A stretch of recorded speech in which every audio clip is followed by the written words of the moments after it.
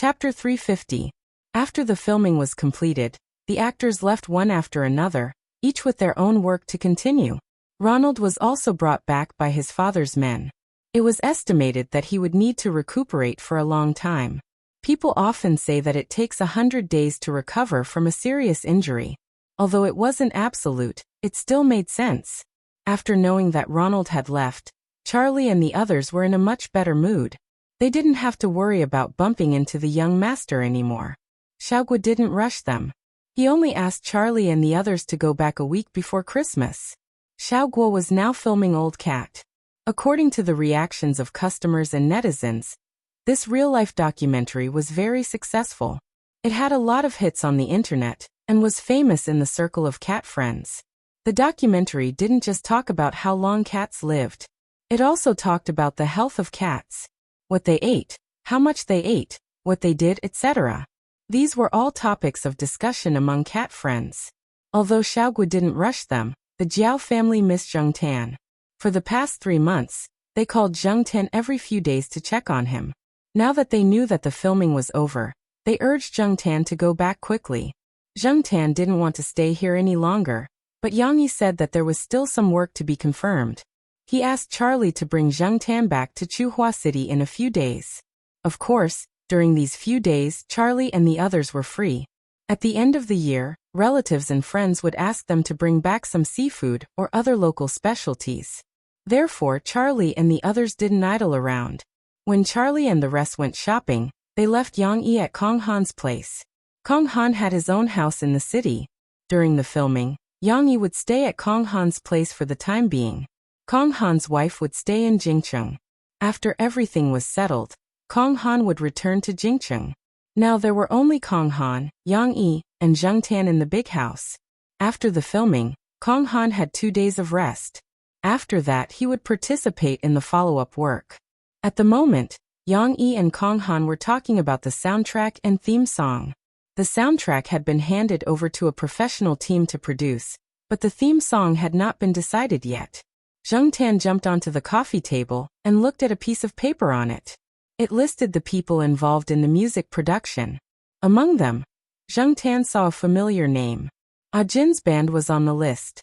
Zheng Tan did not expect Yang Yi to let Jin and his band participate.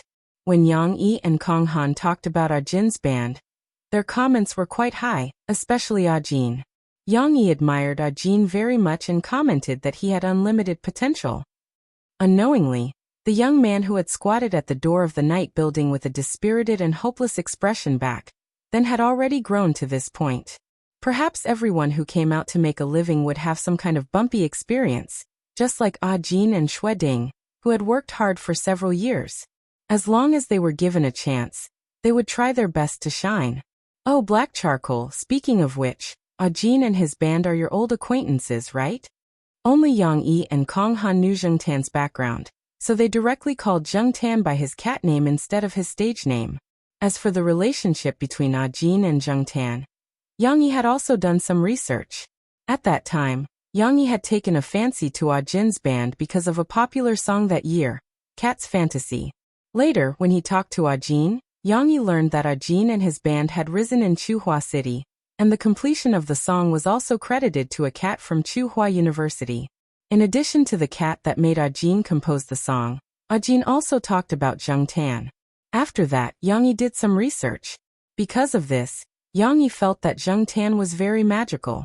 Yang Yi did not like cats very much. Previously, he had made the documentary because of his grandfather, but he had also done some research on cats. He had never seen a cat with such ability. Thinking of the surprise when he saw the results of the investigation, Yang Yi shook his head. The world is full of wonders. Just as he was talking, Yang Yi's phone rang. He walked to the balcony to answer the call, then went out to the airport to pick up a friend. When Charlie and the others came, Yang Yi had not returned yet. Your flight is on Friday, right? Kong Han asked. It was already Tuesday, and Friday was only a few days away. No, we're driving back. There was a problem with the car before, and Mr. Yang asked someone to help tow it to be repaired. So we've been driving the car that Mr. Yang gave us. Now that the car has been repaired, it's more convenient for us to drive back, Charlie replied. Kong Han nodded. That's true.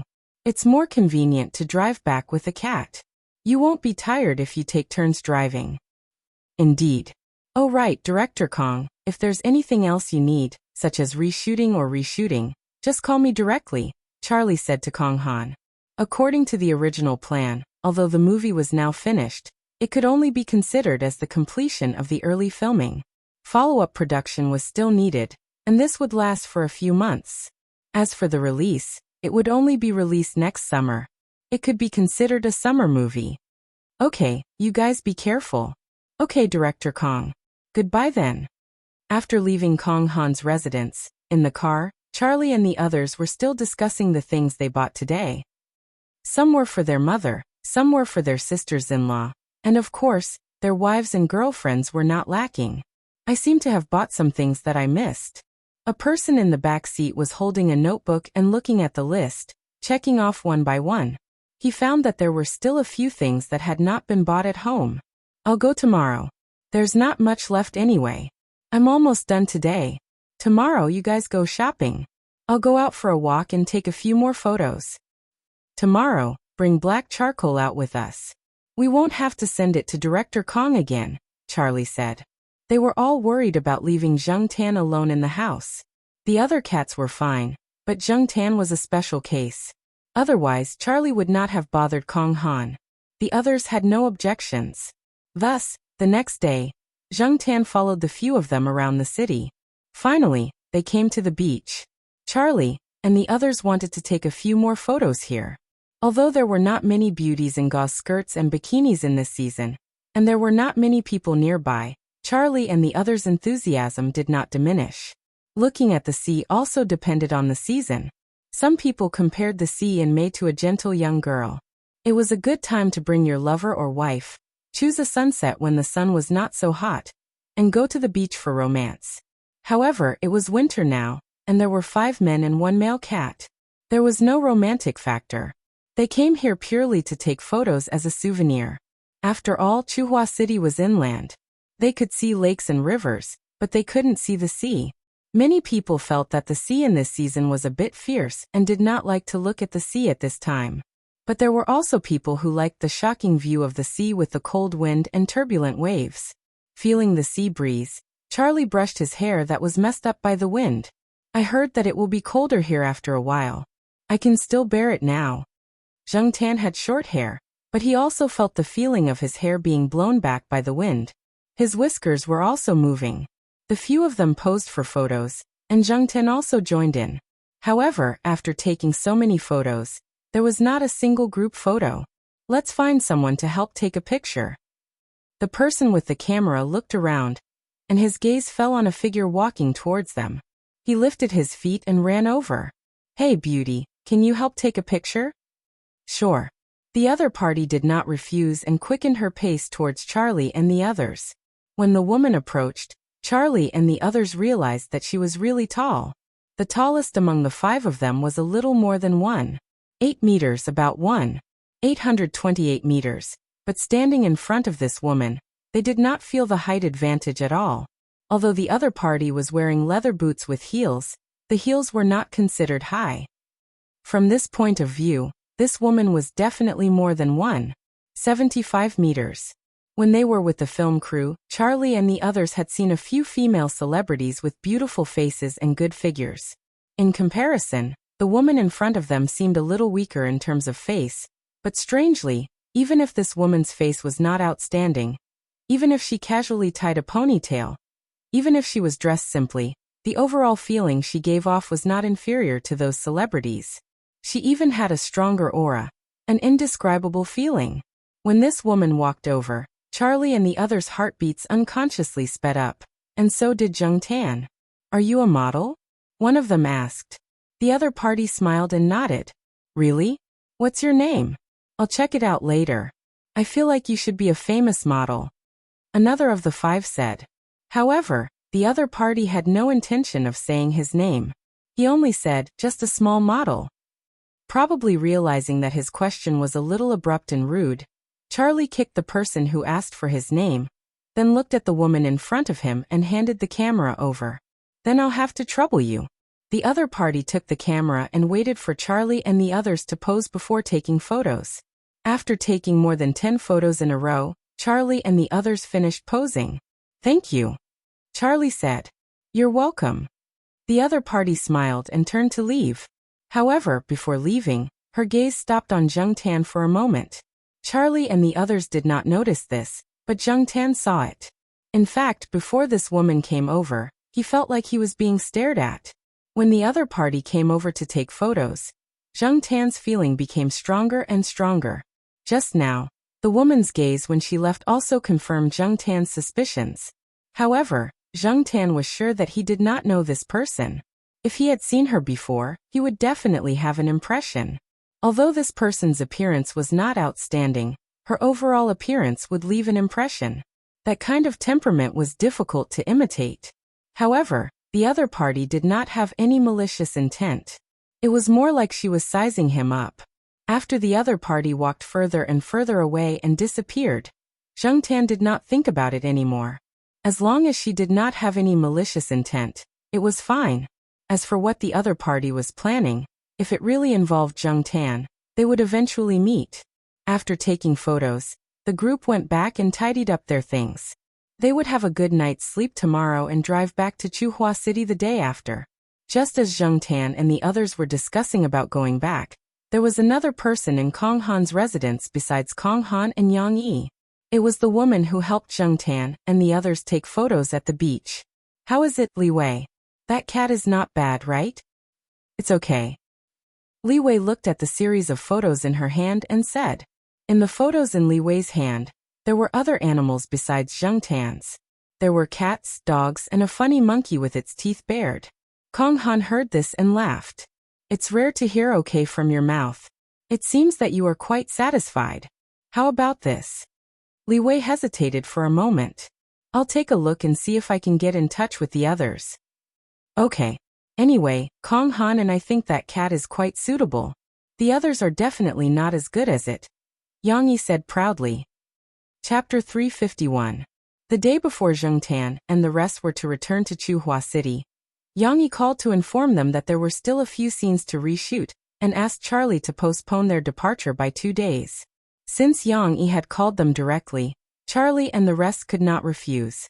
Yang Yi had indeed provided them with a lot of benefits.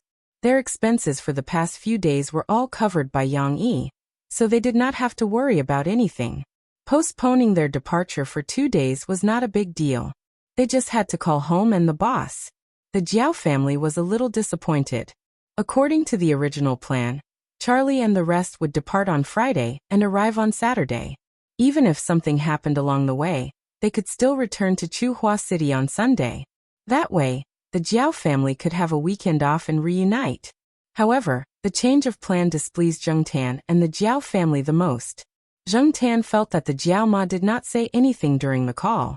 She only told Jung Tan to return once he was done with his work, but now they had to postpone it by 2 days.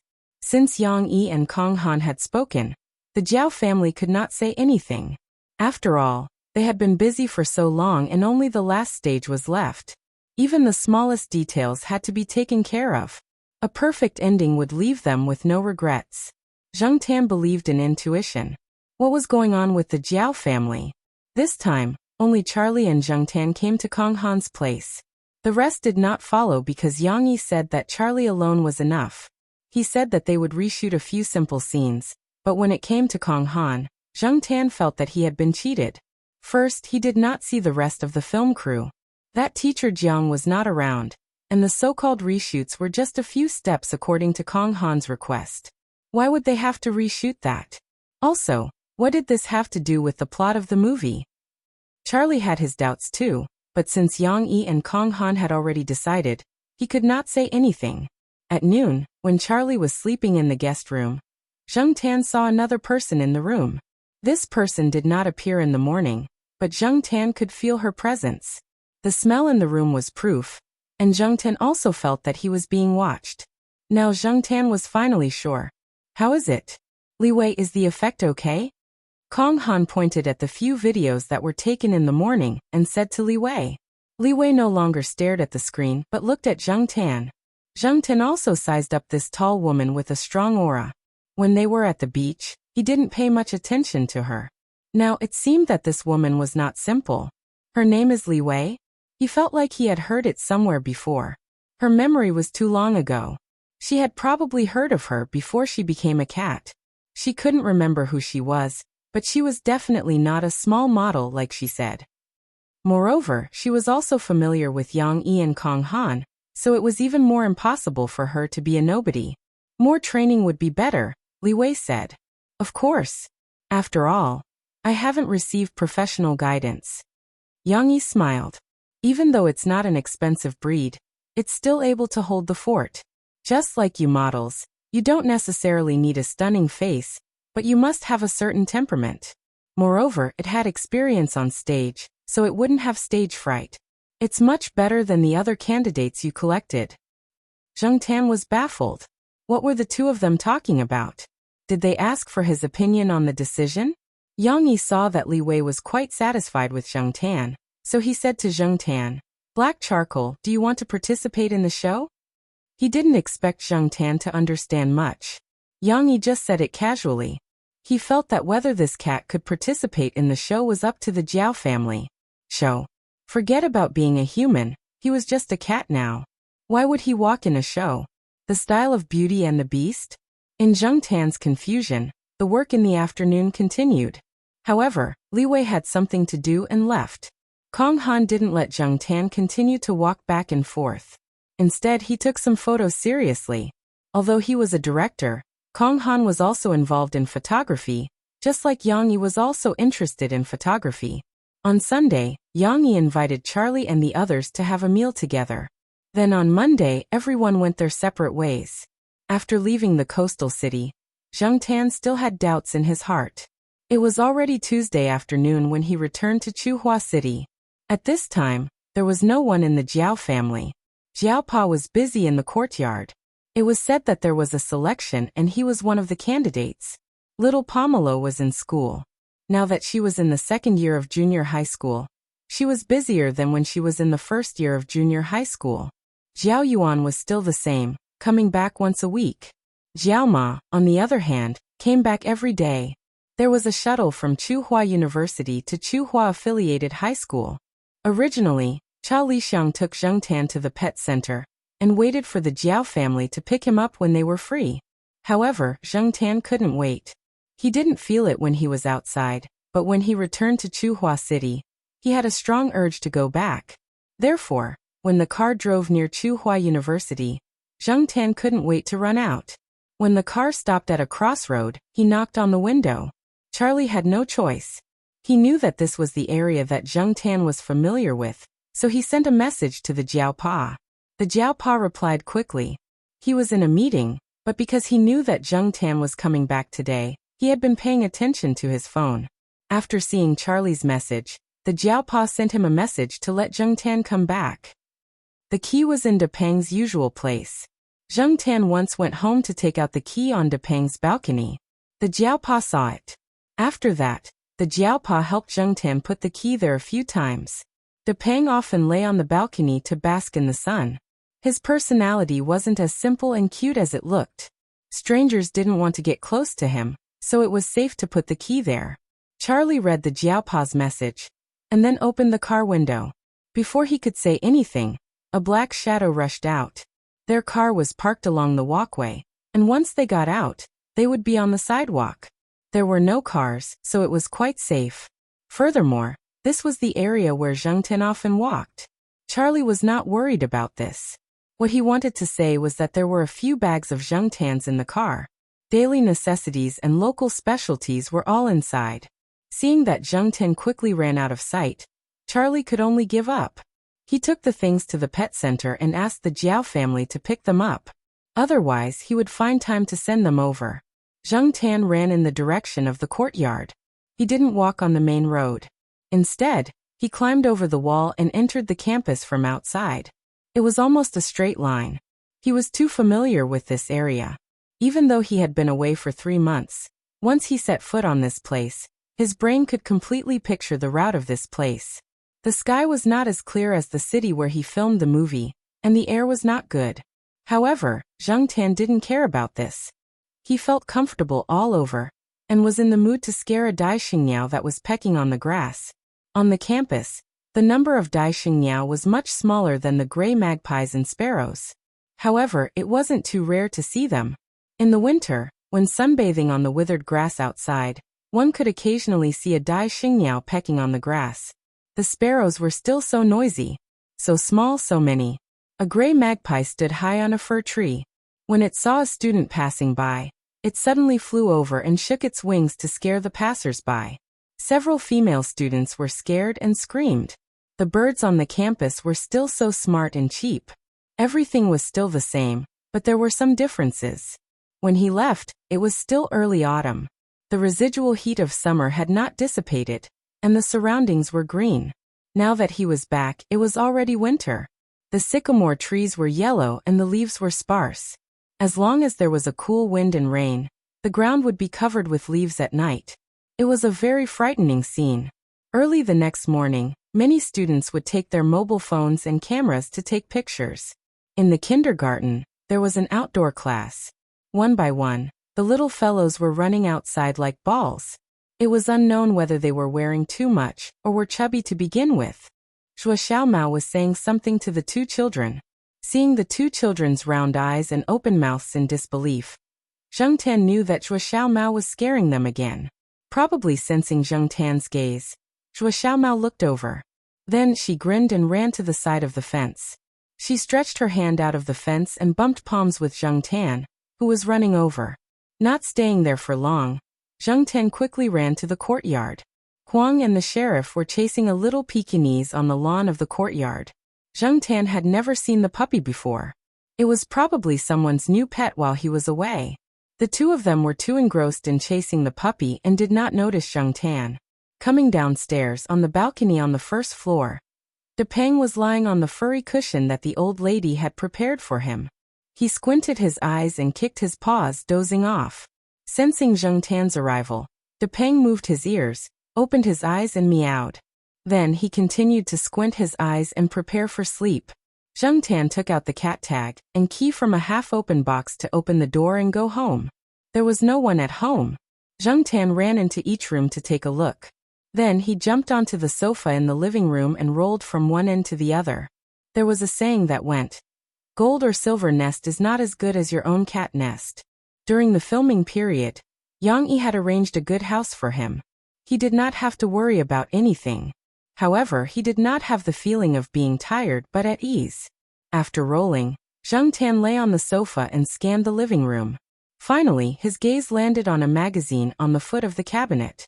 It was a fashion magazine. Jiaoma was not too interested in this type of magazine. After all, teachers like her could not dress too fashionably. As a teacher, she had to be more mature. Now that little Pomelo was in her second year of junior high school. She was used to it in junior high school. Jiaoma was finally transferred to Chuhua Affiliated High School to teach senior high school. Teachers' attire in the affiliated high school were required. Plus, at her age, Jiaoma did not care about fashion. Although Jiaoma did not buy this type of magazine, a few of her friends liked it. Sometimes, they would bring the magazine when they came over. After reading it, they would leave it here. This magazine was probably the same. What interested Zhang Tan was the person on the cover of the magazine. It was Li Wei. Zhang Tan pulled out the magazine and looked at it. There was an introduction of Li Wei. He did not expect her to be a world-class supermodel. No wonder it sounded familiar. When Zhang Tan was talking to some of his friends about models, someone mentioned it. However, when he looked at Li Wei's face, he did not think that this person was very good-looking, so he did not pay much attention to it. However, Zhang Tan remembered that at that time, this model's status in the circle was very high. Her ranking was even higher than the current one listed in the magazine. She was a small model. Who was she kidding? Zhang Tan flipped through the magazine and put it back under the cabinet. It did not matter whether she was a world-class supermodel or not. It had nothing to do with him for now. In the afternoon, Jiao Pa went home early. He sent a text message to Jiao Ma and little Pomelo to inform them. Then he drove Zhang Tan to the pet center to get the luggage. He did not want to ask them to send it back. Just as he entered Xiaoguo's door, Zheng Tan heard Xiaoguo's roar. Sesame, open the F***king door for me. If you don't open the door, there will be no food tonight. Not only tonight, there will be no food tomorrow, the day after, and the day after that. Do you hear me? Open the door for me. Chapter 352. If he remembered correctly, Sesame was the spotted cat that Li Yuanba gave birth to this summer. Xiaoguo was locked outside by a cat? Zheng Tan walked in and went straight to Xiaoguo's resting room. Xiaoguo was standing at the door of the resting room, pounding on the door and twisting the lock twice. Obviously, he was really locked outside. Xiaoguo's resting room was equipped with a hand lock. For cats, this kind of lock was easier to operate than a ball lock. The door was locked, but where was the key? Zheng Tan saw that Xiaoguo was shouting, and the surrounding staff were laughing and talking in low voices. He was used to this kind of situation.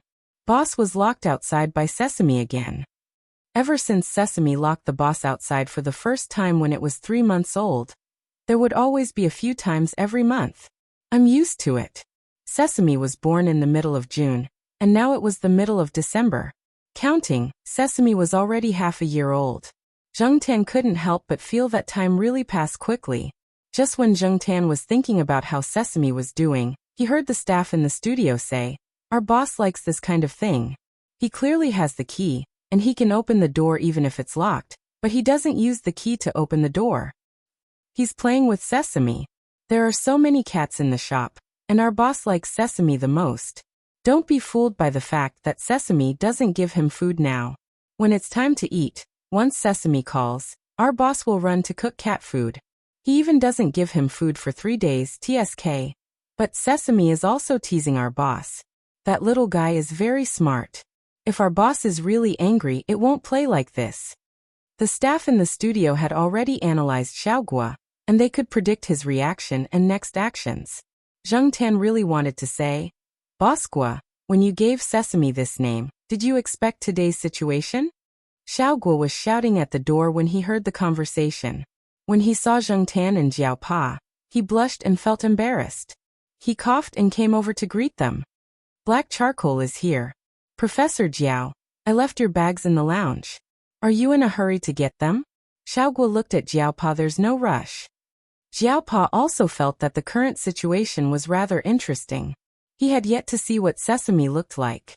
Now that he was busy at the orphanage, he rarely came to the pet center, and it was often Charlie who went to pick up the cat.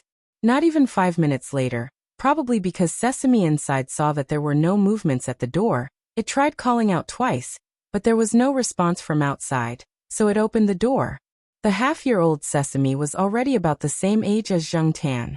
According to the size of Sweet Peanut and Big Little Rice, this fellow was still growing, and might even grow bigger than Sweet Peanut. Long hair with spots, it looked very strange. Jiao Pa looked at Sesame with interest. Towards a stranger like Jiao Pa, Sesame was a little more vigilant. However, because this was its own territory, and Xiaoguo was beside it, it didn't show any signs of aggression. Everyone in the studio knew that although this fellow usually seemed to play well with humans and animals, its combat strength was definitely not weak. This fellow had once been brought out to fight by Peanut Candy.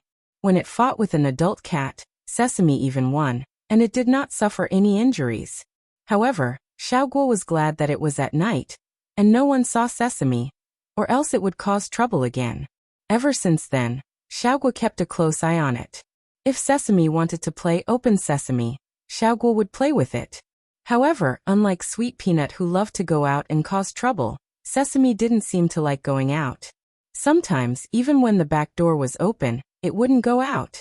The studio was usually filled with familiar people, and Sesame would only cause trouble in this area. Sometimes, Xiaoguo wondered if Sesame knew that its fur color would cause trouble, so it didn't go out. As for Sesame, who always stayed indoors and mingled with the people in the studio, it seemed to be more intelligent than Sweet Peanut.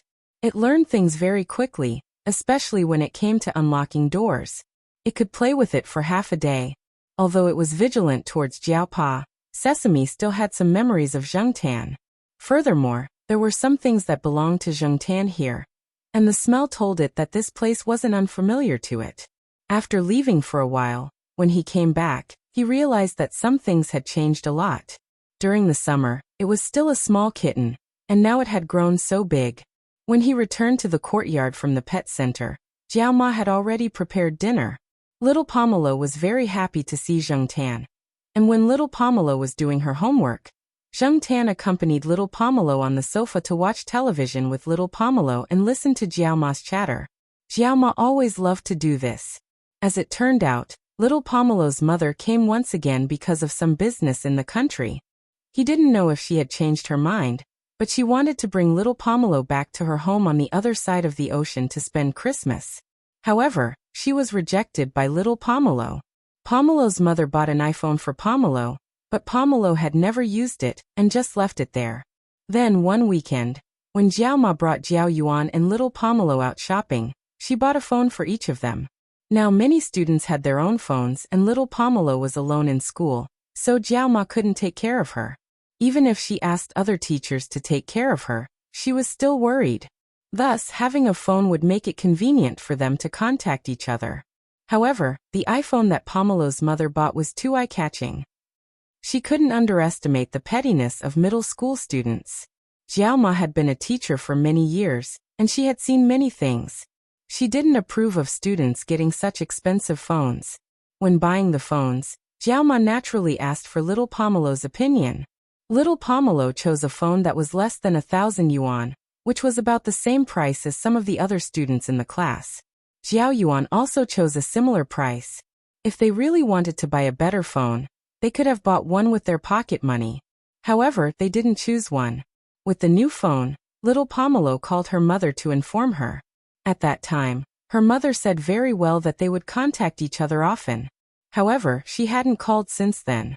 Little Pomelo didn't take the initiative to call, but her mood was more or less affected. When Jiao Ma called Charlie, she wanted Zheng Tan to come back early so that he could spend more time with little Pomelo. She heard that children wouldn't appear gloomy when they were with animals. Now that they were in their adolescence, children tended to think too much. Therefore, Jiao Ma was worried. This was the reason why Zheng Tan felt that something was wrong when he heard Jiao Ma's voice. Since he now knew the reason, Zheng Tan would naturally spend more time with little Pomelo. He even went to the junior high school to check on the situation. Little Pomelo was the same as when she was at home. She would also smile. There were familiar friends around her, and with little Pomelo's protection, there wouldn't be any trouble. However, sometimes little Pomelo would also be in a daze, especially when she heard the word Christmas. Students always had a sense of novelty when it came to foreign festivals. They felt that it was all kinds of high and mighty. Christmas was also a big festival overseas, so the frequency of it being mentioned was naturally high. This made little Pomelo be in a daze even more often. When she was at home, after finishing her homework, little Pomelo would also be in a daze. When she was in a daze, she would unconsciously turn her phone in her hand. One day, Zheng Tan charged his phone's battery and finally turned on the phone that he hadn't turned on for a long time. After turning on the phone, there were still messages and all kinds of notifications. Zheng Tan roughly glanced through them, then typed a message and sent it to a number that he was familiar with. After class, little Pomelo looked at the phone that had a message notification and saw that it was from an unknown number. She originally wanted to delete it, but after thinking about it, she opened it. The first message: "Don't be in a daze. If you don't do well in your final exams, your New Year's money will be halved." The second message: "I don't believe in religion, and I don't care about foreign festivals like Christmas." Little Pomelo was very puzzled. From these two messages, she could tell that the person who sent the messages knew her very well, and might even know the reason why she was in a daze. She didn't even tell Xie Xian and the others that she was having a good time, so how did this person know? Thus little Pomelo typed a reply: "Who are you?" Soon a message came from the other side: "My name is Zheng Tan." Little Pomelo wanted to ask more, but the bell rang, so she could only put her phone in her bag. After class, she sent another message, but there was no reply. This kind of question persisted until she got home. She even asked Xie Xian and a few other classmates who went home with her if they knew this number, but in the end no one knew. Black charcoal, who do you think this person is? Little Pomelo finished a set of test papers and laid on her desk. She placed her phone on the table, and turned it with the movements of her fingers. Zheng Tan, who was squatting next to her, stroked his beard. I know, but I just won't say. Since then, Zheng Tan had texted little Pomelo a few times, but thinking that the finals were coming up, he didn't want to distract her. In the following days, little Pomelo would sometimes be in a daze, but it wasn't necessarily because of her mother's matter. Her mood was also a lot better. When she talked to Zheng Tan could clearly feel that this child had figured out her mother's matter. One day after dinner, Zheng Tan went out for a walk. He wondered if he should text little Pomelo to play with her. He looked up and sighed. When he saw the night sky, his footsteps paused, and then he quickly ran to the place where he hid his phone. He took out his phone from a small hole in an inconspicuous tree in the forest. Suddenly he remembered that he wasn't wearing a vest, but it wasn't good to go back now, so Zheng Tan hugged his phone and ran. Fortunately, it was nighttime. Along the way, he sneaked into the courtyard through the side door that had always been locked. Hiding in the bushes, he sent a message to little Pomelo.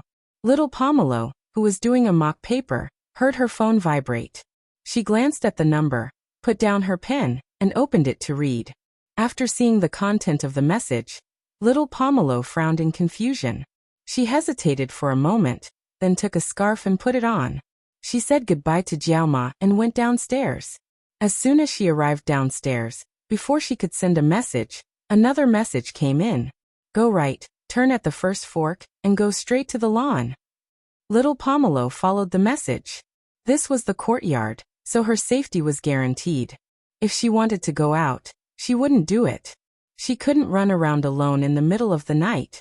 She came to the lawn of the courtyard. There were street lamps around the lawn, but they could only illuminate the road beside the lawn. This little light was enough for little Pomelo to roughly see the surroundings. She didn't see anyone. At this moment, another message came in. Turn 30 degrees to the left and look up at the sky. Little Pomelo turned to the left, and then looked up. Although the air quality in Chuhua City wasn't good, and sometimes the stars couldn't be seen at night, as if there was a layer of fog at this moment, the two bright spots and the crescent moon were very conspicuous in the dark night sky. It was impossible to ignore. It was a smiling face, a celestial phenomenon, with two stars accompanying the moon. Venus, Jupiter, and the moon, the three brightest stars in the night sky, formed a smiling face. Little Pomelo stared blankly at the smiling face in the sky. After being stunned for half a minute, she couldn't help but smile. She let out a long breath, as if to exhale all the depression in her heart. Then she revealed a big smile, looked down at her phone and pressed the call button. The cheerful sound of the phone rang in the bushes. It was quite loud. Zheng Tan. F***CK. Why didn't the ringtone turn off? Wasn't it on silent mode? Without waiting for little Pomelo's response, Zheng Tan pressed the reject button and ran away with the phone. When Zheng Tan came back to his senses, he had already run to the old tiled housing area. He panted and thought that he might as well hide the phone here today, and quickly go back to see little Pomelo's reaction. Zheng Tan hid the phone in the place he had hidden it before, turned around, and ran towards the courtyard. After running 2 steps, Zheng Tan suddenly stopped and looked around. It was still dark, and there weren't even any street lamps. It was very quiet. Shaking his head, Zheng Tan continued to run towards the courtyard. After Zheng Tan left, behind a 2-meter-tall bush next to a tiled house, the phone screen lit up. Then it quickly dimmed. The phone had been pressed to standby. Click. The flame of a lighter lit up, and then the red light of a lit cigarette flickered. Chapter 353. After returning to the villa complex, Zheng Tan did not see little Pomelo at the lawn downstairs. When he went upstairs, he saw little Pomelo talking to someone on the phone.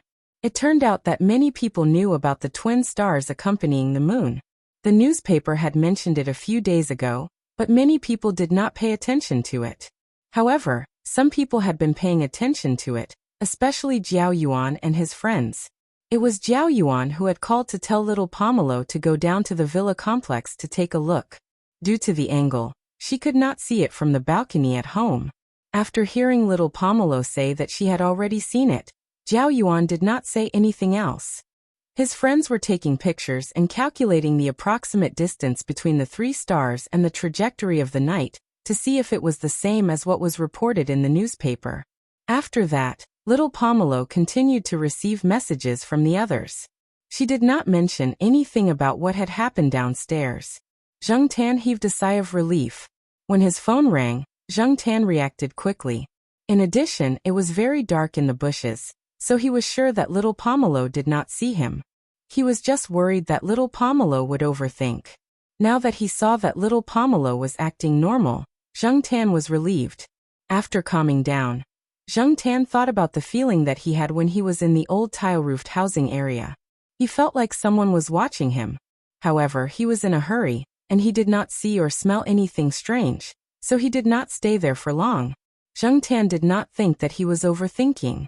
Even if he was, Zheng Tan wanted to go over and confirm it again. However, when he looked at the clock on the wall, it was very late. Jiao Pa had also returned. If he went out at this time, the Jiao family would not agree. Forget it, he would go over tomorrow. If there was really someone there, they should have left after so long. He might not be able to catch them if he went over now. Although he couldn't go out, Zheng Tan still recalled what had happened tonight. The operation at night was just a spur-of-the-moment idea.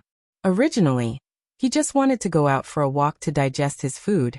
After seeing the 2 stars in the sky, he went to get his phone.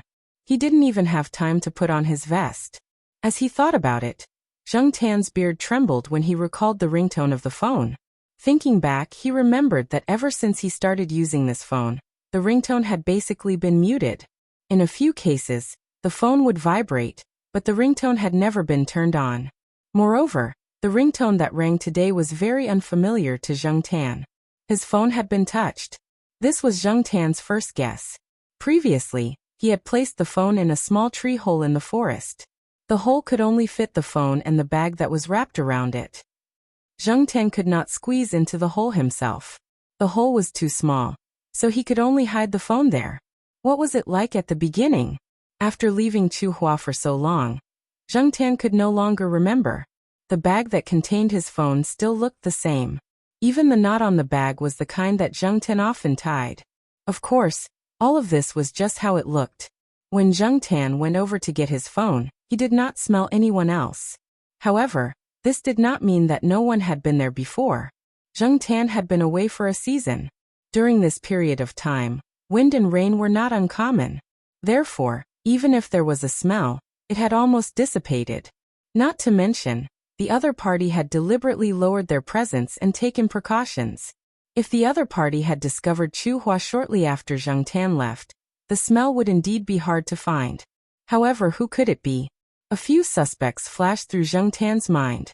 The person he suspected the most was Lu Ba. Of course, it was just a suspicion. He would wait until he went to the old tile-roofed house tomorrow.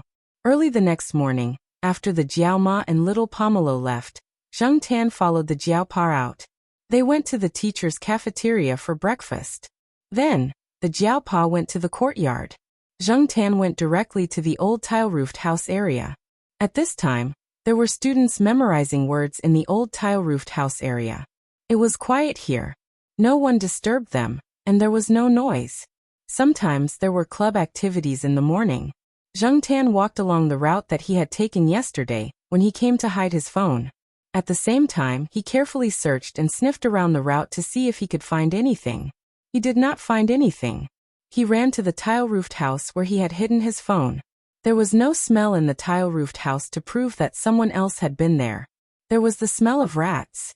On the old, dusty table, there was a rat feces that had been recently pooped. It was probably because Zheng Tan had not been here for a long time that some little rats had broken in. Zheng Tan did not care about any of this. Walking out of the tile-roofed house, Zheng Tan jumped onto a stone bench and looked around. There were many places where people could hide. He could not be sure. Just as Zheng Tan was thinking, a gust of wind blew. There was the smell of students eating breakfast in the wind. Zheng Tan looked over. Not far away, there was a student holding a meat patty bought in the cafeteria and exam materials in the other hand. He was sitting on the edge of the flower bed, eating and reading.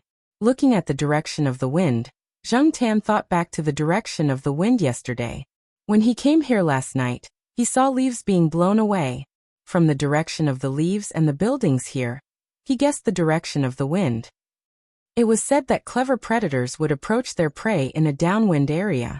That way, the prey would have a hard time smelling the predator. Did this rule apply to stalkers? Last night, the downwind area was. Zheng Tian looked to one side and then walked over. As he walked, he observed the places where a person could easily hide. Then he walked over and carefully identified the smell. A cat's nose was still very good. Behind a bush that was nearly 2 meters high, there was the smell of smoke. Zheng Tian was familiar with this smell. In addition, there was also the smell of a person. Although the smell was very faint, if Zheng Tian remembered correctly, this should be. Zheng Tian suddenly turned around and looked behind him.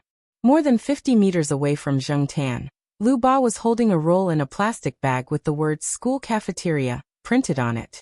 She was eating as she walked over, her eyes fixed on Zheng Tian. Zheng Tian knew that he was not smart. In terms of IQ, 8 out of 10 people he knew around him could beat Zheng Tian, let alone people like Mao and Lu Ba. In fact, from the time he decided to ask Lu Ba for help before the earthquake, Zheng Tian thought that he might be discovered because of this. Lu Ba was too smart, and the possibility of being exposed was very high. However, at the same time, Lu Ba was the most suitable person to spread the news at that time. Since Zheng Tian had made a choice at that time, he did not regret it, and it was impossible for him to regret it. Zheng Tian was aware of the brief contact after the earthquake. However, there was no movement after that. Zheng Tian held a fluke mentality that fortunately, he was not discovered. Now, it seemed that he could not rely on luck. The person hiding here yesterday was Lu Ba. Zheng Tian was now sure that if Lu Ba was determined to find him, she would have the means to discover him. Lu Ba's special profession gave him more experience, tools, and channels in this regard. He just did not know how much Lu Ba knew. While Zheng Tian was thinking about how to deal with it later, Lu Ba finished eating the roll and threw the plastic bag into the trash can. Then she continued to walk in this direction. She did not walk fast and still maintained her previous pace. However, Zheng Tian felt that Lu Ba was not calm in her heart. Anyone who knew about such a thing would not be calm. She did not know how many times her heart had been trampled on by alpacas. As Lu Ba walked closer, Zheng Tian found that Lu Ba's eyes were still bloodshot. She looked as if she had not slept for the whole night. She was hiding here last night.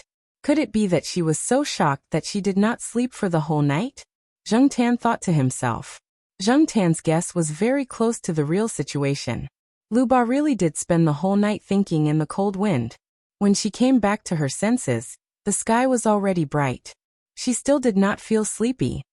She went to the washroom in the student cafeteria to wash her face, bought breakfast, and continued to stay here. Sure enough, she met him.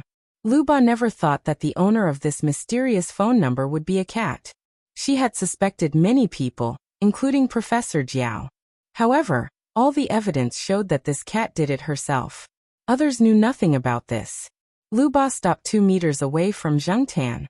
The man and the cat confronted each other, thinking about what the other would do now. Zheng Tian thought, if this guy knows too much, should I kick him out and run away? Or should I talk to Liu Ba calmly? Playing dumb and pretending to be stupid would not work on Lu Ba. Since she could find this place and even touch the phone, how could there be no evidence? Could she not say anything? That was fine. She had Morse code. It was not like she had not used it before. However, if Lu Ba wanted to use this as a threat or wanted to make this matter public to make Zheng Tian's situation more difficult, Zheng Tian would immediately find help. Jiao Pa, Mao Celestine, and Fong Sen seemed to be more reliable. Sure enough, if she knew many people, she would have a backup plan. Lu Ba saw that the black cat in front of her was staring at her, and did not do anything else. She hesitated to speak. The cat's expression was not very good. Immortal? Monster? Lu Ba asked. Monster your ass. When Lu Ba saw that Zheng Tian's eyes became more dangerous, she quickly raised her hands to show that she meant no harm. Don't be agitated. Let's talk properly. However, shall we go somewhere else first? Lu Ba was talking to Zheng Tian here. In the eyes of the people nearby, she was talking to herself. They did not think that there was anything wrong with Zheng Tian. Instead, They thought that Lu Ba was a little crazy. Zheng Tan could feel that Lu Ba meant no harm. However, it was necessary to be more cautious and prepared. Zheng Tan would not follow Lu Ba. If they wanted to find a place to talk, it was safer to find a place by himself. Zheng Tan had already memorized this area. He knew where it was quiet, and where there was no one at this time. After Zheng Tan walked away, Lu Ba followed him. They kept a distance of 2 to 3 meters from each other. This seemed to be their alert distance. Both of them were on guard. He took Lu Ba to a small path not far from the old tile-roofed housing area. There were several wooden chairs here. Zheng Tan jumped onto one of the chairs and looked at Lu Ba. Lu Ba sat down on another chair opposite the path and looked around. There was no one else here. They did not need to worry about being eavesdropped. After making sure that there was no one around, Lu Ba rummaged through her pockets and said to Zheng Tan, "I swear that I didn't bring any weapons or spying equipment. Only the two of us know about our conversation." Lu Ba originally wanted to say the two of us. However, she suddenly realized that she was talking to a cat. She changed her words in time and felt a little uncomfortable. However, Lu Ba had experienced a lot and had a strong ability to accept things. She quickly adjusted her attitude. "Let's get to know each other again. I'm happy. My surname is Gao and my name is Xing." Zheng Tan was speechless. So, the surname that she used to disguise herself was real? As Lu Ba spoke, she picked up a thin branch that fell next to the wooden chair. She used the branch to draw his name on the bare ground next to her. Chapter 354. Well, now Zheng Tan finally knew the origin of Lu Ba's name. After Lu Ba finished writing, he looked at Zheng Tan and asked, "You really can't speak?" In Lu Ba's opinion, monsters in the legends could all speak.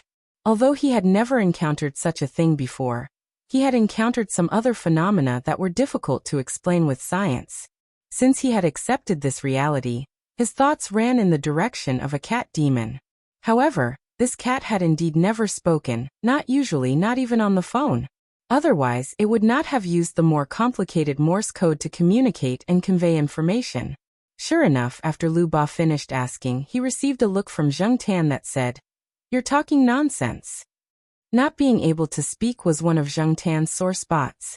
Lu Ba had obviously stabbed Zheng Tan in the back. It had been more than 5 years since he turned into a cat. The experience of not being able to speak human language and not being able to meow for more than 5 years really made Zheng Tan uncomfortable. "It's okay if you can't speak." After a pause, Lu Ba said again, "Are you really not a monster?" When Lu Ba first discovered the truth, he was the most shocked. Now the most shocking moment had passed. After some time, the feeling was not as strong as at the beginning. Last night, he had been thinking about how to talk to this cat properly the whole night. He was confident in talking to humans, but he had no experience in talking to a cat. During this period, Lu Ba had recalled the situation from the first time he saw this cat until now. He remembered that he had even sprayed this cat with a water gun. Now that he thought about it, at that time he was really looking for trouble. Zheng Tan decided to ignore Lu Ba's nonsense. Seeing Zheng Tan's impatient look, Lu Ba changed the topic to something that Zheng Tan was interested in. He talked about when he found Zheng Tan's phone, changed Zheng Tan's phone ringtone, and monitored the phone all the time. Strictly speaking, this kind of behavior was illegal. However, since Lu Ba could say it so openly, he must have removed the traces long ago. Without evidence, he could not sue this guy even if he wanted to. Of course, people like Lu Ba were the kind of people who took advantage of the loopholes in the law. Private detectives were not allowed in China, so they changed to legal identities. Consulting agencies, referral agencies, and the like, there were a lot of such things. Because of her occupational disease, once Lu Ba was certain, she would try her best to investigate. Before the earthquake, Lu Ba did not make up her mind to investigate further. After all, no one wanted their privacy to be discovered. At that time, Lu Ba did not want to offend the other party. However, after the earthquake, Liu Ba went all out. If he couldn't find the answer, he couldn't sleep well. Once he closed his eyes, he would think about the things that happened during the earthquake, as well as the phone calls and text messages. No one who had experienced that disaster could ever be the same as before. Therefore, he made his move. Of course, Liu Ba didn't tell anyone else what she said, so Zheng Tan believed her. At the same time, it could also be said that they were tight-lipped due to professional reasons. If it weren't for their tight-lipped nature, there wouldn't be so many upper-class people asking them to do things for them. This made Zheng Tan feel a little better. The initial unstable emotions quickly passed. After starting, it was much easier. Unlike Ranqi, Liu Ba had a strong ability to accept things. He didn't care whether the cat in front of him was a god or a demon. As long as it didn't harm his interests, it was fine. It was also good to form a good relationship with it. Unlike Ranqi, Liu Ba didn't have many taboos about this kind of thing. Now when Ranqi saw Zheng Tan, he still had the principle of avoiding it. After Liu Ba talked for a long time, Zheng Tan still squatted there in the same way. He didn't say anything and didn't respond to Liu Ba's words until Liu Ba talked about the safety of mobile phones. After saying so much, Liu Ba had been observing Zheng Tan. Seeing that Zheng Tan seemed to be a little interested in this topic, she planned to talk about it in detail. Of course, she wouldn't really reveal the technical aspects. Mobile phones are actually not as safe as people think. If they really want to locate and monitor your mobile phone, you can't stop them even if you turn off your phone. As for the common means, it's nothing more than a virus. Before 2004, the SMS virus stage could monitor a mobile phone with a material in it. After that, it was the deceptive virus stage, and the future loophole virus stage. These were the technologies that were commonly mastered in their industry. There were other more advanced technologies that depended more on one's own ability. No one would reveal the technologies that they had mastered, and the skills that they used to make money were all kept to themselves. Especially now that smartphones are on the rise, it's very easy to get hold of them. In fact, a lot of spying technologies have been developed long ago. It's just that they will only be known to the public a few years later. Some of them will even be kept secret forever. Signal interception, interface security, text messages, email cracking, jailbreaking, and so on could all be done from this. Now that the era of smartphones was coming, people like Liu Ba were excited because it would be easier for them to take on jobs, monitor mobile phones, and locate targets. Your mobile phone isn't a smartphone, but it's not good in terms of security. It's not difficult for me to monitor it. However, we can't monitor your cat dad's mobile phone. Even if we can, it's very risky, Liu Ba said. Zheng Tan glanced at Liu Ba. In order to investigate him, Liu Ba even investigated the Jiaopa? Thinking about it, the mobile phone that the Jiaopa was using now seemed to be issued by the institute or the school. At that time, Zheng Tan only thought that it was a bonus for the year-end bonus. Now that he heard Liu Ba's words, it seemed that the mobile phone was something that protected the privacy of scientific researchers. Moreover, we usually don't do anything to the people here. Liu Ba pointed to the surroundings, which meant the area around Tsinghua University. Even if we accept a job, we will think twice. First, there are many experts in this school, and there are several well-equipped laboratories. There are capable people there, and it's not good to be caught by them. Fortunately, they didn't notice you before.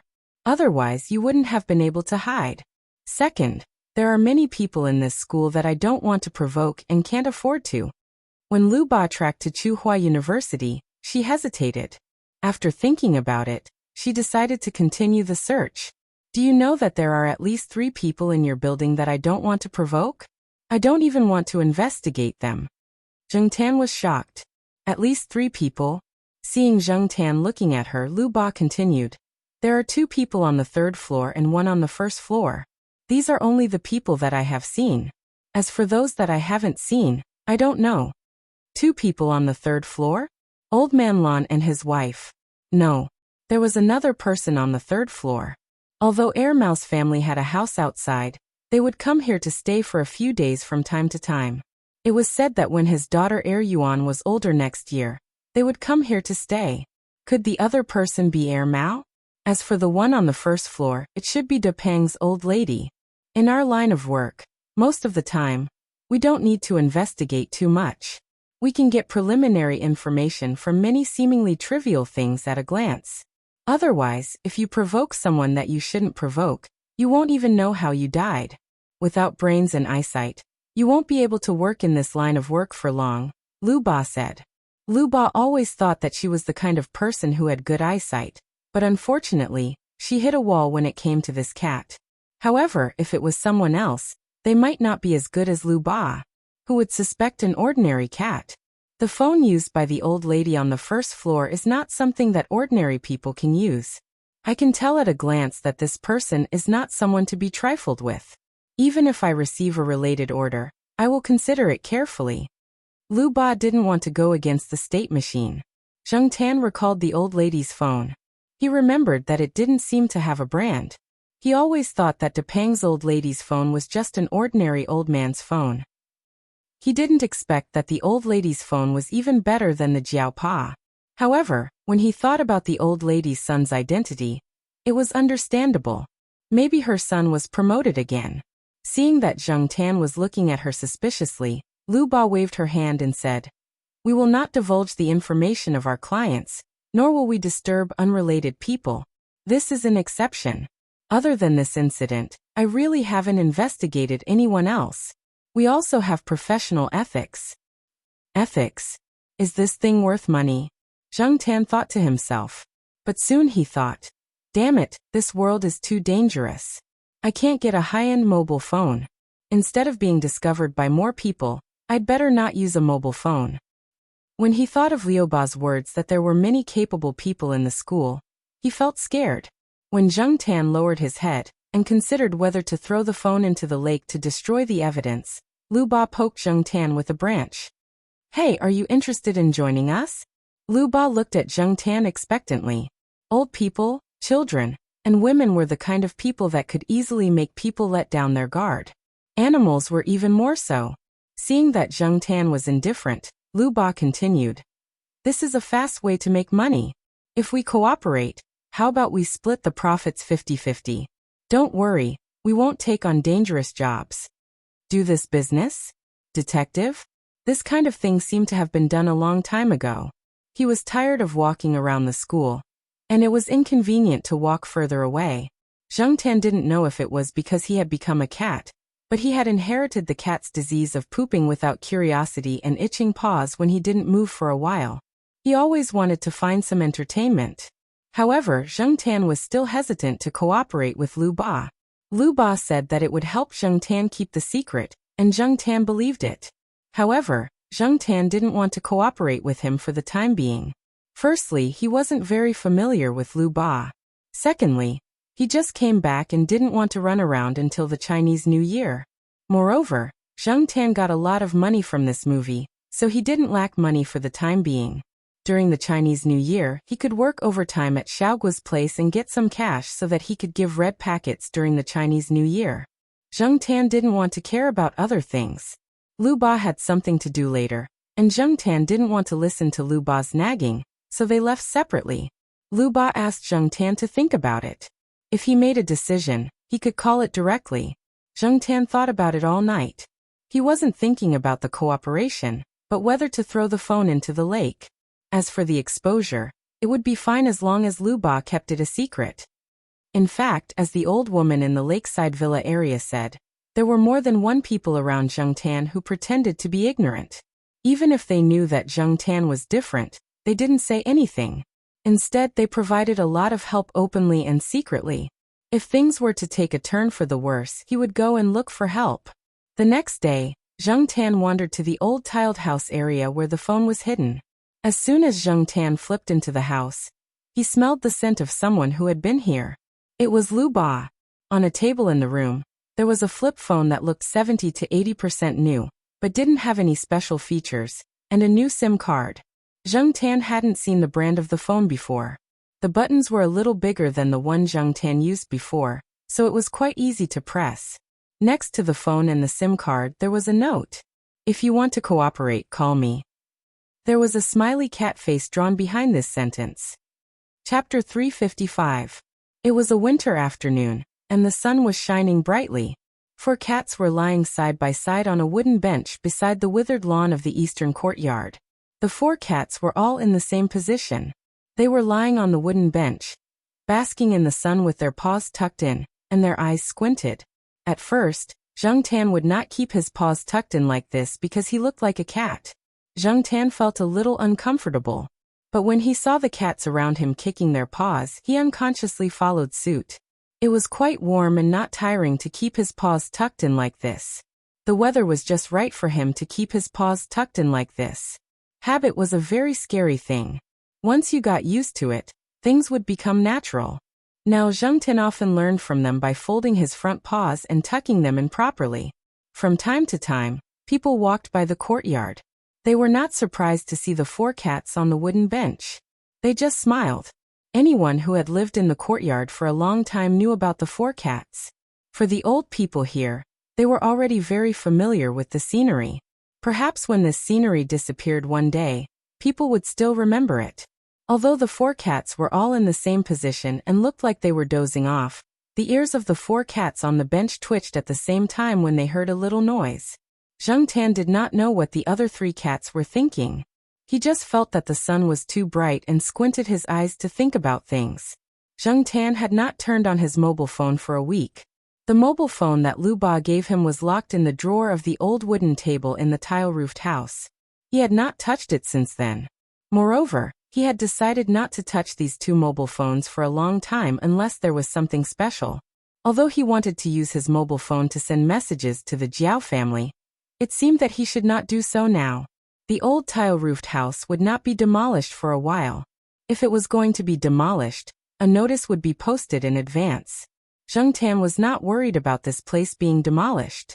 Even if he did not go there every day, as long as he went out for a walk, he would know that his mobile phone was still there. As for other things, Zheng Tan did not want to care about them. Cooperation? Let's talk about it when we want to work together. Zheng Tan had already deleted all the text messages and call records of the original old mobile phone. Although Zheng Tan knew that professionals could also get a lot of information from it, there was no other way. Fortunately, the probability of being discovered by professionals was very small. If it was discovered, he could only ask Liu Ba for help. As long as Liu Ba didn't say anything, who would know that the real owner of the mobile phone was actually a cat? The reason why Zheng Tan didn't reject Liu Ba's suggestion immediately and still kept the mobile phone was that he had a backup plan in case something really happened. He could use the mobile phone to ask for help. Zheng Tan believed in Liu Ba's capabilities. After a week, Liu Ba didn't appear again. It was unknown if she was busy with a new task. While he was thinking, Zheng Tan heard the owner of Sahara shouting again from the family building. Opening his eyes, Zheng Tan soon saw Sahara running out like a wild horse. The more the people behind him shouted, the faster he ran. Seeing that the dog had run out of the courtyard, Sahara's owner, Ruaning, panted and stopped running. Seeing the 4 cats lying on the wooden chair, he slowly walked over and complained as he walked. Damn it, isn't it just a bath? It's like he's treating an enemy. Sahara didn't dislike bathing in the summer, and sometimes liked to flush the pipes. However, in the winter it had a different attitude. When it heard the word bath, it would run away. When it was locked up at home, Ruaning could still block it in a corner and drag it to the bathroom. However, today he was unlucky and let it run away. Today, Ruaning happened to have nothing to do in the afternoon. When he came home, he saw that Sahara hadn't bathed in a long time, so he planned to give it a bath. At that time, Sahara was happily chewing on the dog food in its bowl, and didn't notice Ruan Ying's actions of taking shower gel and bathing tools. Unfortunately, Ruan Ying's grandfather came back at that time. An old professor who had a good relationship with Ruan Ying's grandfather, academician Ruan, came over. When he saw Ruan Ying's gloves and tools, he said, "Ruaning, are you going to give Sahara a bath?" Almost in the next moment, Sahara squeezed out like a gust of wind through the gap of the door that wasn't closed yet. It didn't even care about the unfinished dog food. There was also a teacher downstairs who had just come back from outside. He opened the door and let Sahara escape. Because he knew that Sahara hated bathing when it was cold, Ruan Ying's movements were very quiet. He was afraid that he would make a sound in advance and let Sahara know. Many cats and dogs would react to certain sounds and words. In the courtyard, there was a Pekingese that hated bathing regardless of whether it was winter or summer. When it heard the sound of its special bathtub, it would immediately hide in its nest with its tail between its legs.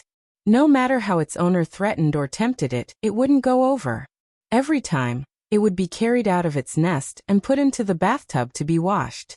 Once Sahara ran away, it definitely wouldn't be able to catch up in a short period of time. Therefore, Wanning didn't plan to chase after it directly. That would tire him to death. When that stupid dog was hungry, it would naturally come back. Under normal circumstances, Sahara wouldn't run out of the school and would hide in the school grounds. There was no need to worry. Wanning looked at the 4 cats on the wooden chair and thought that Sahara wasn't as obedient as other cats. His gaze finally landed on Jungtan and said, "Black Charcoal, when you go out to play, if you see Sahara, give it 2 slaps on my behalf. It's getting more and more disobedient. F***ck, it's too good at tormenting people." Wanning was just saying this. He did not expect Jungtan to understand. Many pet owners would talk to their pets like this. It was just a habit. He did not think that his pets would understand much.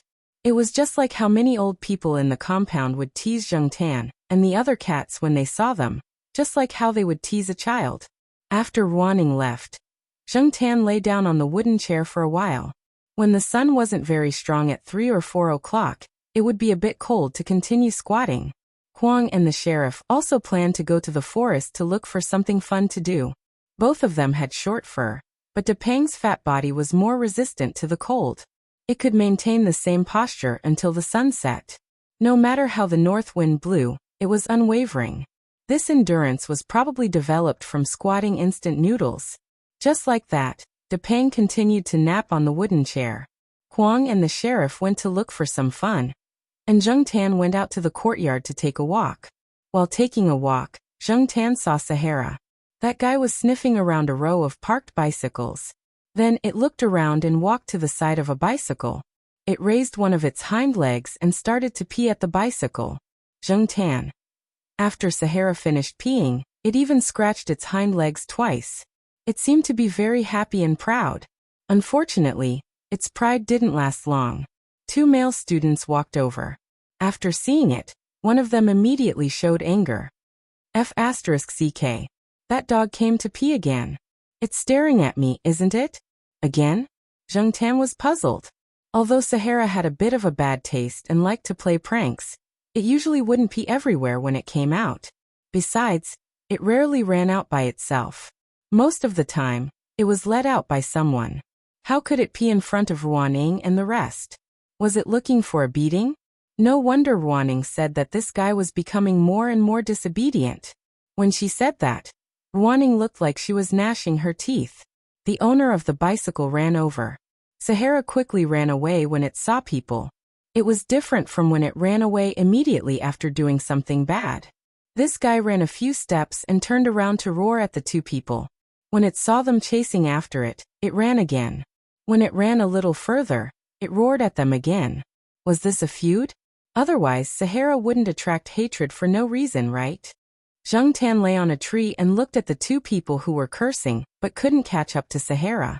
He then looked at Sahara, who was standing 100 meters away, and looking at them without running. Jungtan wondered if he should go over and take Sahara away. Then he heard the 2 people talking in a low voice. "Hey, do you think it's because it saw us last time that it's been staring at us?" One of them said, "That can't be. Isn't it just a dog? How could it know about this? Besides, the bicycle we stole wasn't even its. Why would it care about other people's business?" The other person took out a pack of tissues and was about to wipe it, but when he saw the wet wheels and even the pedals, he frowned in disgust. He put the tissues back into his bag and kicked the bicycle. "I don't want this bicycle anymore.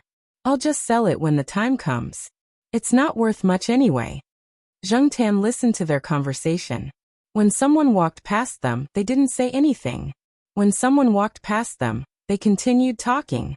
Although their voices were very low, Jungtan could still hear them with his hearing. So they were stealing a bicycle. Sahara probably saw them stealing a bicycle previously. He was wondering why Sahara's attitude was so bad. However, how did these 2 steal a bicycle and contact Sahara? Did they steal it to Sahara's house? Jungtan remembered that Sahara's owner, Ruaning, had a 4-wheeled sedan. No one in Ruanying's family seemed to ride bicycles. Puzzled, Jungtan looked at Sahara. When he looked over, Zheng Tan realized that Sahara was staring at someone again. It was a female student who looked quite gentle. She was riding a bicycle, but Sahara ran over and pushed her and her bicycle, causing the girl to scream in fright. The two people who were discussing when to sell the bicycle heard the commotion. After cursing, they ran over. On the other side, there were also enthusiastic students who began to help comfort the female student who had fallen. They also had the intention of surrounding Sahara. Zheng Tan saw that something was wrong and quickly ran over. Sahara was also smart. When it saw that there were more people, it turned around and ran. This time it didn't even stop. The surrounding students were clamoring to find the dog's owner and hold him accountable. Many people agreed, and even said that they would post this matter on the school forum, warning everyone to be careful of this dog in the future. Who knows, this dog might have contracted rabies or something. There were also people who seemed to recognize Sahara. After all, Sahara had been in school for more than 5 years. It was about the same time as Zheng Tan had been here. Some students who often walked here could also recognize it. They knew that it was raised by a teacher in school, but they couldn't tell whose family it was. However, there were also people who might know. When Zheng Tan left, those people were still discussing it. Zheng Tan chased after Sahara until he reached the corner of the courtyard. Sahara hid behind a few trees. When Zheng Tan chased over, that guy was still peeking his head out.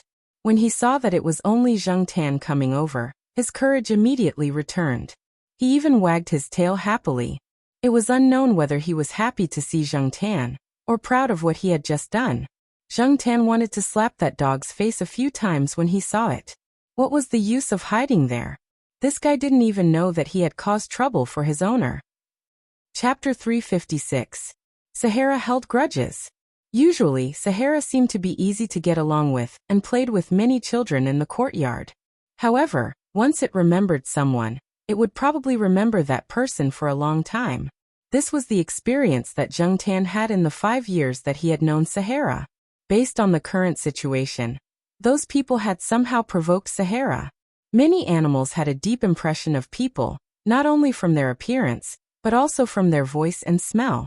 No matter what, Sahara remembered those 3 people. Zheng Tan was not Sahara, and she did not understand dog language. She could only roughly decipher what they were trying to express based on her understanding of Sahara and the other dogs in the compound over the past few years. However, she did not know the cause of the matter. If she wanted to understand, she had to find out by herself. Thinking that there was nothing to do recently, and Xiaoguo's New Year's Day task had been completed, Zheng Tan had time to walk around the school. After digging in the Sahara for a while, it began to feel bored. In winter, there were no insects like grasshoppers to relieve its boredom, so it could only dig in the soil. Now that it was hungry, it planned to go home. It did not realize that it had caused trouble at all. It also did not know that it might bring trouble to its master, and some people related to its master. When it was hungry, it had to eat. When it wanted to eat, it had to go home. When it went home, it began to bark to urge it to eat. This was the survival principle of every domestic pet in the city. After watching Sahara walk back to the courtyard, Zheng Tan did not follow it back. Instead, he returned to the place where Sahara had pushed the car. Now that there was no one around, the people walking around had no idea that a dog had just pushed a person over there. Zheng Tan looked around and did not see the 2 men and the woman. Seeing that it was almost time, he went back. If he went back late, he would be scolded. The next day, Zheng Tan turned on the computer when no one was at home, and looked at the school forum of Tsinghua University. One only needed to look at the school forum to know whether the matter had blown up or not. Nowadays, the internet was becoming more and more advanced. Students would discuss anything on the forum. They would discuss buying a car, buying headphones, and even discussing what kind of medicine Smelly Feet should use. Even though it was the final exam period, the forum was still bustling with activity. It was even more lively than usual. There were people selling cheating devices, part-time scalpers selling train tickets, and groups trying to get people to go home together. Zheng Tan went online and browsed the school forum when he didn't know what to do. Turning to the relevant discussion area, Zheng Tan saw a hot post as soon as he opened it. After clicking on it, a photo of Sahara the funny dog was placed there. It was taken by a student when Sahara was pushing someone yesterday. The photo was not good, but people who were familiar with it could easily recognize Sahara. After all, in the school, there was only one dog with 3 bloodlines that looked like this. Other Huskies and Labradors were purer. The student who posted the post was one of the passers-by yesterday. He usually liked to hang out on the school forum. He said that when he and his classmates were preparing to go shopping yesterday, they saw a dog push a girl riding a bicycle. The person who took the photo was his classmate. His words revealed his dissatisfaction with the school's incident. He was worried that the dog was sick and would hurt other students in the school. It was really a dangerous factor. Many people replied to the post. Many of them recognized Sahara. They even dug out information about Sahara's owner, Ruan Ying, and Ruan Ying's grandfather, Academician Ruan. Naturally, there were some people who mocked and ridiculed. Should we go to the security office to report this matter? What's there to report? Can't you see that his grandfather is an academician? Who is Academician Ruan? Is he very powerful? Brother upstairs, haven't you heard the school broadcast? You don't know about the famous academician Ruan, but this person appears quite frequently. He has given lectures and made a lot of achievements. He's a celebrity. Even my supervisor has to act like a child in front of him. There's a saying called a dog relying on its master's power. Next time, give a bad review on the internet. Maybe there's a misunderstanding. Misunderstanding my ass. I heard that the dog is usually quite crazy. Sai Ruaning is still teaching us. He's quite a good person. But I don't know about Academician Ruan. I've only heard of his name, but I've never seen him. Like dog like master. My impression of Academician Ruan has dropped to negative values. A bunch of losers. If you have the guts, say it in front of him. If you have the time, why don't you go find a teacher to ask questions? Are you planning to go to class with your juniors next year if you fail? I don't know which bastard cancelled the makeup exam policy. F*CK. The big hot at the end of the post showed that many people were following it. From the first page to the last page, Zheng Tan realized that Sahara had probably gotten into trouble this time. Many of the students did not even know the cause of the incident, and were just making a ruckus. It was probably because it was during the final exams, so some people who were under pressure decided to find entertainment here. Although it was just a dog, sometimes a small fuse was all that was needed to explode. Unfortunately, dogs could not speak. Even if Sahara was really wronged, it could not say anything. Ruaning could only apologize to it. Now Academician Ruan was involved. The upper class had their own game. Although Professor Ruan was an academician, there was more than one academician in the school. There were also people who dared to go against Academician Ruan. Many of the people in the post were from other factions. If they could not do research, they would use strategy. This was a common phenomenon that made people feel helpless. After turning off the computer, Zheng Tan went to Sahara's building. Downstairs, he could still hear Sahara whining from its nose. It sounded like it had been wronged. Unfortunately, there was nothing he could do. Letting it out would only make things more troublesome. At noon, Zheng Tan heard people in the courtyard talking about Sahara being locked up by Ruaning. It was estimated that it would not be released for a long time. Ruaning was looking for someone to apologize. In the afternoon, Zheng Tan went to the place where Sahara peed on the bicycle yesterday. There was no smell of urine on the bicycle. It was probably sold by the 2 people. After waiting for a long time, he did not see the 2 people. For the next few days, Zheng Tan wandered around the school, looking for the 3 people. Finally one day, Zheng Tan saw them. However, they were not in the school, but near the school gate.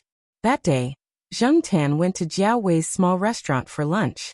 On his way back, he took a look at the Wu Taro sesame cake shop. There were still many people. Although it was past lunchtime and the line was not very long, there were still 7 or 8 people in the line. A female student carrying a backpack rode her bike to the biscuit shop and stopped by a tree. She probably felt that it was too troublesome to lock her bike. Buying biscuits wouldn't take too much time, so she didn't lock her bike. She parked her bike there and walked towards the biscuit shop. When it was her turn to line up at the biscuit shop, Zheng Tan saw a person walk to the spot where the female student had parked her bike. He calmly pushed the bike away and rode away. Zheng Tan was stunned. However, when others saw this scene, they would not have any other thoughts. It was too natural. However, when the female student came back with the sesame cake and did not see her bicycle and shouted, "Where's my bicycle?" Zheng Tan knew that there was something wrong with her. The person who rode away was the female student who had pushed the bicycle with Sahara that day. Nearby, Zheng Tan also saw another face. It was the owner of the bicycle that Sahara had peed on that day. Zheng Tan did not have time to think too much. Zheng Tan could no longer see the female student riding the bicycle. The pedestrians and cars blocked his view. However, Zheng Tan could still follow the other person. The man was riding an old bicycle that looked a little shabby. He was not fast, so Zheng Tan could follow him easily. The man did not ride into the school. Instead, he rode in the direction away from the school. Zheng Tan hesitated for a moment. After all, he did not know where the two people were going. However, Zheng Tan did not think too much about it, and continued to follow. Riding a bicycle would not take them far. Besides, if it was really too far, Zheng Tan would not continue to chase. Fortunately, the man did not ride far. After following for about 2 or 3 minutes, they arrived at a bicycle shop. This shop repaired bicycles and sold new and used bicycles. The shop was estimated to be about 50 square meters. It was filled with bicycles. The repair shop had a simple shed built outside. 2 students were there to pump air, and another student was pushing a bicycle to repair the chain. Inside the shop, a man in his 40s was sitting on a velvet chair and playing with his phone. When he saw the person who came, he did not say anything. He just tilted his head slightly. One look, one small movement. They both understood each other. Zheng Tan watched the man push the bicycle into the alley next to the shop. Zheng Tan followed him. Without a cat tag, no one would suspect that it was a cat. People who saw it would just think that it was someone's pet. Zheng Tan did not come out when the trouble in the Sahara Desert happened that day, so they did not see him. Therefore, when the person walking in front turned around and saw Zheng Tan, he did not think much of it. There was a small courtyard behind the shop with a 2-meter-high wall. The man opened the backyard door and pushed the bicycle in. Zheng Tan walked to the corner, jumped on the wall, and looked inside. There were 4 people standing in the courtyard, 3 men and 1 woman. They were about the same age and were talking and laughing. Zheng Tan had seen 3 of them on the day of the trouble in the Sahara Desert. The other person was unfamiliar and looked like a student. He did not dye his hair yellow and did not wear non-mainstream clothes. At first glance, no one would think bad of him. There were 2 bicycles parked in the courtyard. One of them was the one that the female student rode. The person that Zheng Tan had not seen before was wearing a blue uniform. There were tools next to him. He planned to redo the bicycle, grind off the original paint, and spray new paint. Looking at the posture of these people, he knew that they had been doing this for more than a month or 2. They were familiar with it. Judging by the calm look of the woman who had ridden someone else's bicycle, he knew that she had done this kind of thing often. She looked like a quiet girl. When the Sahara Desert pushed her down with the bicycle that day, she had attracted a lot of sympathy. But who knew that she would do such a thing? None of these people looked like they had done bad things, but that was the truth. These people had stolen a bicycle and probably provoked the Sahara Desert. The Sahara Desert was watching them, but the method was wrong. It could not speak, could not explain, and no one helped it. It was useless to just know that these people had stolen a bicycle.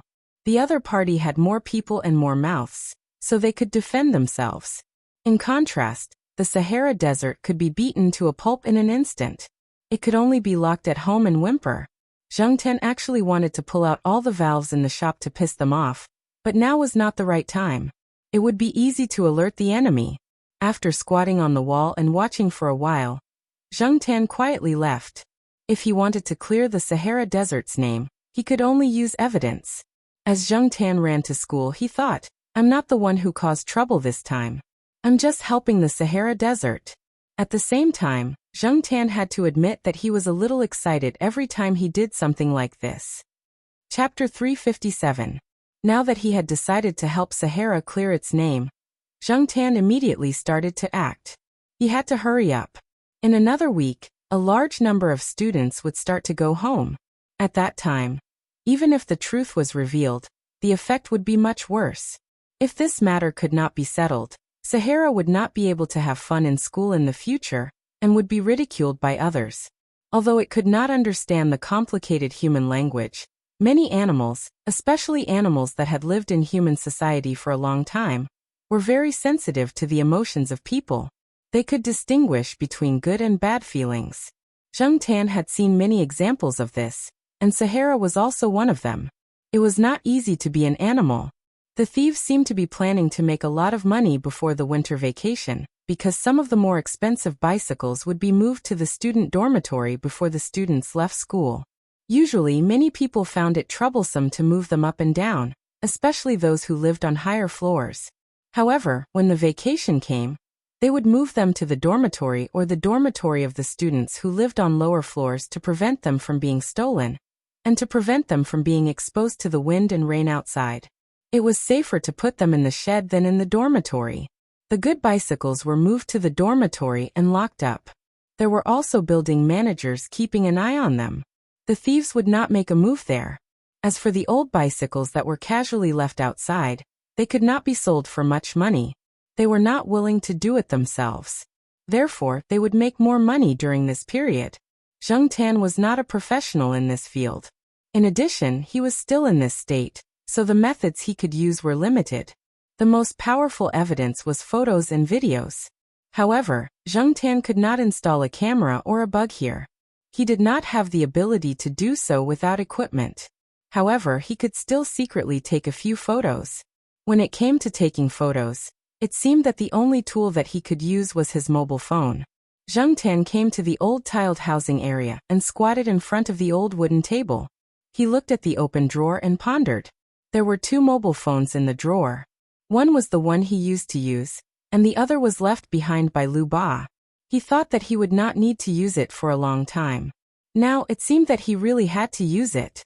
After giving it some thought, Zheng Tan decided to install the new SIM card as well. After the battery was installed, the phone was turned on.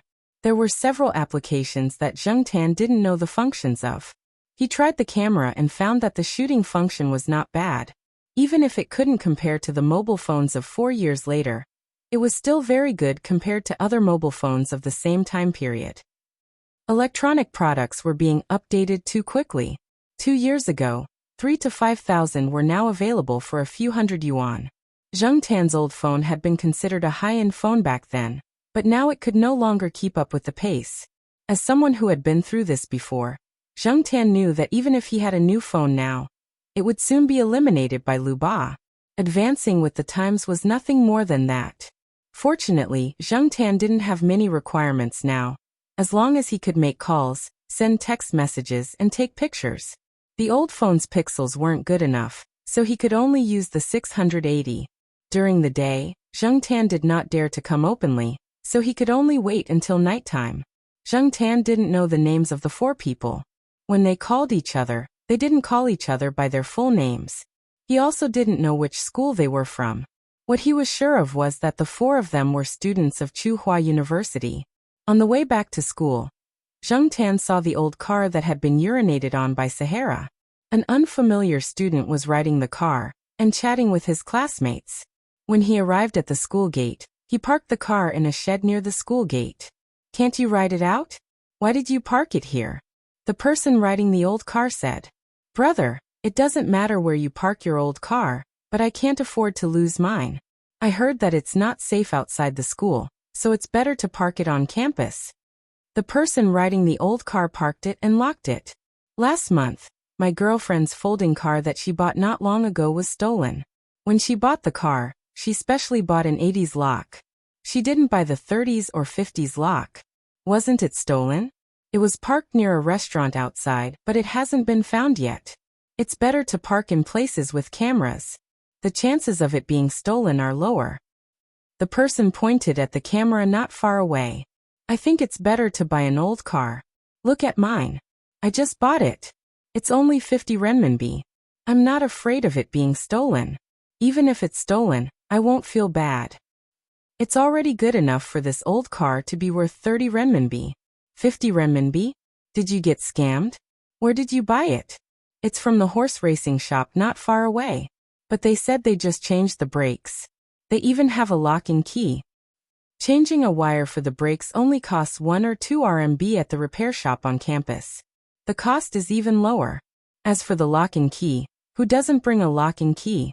After the two people walked away, Zheng Tan approached the old car. There was still the smell of dog urine on the wheels. It was not easy to smell, so it should have been washed. The car was not repainted. Those people probably thought it was too troublesome.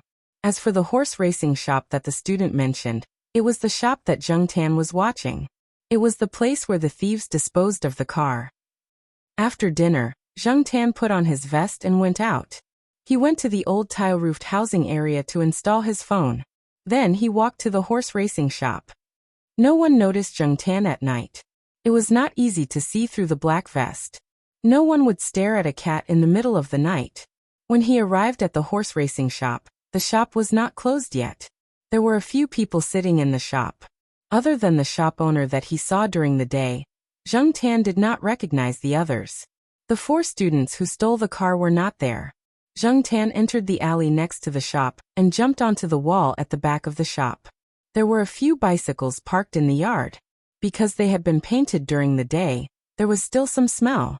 The woman's bicycle that was lost in front of the shop had been changed. The original paint was worn off, and a new paint was sprayed with a different color. For many people who lost their cars, their first thought was to see if it was the same color as their car. After the new paint, it would not be so easy for the owner to see it. The yard was very quiet. There were a lot of goods and parts piled up at the back door of the shop. No one was at the back door. The back door was closed. Probably because the front door was locked, no one would care about the back door. Zheng Tan listened to the surrounding movements. After confirming that no one was nearby, he took out his phone and took pictures. If he wanted to take pictures at night, he had to use the flash. Zheng Tan was afraid that the flash would attract attention. Therefore, after taking a picture, he carefully paid attention to the surroundings. Other than the horse racing shop, he also paid attention to the surrounding residential houses and shops. After confirming that there was no abnormal movement, he continued to take a second picture. The people in the shop were playing cards. No one would have thought that at this time, there was a cat secretly taking pictures with a phone in their backyard. After taking a few key pictures, Zheng Tan jumped onto the courtyard wall and looked around. Zheng Tan planned to take a few more pictures during the day. However, it was not convenient for him to take his phone during the day. Therefore, he planned to hide his phone around tonight. He did not need to wear a vest to take pictures during the day tomorrow. The balcony on the second floor of the shop was relatively narrow. There were some things that had not been touched for a long time. The door at the back of the second floor was also closed.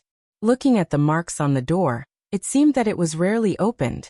Zheng Tan jumped onto the balcony on the second floor and carefully cleared the messy things.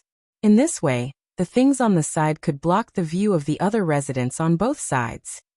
There was a gap between 2 boxes near the railing, which made it convenient for Zheng Tan to take pictures secretly, and was not easy to be discovered by the people below. After trying it, Zheng Tan was quite satisfied. When he felt that it was enough, he put down the phone and went home directly. The phone that Lu Ba gave him had a lock function. If the correct password was not entered 3 times, it would be turned off directly and the data inside would be erased. This phone was indeed safer than other phones. It specialized in this kind of thing, and was not afraid of being discovered. It would not rain tomorrow. If there was rain or snow, the 4 people would not leave the car outside.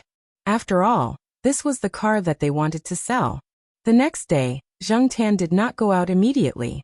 Instead, he secretly went online to read the discussion about the Sahara incident on the school forum.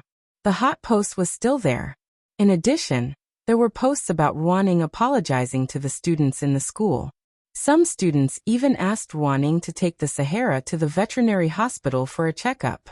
If it was a human, the situation was similar to others saying that you were crazy and had to be sent to the hospital for a checkup. If you did not get a checkup, you were considered a lunatic and a lunatic.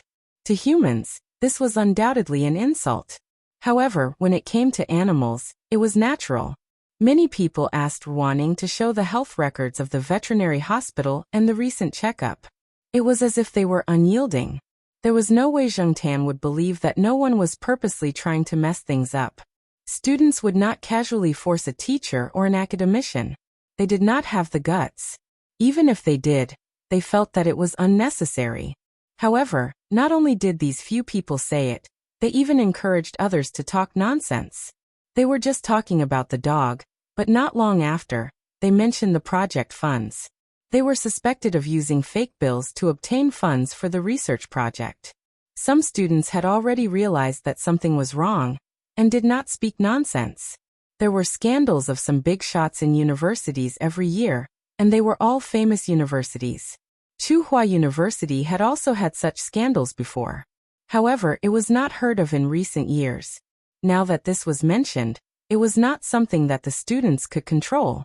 It was fine to express their opinions after the incident, but now that the situation was unclear, it was better to remain silent.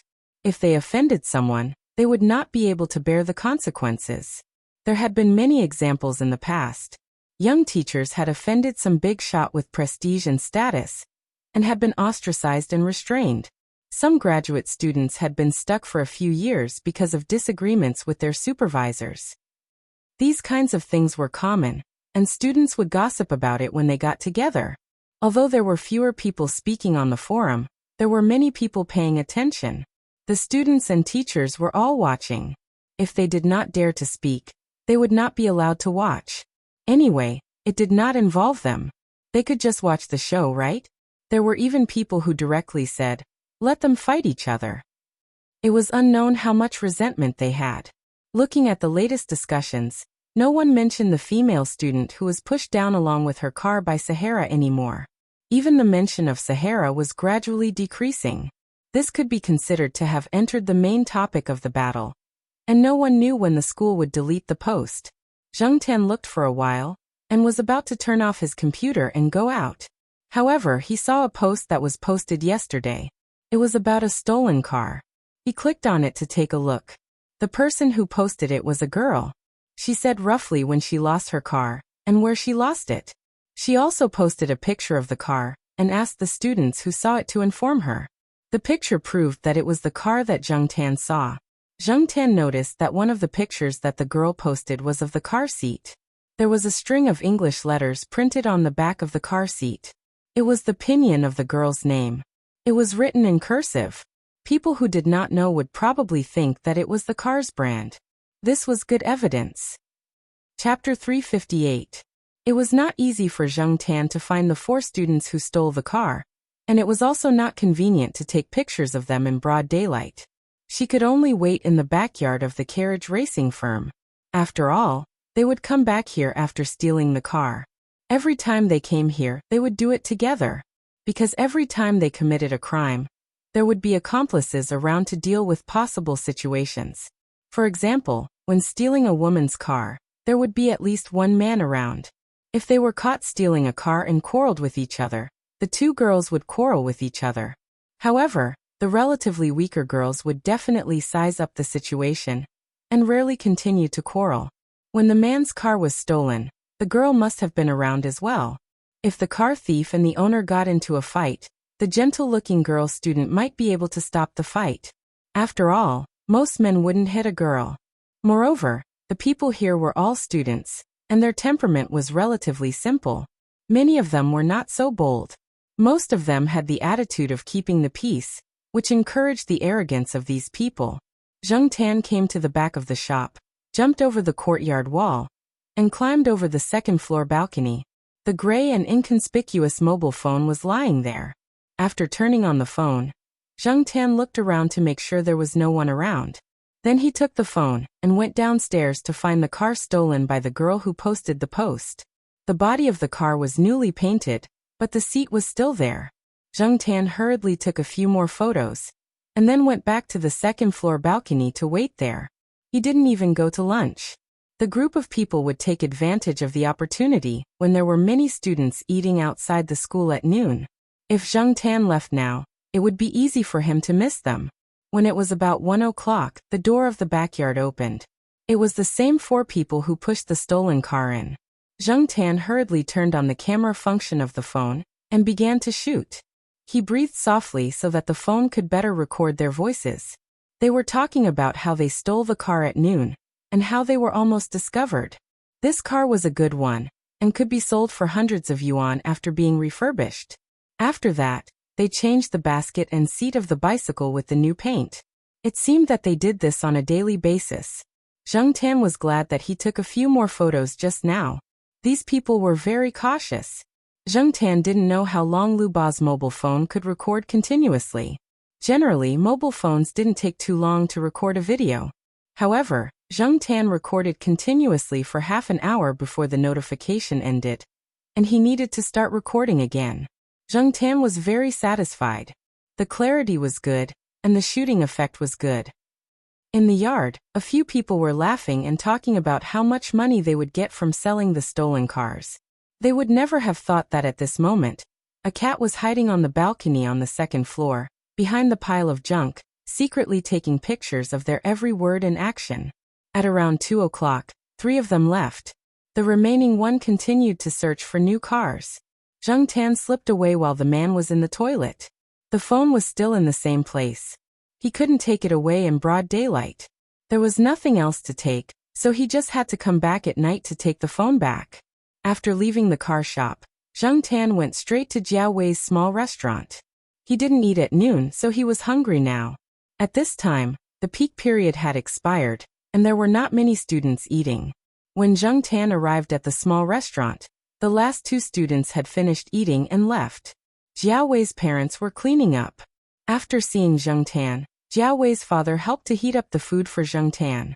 Jiao Wei's mother called Jiao Pa black charcoal just came. It seems that it didn't eat. It must have been playing around at noon. I'm heating up the food for it. Zheng Tan was speechless. Auntie, can you make up a better reason? If you say that, you'll be scolded when you go back. After eating, Zheng Tan went to the racetrack to see if there were any other evidence that could be taken. He went home at around 5 o'clock to wait for dinner. At 7:30 in the evening, he put on his vest and went to the racetrack to get his phone back. He put his phone in his vest and returned to the old tiled housing area on campus. Zheng Tan lowered the volume and looked at the videos and recordings on the phone. He felt a sense of accomplishment. With these videos and an analysis of Sahara's behavior that day, he should be able to tell the truth. But soon, Zheng Tan's happy mood slowly cooled down. Then his beard trembled. He suddenly thought of a very important problem. There was no data cable on this phone. Lu Ba didn't give him a data cable. Where was the memory card? If there was a memory card, Jiao Pa seemed to have a card reader. Zheng Tan looked through the phone. After studying for a long time, he only found the place to put the calling card. He didn't see the memory card. Looking at the data interface, he knew that it wasn't an ordinary data cable. If he couldn't find the card or the data cable, how could he release the evidence he had? There was a Bluetooth function on the phone, but the Jiao family's desktop didn't have it. Zheng Tan was vexed. However, after thinking about it carefully, using the Jiao family's desktop to release these things was a little too eye-catching. After all, it was the campus's intranet. If they wanted to find out who posted these things, they could easily find out.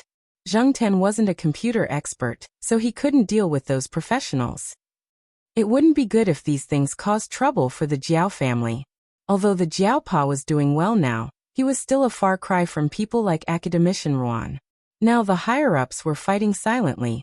If the Jiao Pa was targeted, it wouldn't take much effort. During the selection or other small issues, the Jiao Pa would be very busy. It would be good if academician Ruan was behind the scenes. Unfortunately, some trouble was inevitable. The Jiao Pa had his own plans and pace. Zheng Tan couldn't interfere with the Jiao Pa's plans. This matter was handled by Zheng Tan himself. It had nothing to do with the Jiao Pa. What should he do? Zheng Tan stared at the mobile phone that was playing the video in a low voice. He thought about it and decided to let Lu Ba handle this kind of thing. Did Lu Ba expect today's problem when she left the mobile phone to him? It was too tiring to deal with people with high IQ and flexible minds like them. Zheng Tan sighed in his heart. No matter what, since he had been busy for so long, there was no reason to give up now. Zheng Tan sent a text message to Lu Ba. Lu Ba replied very quickly. He was not in the city and was busy with an order. However, he asked Zheng Tan to send the video directly to him using a software installed on his mobile phone. Lu Ba, who was out of the province, could download the video sent by Zheng Tan and post it on Tsinghua University's campus forum according to Zheng Tan's expectations. Zheng Tan had never seen that software before. Even before he turned into a cat, he had never seen or heard of it. However, since Lu Ba said that it was okay and that it was safe, Zheng Tan had no other choice but to send it directly. While sending the video, Zheng Tan was thinking about how much it would cost based on the amount of data. However, he could continue to send messages after sending the video. He did not receive any notification that he owed money. Zheng Tan did not care much about it. If something happened, Lu Ba would take care of it. After uploading the video, Zheng Tan also edited some relevant information for Lu Ba. Lu Ba said that it would be done tonight. However, Zheng Tan could not go online tonight. He could only wait until tomorrow morning to see how things went. As for the data cable, Lu Ba could not do anything now. It only told Zheng Tan where the memory card was. This was not an all-in-one phone. It was installed with a memory card. However, it was hidden so Zheng Tan did not find it. According to Lu Ba's instructions, Zheng Tan spent some effort to find it. His claws were not flexible, so it was not convenient for him to play with the phone. Fortunately, he found the place in the end. Lu Ba told Zheng Tan not to use it casually. If he needed help, he could ask for it directly. Zheng Tan thought about it and agreed. With his rubbish technology, he should not waste his time. After arranging everything, Zheng Tan turned off the phone and went back. He broke the battery of the new phone and brought it back. He would use Jiaoma's all-purpose charger at home tomorrow. Fortunately, the battery could be used in this way. Otherwise, it would be useless if there was only a phone without a data cable or a charger. On the other side, after sending the message and downloading the video, Lu Ba suddenly realized that it did not seem to treat the other party as a cat. It felt like it was chatting with a familiar friend. For example, it felt like it was chatting with a gold tortoise. Lu Ba shook its head with a smile and continued to do its own thing. As long as it did not harm its own interests, it would have more friends and more helpers. From the messages Zheng Tan sent to it, Lu Ba sorted out an article. It inserted many pictures and embedded a few video links. Even if someone deleted the post, they could go to the video website to watch it. The videos posted on the video website could not be deleted easily. In addition, Lu Ba asked the gold tortoise to investigate the carriage racing company. Soon, there was relevant information and Lu Ba put it in the article. After clicking on the post, Lu Ba thought that Tsinghua University would be lively again. Unfortunately, no one would think of a cat. Lu Ba was excited. It looked through the recent posts on Tsinghua University's forum and grinned. It seemed to be fun. It was waiting to watch the show. The next day, the students of Tsinghua University went crazy. Whether it was those who had not finished the exam, those who had finished the exam and were about to go home, or those who were already at home in front of the computer, all of them went crazy because of the post. Most of the people who were angry were the students who had lost their cars, especially those who had just lost their cars. Whether it was the 4 people who did it or not, it was all on them. As for the others, they felt that the 4 people had embarrassed Tsinghua University and made them lose face. Now many people in the university were laughing at them. This person with the ID of HT posted a detailed description of the campus car theft gang and the horse racing company. The 4 people who had stolen the cars were also found out. The female student who had lost her car in front of the pancake shop went directly to the female student who had stolen the car and made a scene in the dormitory. It was said that the scene was very lively, and there were pictures on the forum to prove it. Many of the people who had lost their cars were boys. Boys could not be calculative with girls. Even if they were angry, they could not directly vent their anger on girls, right? Therefore, a group of people went to block the other 3 people. Perhaps for many people, it was just a car. Was there a need to make such a scene? But for students, buying a car that was worth 200 to 300 yuan took a long time to negotiate the price. Not long after they bought it, it was stolen. Others could not understand this feeling. When the resentment accumulated to a certain extent, once there was a vent, it would be difficult to control it. It had to be said that these 4 people had not restrained themselves during this period of time. According to the Post, these 4 people had stolen nearly 300 cars. A good car could be stolen and sold for 2 to 300 yuan, or even more. There was once when they sold a car that was more than 1,000 yuan. A substandard car, even if it was only a few dozen yuan, was still a lot of money, especially for these students who had not entered society and did not have much income. It was even more unacceptable. You want to use my car to fill your pockets? I'll beat you up no matter what. Students should understand each other. Understand your sister. Acting pitiful? Bah. You know you're wrong? I'll spit again. Take the initiative to admit your mistakes and resolutely not do it again. Who are you trying to fool? On the new post, there was a photoshopped picture and a caption. Chapter 359. The exposure of the school car theft gang gave a group of students who were waiting to go home after their exams something to pass the time. In a certain male dormitory, a person sat in front of a computer, eating a piece of fried chicken delivered by takeout. There was a bottle of beer next to him. His legs were on the table, and his fingers were typing on the keyboard. His roommate behind him walked over and stared at the screen. Your words are sharp. Who are you talking about? From the pure hearts of kindergarten children to the great harmony of social development? Someone stole cars from our school. There are more than 300 cars. Why are you so agitated?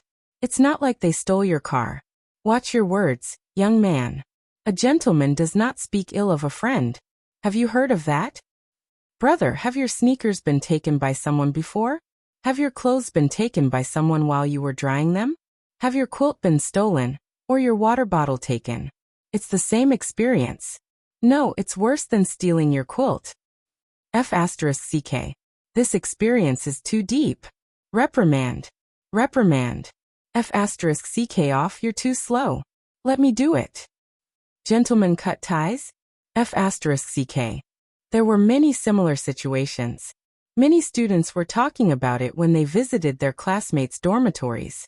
It was the end of the year, and there was nothing else to do except for this big incident. Maslow's theory divided the needs of life into 5 levels. From low to high they were physiological needs, safety needs, belonging and love needs, respect needs, and self-actualization needs. College students were at the 2nd and 3rd levels of life needs, and were gradually moving towards the 4th and 5th levels. They were also a group of people who were easily affected by emotions. Many times, the first thing they thought of was not how to cover up the scandal, but how to look at the big picture.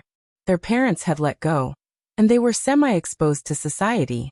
Their edges had not been smoothed out, and they boldly expressed their opinions based on their likes and dislikes to vent their emotions. Just like now, many people were thinking about how to reduce the bad influence of the school, but more people would directly express their thoughts. They would scold when they needed to and had no intention of hiding it at all. The racing car store was splashed with smelly water, thrown things, and written with paint many unsuitable words for children. Don't think that the students of famous schools were a bunch of obedient children. There were many who could cause trouble. Some people said that the people of the racing car store were from the underworld, but so what? Not everyone was afraid of them. After that, the police got involved in the investigation. The school took this matter very seriously. They had no choice but to take it seriously. 2 days later, when Zheng Tan went out again, he found out that the shop had been closed. He heard that the shop owner had been taken away by the police. The 4 students from Tsinghua University who stole the car were expelled from school. They were taken away along with the shop owner for investigation. Generally, the school would punish students by warning, recording demerits, probation, expulsion, and so on. Expulsion was a very serious punishment. After being expelled, the school would not recognize you as a student. All your previous grades and honors would be nullified and recorded in your files. It would be impossible for you to join the army. The political background check would be directly ignored. It was said that during the investigation, those students gave up a few more names, including other students from their school, from other schools, and from other nearby car dealerships. On the day of the investigation, another car shop near the school was closed, and the owner ran away in the middle of the night. They were able to do all this because the boss of the car dealership helped them. Sometimes there were orders from customers. They would steal whatever car they wanted. Even if these students graduated, the people of the car dealership would recruit new students to join them. In short, there were many people doing this. The racing car store had been operating near the school for many years, and many students were involved. Many people did not understand why the students were still stealing cars when the school had been promoted to such a high level, and it was a famous school.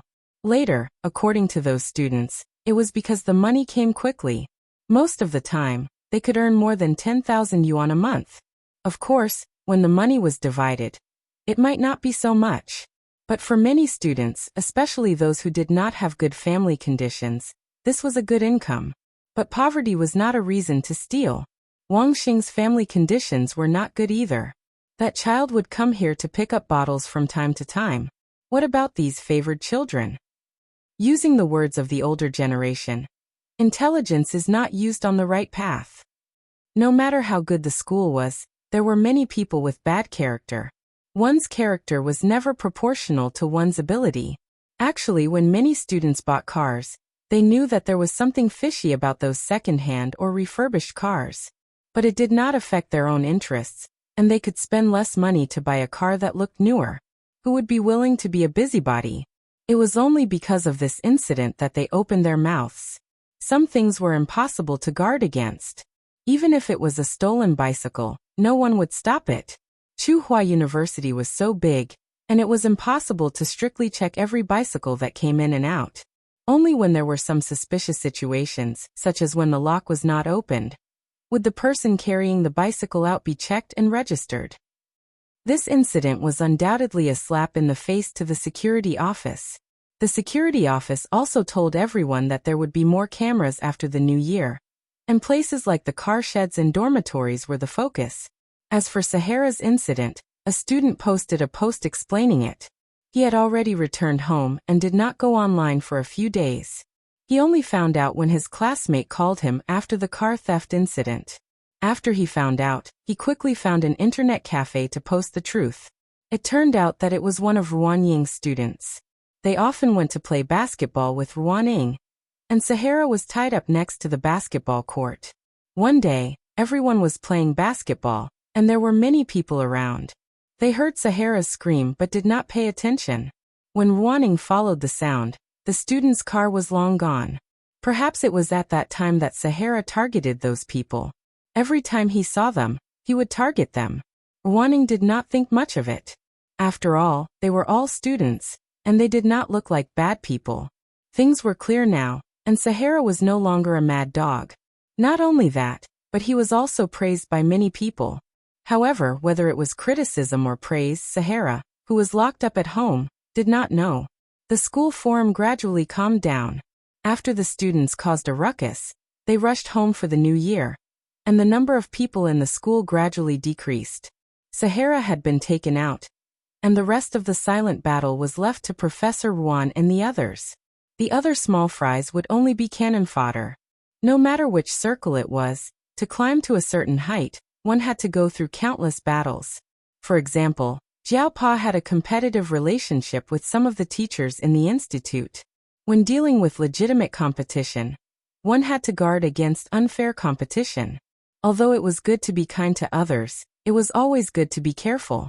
Just like what Jiao Pa said to his graduate students, when you are a student, you can still focus on scientific research, but when you become a teacher, you may not have the time and mentality to do so.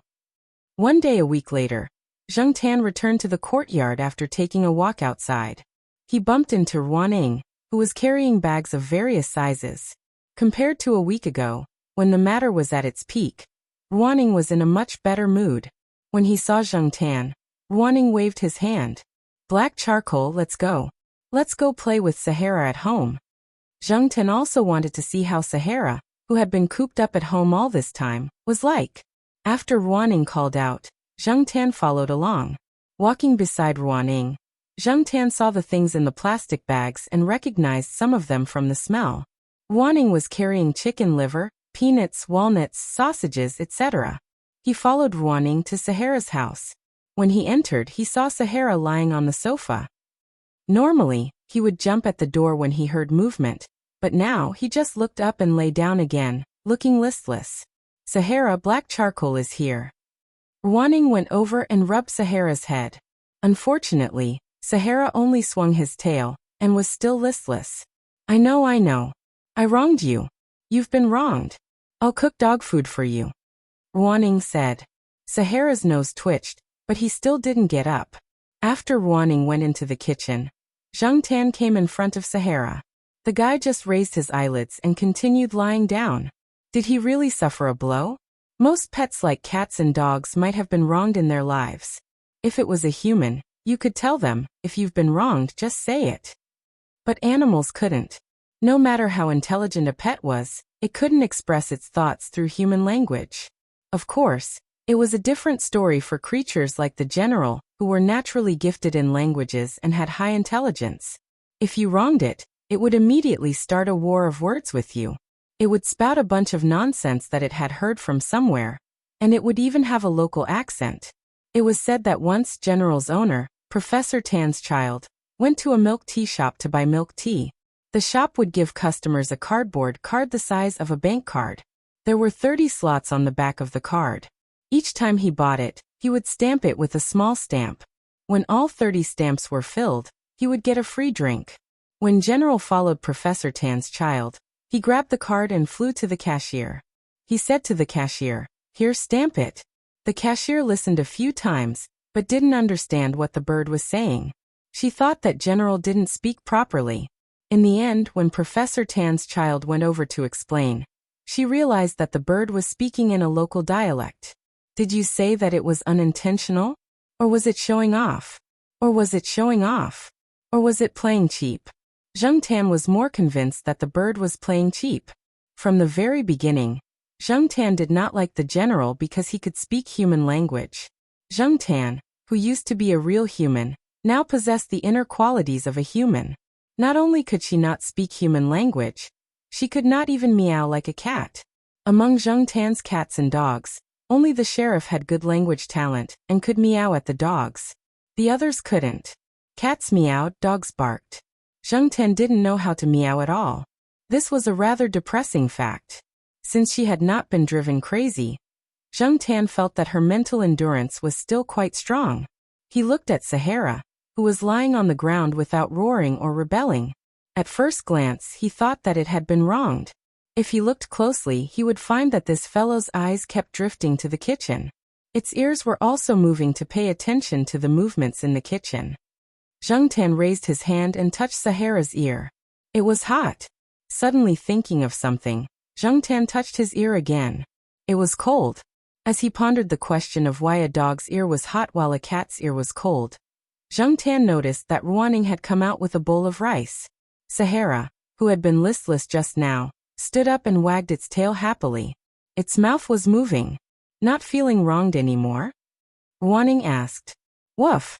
Sahara jumped up and barked. Ruaning placed the bowl in front of Sahara. Sahara didn't care about anything else and started eating.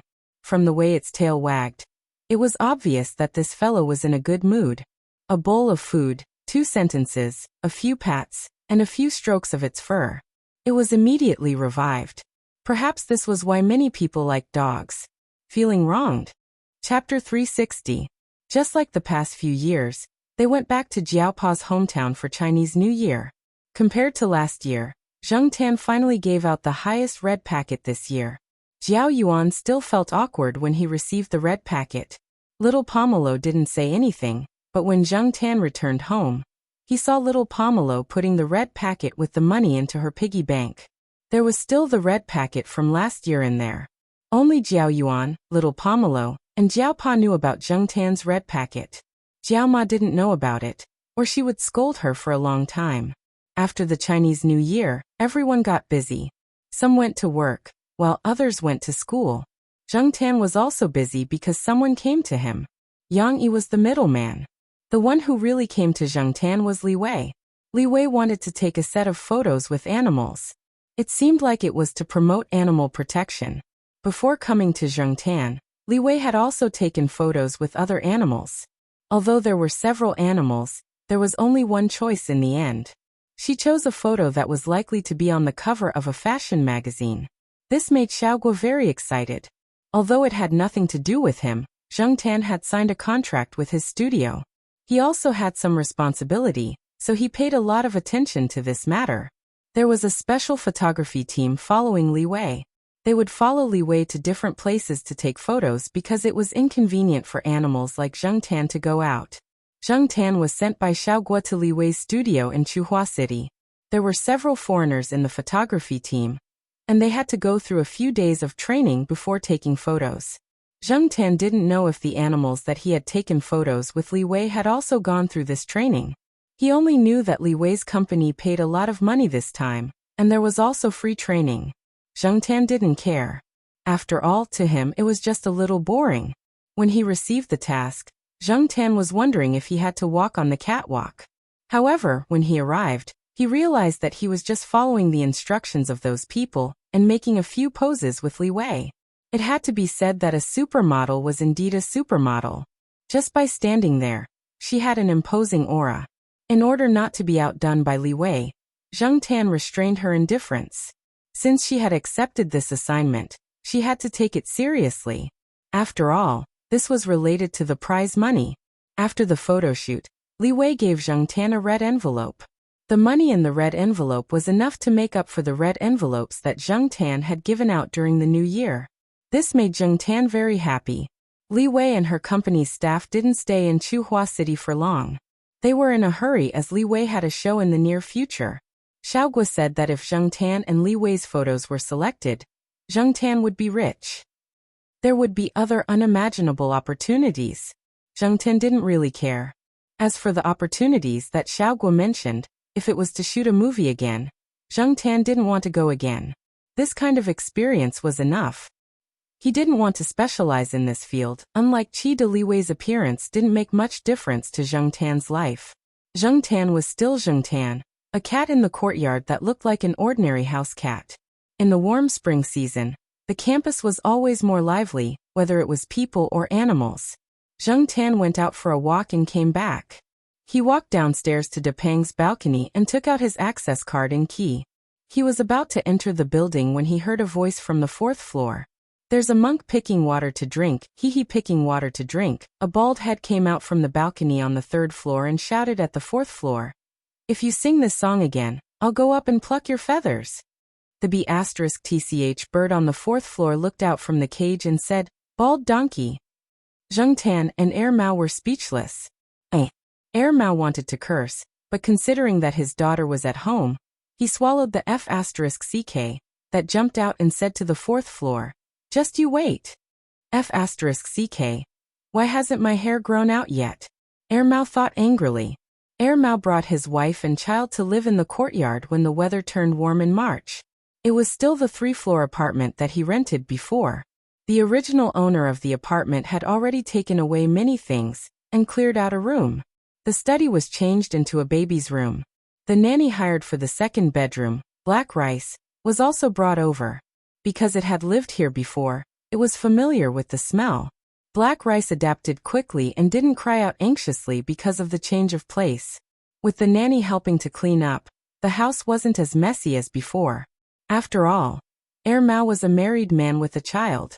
Compared to his unruly self in the past, the current Air Mao was much more mature. Of course, if it wasn't for the bald head, some people would still believe that Air Mao had matured. But with the bald head, the smell changed. Speaking of Air Mao's bald head, it was his daughter's birthday this year. Air Mao was so happy that when he blew out the candles for his daughter, he got too close and the candles burned a tuft of hair in front of his head. Fortunately, it wasn't burned and nothing happened. Air Mao simply shaved his head bald. The 1-year-old Air Yuan would slap her father's bald head twice and slap it loudly. Air Mao didn't get angry and just let her slap it. Did his daughter think that his long hair was too prickly? Shave it again.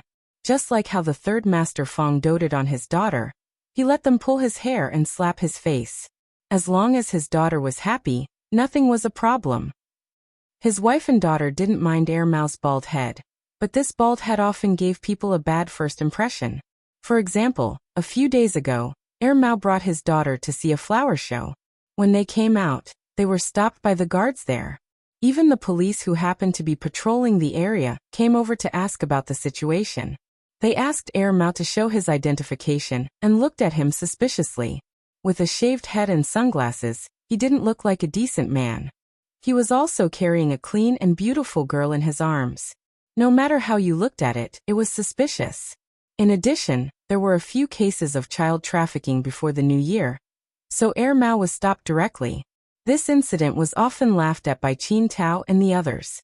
They said that Air Mao wasn't suitable for shaving his head. Therefore, Air Mao decided that unless his hair fell out naturally, he shouldn't learn to shave his head. Because his wife and her friend went abroad to attend a cat show, Air Mao directly brought his daughter to live in the courtyard of Tsinghua University. Compared to the environment and atmosphere in his home, he preferred this place. There were more children here, and the people around were good. Air Mao didn't expect his daughter to be knowledgeable and versatile in the future. As long as she was healthy, it would be fine. This place was just a supporting role. Air Mao's parents were quite supportive of this. Nowadays, the relationships between neighbors in many communities were very indifferent, and people didn't know each other well. In addition, Air Mao's parents didn't believe in Air Mao's character. If they could grow up in a good environment, at least their granddaughter wouldn't be as ugly as her father, right? But Air Mao didn't expect that the bird on the 4th floor would mock him as soon as he moved in. Why did it have to sing monk of all things? Wasn't it obvious that it was being sarcastic? Now even Bald Donkey came out. This was too much. Except for the problem with this B***TCH bird, Air Mao felt that life here was quite harmonious. With a nanny, he didn't have to worry about food and drink. He just needed to take care of his daughter every day. Although Air Mao didn't seem to be working every day, his wallet was always full of money. Once in a while he checked the money in his bank card. Oh, there were hundreds of thousands more. Even Air Mao's parents didn't know how much investment Air Mao had made. In the past, the old couple urged Air Mao to do something serious to save money to marry a wife. Now, Air Mao's wife was married and had a child. Their wallet was full, so the old couple didn't care about Air Mao anymore. Instead of getting a headache every time they talked about Air Mao, it was better to talk about their granddaughter. Every afternoon, Air Mao would bring his daughter downstairs to exchange experiences with other people in the courtyard who brought their children out for walks. The old people in the courtyard were very enthusiastic about these children. Air Mao even put Air Yuan on the back of Little Blossom a few times. Many children in the courtyard liked Little Blossom very much. Compared to the bull-headed terrier Zhuang, who was small in size, deformed, and fierce in many people's eyes, Little Blossom was a gentle big fellow and was very popular among the children. Of course, not many parents would let their children interact with bull-headed terriers. Everyone knew that this kind of dog wasn't easy to get along with. Moreover, bull-headed terriers did bite people more than once. This morning, Zheng Tan planned to go out for a walk. When he went downstairs, he saw Air Mao moving a four-wheeled children's princess car downstairs. After moving it, Air Mao went upstairs to pick up his daughter. Was he going to walk the child again? Zheng Tan had tried to lift the car before. It was about 30 kilograms. Because it didn't look conspicuous, he thought it would be the same as the plastic cars the children in the courtyard used. He didn't expect that it would be heavier. Air Mao didn't find it troublesome to move it up and down several times a day. If one looked closely, they would find that there was something special in the baby car. Many protective measures were well done. It was definitely sturdier and safer than it looked. After Air Mao carried Air Yuan downstairs, he let Air Yuan open the door and climb into the car. Air Yuan was a little over a year old, not even a year and a half.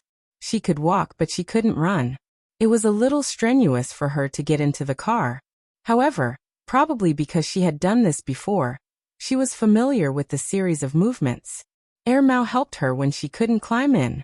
After Air Yuan got into the car and sat down, Air Mao asked her to fasten her seatbelt. Zheng Tan looked. There was indeed a seatbelt. The equipment was quite complete. Air Mao was wearing a set of sportswear today. After everything was ready, he took out a small remote control and started walking. At the same time, the princess car that Air Yuan was sitting in started moving. Using a car to walk children seemed to be more common now. It wasn't as rare as when little kitten Jua used to be. This method was also liked by many young parents. When Mao ran faster than the car, he would slow down and change from running to walking. When the car came over, he would start jogging again. No matter what, Mao wouldn't let the children's car get away from him. Yuan seemed very excited. She wasn't afraid at all and kept smiling. Sometimes, she would even pat the steering wheel that didn't really work. Zhengtian looked at the two of them. Taking a child for a walk so early in the morning, they were really in the mood. Chapter 361. In April, all the smiling flowers in the school had bloomed. One could smell their fragrance on the streets. Mao steered his daughter's car and drove on a path with few people. On the main road of the school, cars and pedestrians came and went in a hurry. It was not safe and there was also car exhaust. The path was different. It was safe and quiet. There were many flowers and trees and the air was better. Mao taught his daughter how to recognize things as they walked. Trees, birds, flowers, clouds. Mao taught a word and Mao would say it. If it was not right the first time, he would teach it a second time and a third time until it was right. Zhengtian used to think that Mao was unreliable. He did not expect him to be so patient with his daughter. When he was raising black rice, he seemed to be quite patient too. He taught her as they walked and even took a few photos with his camera. Mao had taken many photos of Black Rice's daily life when he was raising Black Rice. Now his pleasure was to take photos of Mao and Black Rice. To Mao, repeating the same thing every day was a pleasure. As they walked, Mao paused. He stopped Mao's car and looked ahead with a frown. Zhengtian's ears twitched. He also heard something unusual in front of him. Ouch! A person rolled down the slope at the fork in front. His face was bruised and his body was in a mess. It was obvious that he had just been beaten up. Zhengtian could smell alcohol and some other unpleasant smells from the wind blowing over. After that person, another 3 people jumped down from the slope and kicked the person who was rolling on the ground a few more times. They were also cursing him. Before the people in front started to punch and kick, Mao put his hand into the children's car to cover Mao's eyes. He tried to talk to Mao to distract him. At the same time, he used his other hand to control the children's car, and was about to leave. He did not care about this kind of thing. Unexpectedly, the person in front saw Mao and walked over. He looked angry.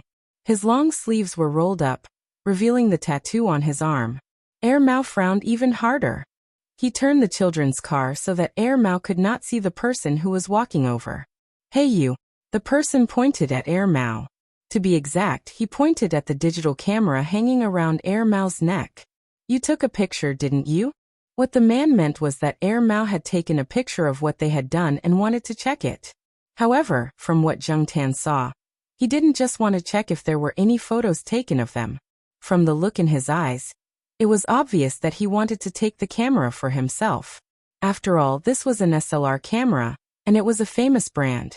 It was worth a lot of money. Zhengtian looked around. Although last year's car theft incident had caused the school to install surveillance cameras in some of the car sheds and dormitories, there were no cameras installed in remote and quiet places like the small paths. The students probably didn't think much of it. After all, there were many people doing things that were not suitable for children in these remote places. There were no cameras. Other than when the security guards were patrolling, no one would pay attention to this side. If they accidentally bumped into a young couple, they would be scolded by the students for being nosy and not doing their job properly. At this time, there were not many people here, and there was no one else on this road. If it was just Mao alone, Zhengtian was not worried. Mao could definitely deal with them easily, but now Mao had his daughter with him. Mao saw the person approaching, and the other 2 people who were kicking people over there also looked over. Mao looked around and smiled. He seemed to be trying to curry favor with the person. He looked very nervous as he said to the person, "Big brother, can we find a place to talk? This is not a good place." Mao pointed at the road. There were cars passing by at the intersection they had just passed. The person probably thought about it and didn't want to make things known, so he nodded. In their view, this was just a young teacher in the school. Generally speaking, students and young teachers were more timid and easy to bully. After Mao finished speaking, he took out his phone to check the time and put it back in his pocket. This made the person's eyes brighten. The phone was also a good phone. Maybe he even had money on him. It seemed that he had a lot of money. Because Mao was misunderstood because he shaved his head, he always wore a hat when he came out in school. Today he didn't wear sunglasses. Since he was young, it was understandable that he was mistaken for a teacher in the school. The man pointed to a spot on the slope. There were also some stone tables and benches. Usually there would be some students sitting there for their morning reading. But today, probably because of these few people, there was not a single student there. Black Charcoal, help me look after Yuan. Mao pushed the children's stroller to the side near the lawn. This way, it would not be easy for the stroller to slip. Then he walked up the slope with the leader. Yuan was still looking left and right for Mao. Zheng Tan poked a little doll tied to the stroller to attract Mao's attention, so that the little guy wouldn't cry. At the same time, Zheng Tan also pricked up his ears and listened carefully to the movements on the slope. If Mao was alone, the three people over there could be easily dealt with. The three guys looked fierce, but in reality, they were far inferior to those who really fought. They were only strong on the surface. It was okay to bluff those naive students, but to pretend in front of an expert, it could only be said that they had a death wish. The truth was just as Zheng Tan thought. Mao knew very well how strong the three of them were. He was confident that he could deal with them. In addition, he was worried that Yuan would cause trouble if he left for too long, so he quickly went up the slope. He wasn't afraid of being found out. He just didn't want Yuan to see such a violent scene. Looking at the three guys who were curled up like shrimps on the ground, Mao picked up a business card on the ground. It had fallen from the leader, and there were the words, XX Guarantee Investment Company on it. Pfft, I thought it was a loan shark, Mao said disdainfully. No, we are just helping debt collectors. The man said with some difficulty. He wanted to defend himself, but Mao quickly interrupted him. It's none of my business if you're a loan shark or a debt collector. Mao raised his hand and patted the man's face. You don't even know what to do. You're blind. When I came out, you were still in some corner. You're not even older than me. The leader cursed in his heart, but he didn't dare to show it on his face. Otherwise, he would be greeted with more than just 2 punches. He thought that this person was a young teacher who was easy to deal with. Now that he took off his hat and revealed his short hair, which looked like he had just been released from prison, coupled with his bandit aura, the leader was about to vomit blood in his heart. F***ck, he shouldn't have come out today. Why did he come here so early in the morning to collect debts?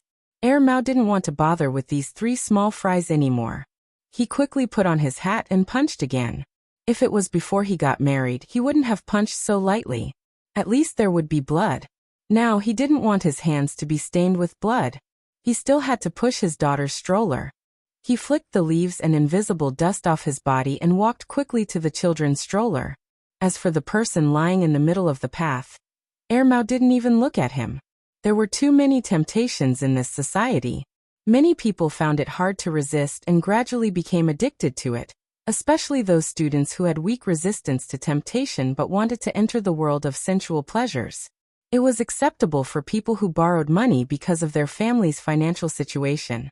However, Mao wouldn't even look at people who loitered around sensual places and borrowed money because of some bad habits. In order to avoid the sensitive words usury, many private usury companies would put up signboards such as investment company or guarantee company. However, private usury companies had developed to this point, and it was difficult to find loopholes in them. Whether it was the IOU or the mortgage procedures, they were very complete. Moreover, these companies avoided all risks when dealing with loan sharks. It was difficult to win a lawsuit. Private loan sharks were not under the supervision of the Banking Regulatory Bureau. Loan companies under the supervision of the Provincial Finance Office needed to obtain a business license, and the examination and approval were very strict. Private loan sharks were obviously illegal, but it was difficult to forcibly stop them. As for these people who helped to collect debts, guarantee companies worked with debt collection companies the most. If they helped to collect debts, if something happened, the loan shark company would be able to get rid of the trouble easily. It was a win-win situation. These 3 people were just small fries in the debt collection company. They couldn't cause any waves and didn't dare to take revenge. Mao could see this, so he didn't need to spend too much effort. With Yuan Er's hearing, it was difficult to hear what they were saying. However, Zheng Tan heard the conversation between Mao and that person clearly. However, he didn't think too much about it. After Mao came over, he left. In the next few days, Zheng Tan didn't see the three people when he walked around the school, so he threw this matter to the back of his mind. At the end of May, Zheng Tan heard from little Pomelo that little Pomelo was on leave recently. He was a little worried and planned to go there. If he couldn't find her at school, he would go to the blind old man to take a look. Unexpectedly, near little Pomelo's school, Zheng Tan saw the three people who helped to collect debts that Mao had taught a lesson to. In the middle of the three people, there was a bearded man in ragged clothes. Zheng Tan had never seen him before, so he didn't have a good impression of him. The four of them were nestled next to a shop near the school. They looked impatient as they looked at the school gate. The ragged man was trembling with fear. He was very afraid of the three people. The four of them seemed to be waiting for someone. Zheng Tan carefully approached them and eavesdropped on their conversation. "Who is it? Did you see her? Are you King lying to us?" The leader said in a bad tone. "No, definitely not. Her sister said she saw her going to school here." The man in ragged clothes cowered. "Then why don't I see her? Go in and ask her to come out." "I don't know which class she's in. I only know that she's called Huang Jiu now." Zheng Tan was shocked. Huang Jiu, wasn't that little Jiu? That person. After eavesdropping on their conversation, Zheng Tan found out that the bearded man was little Jiu's biological father.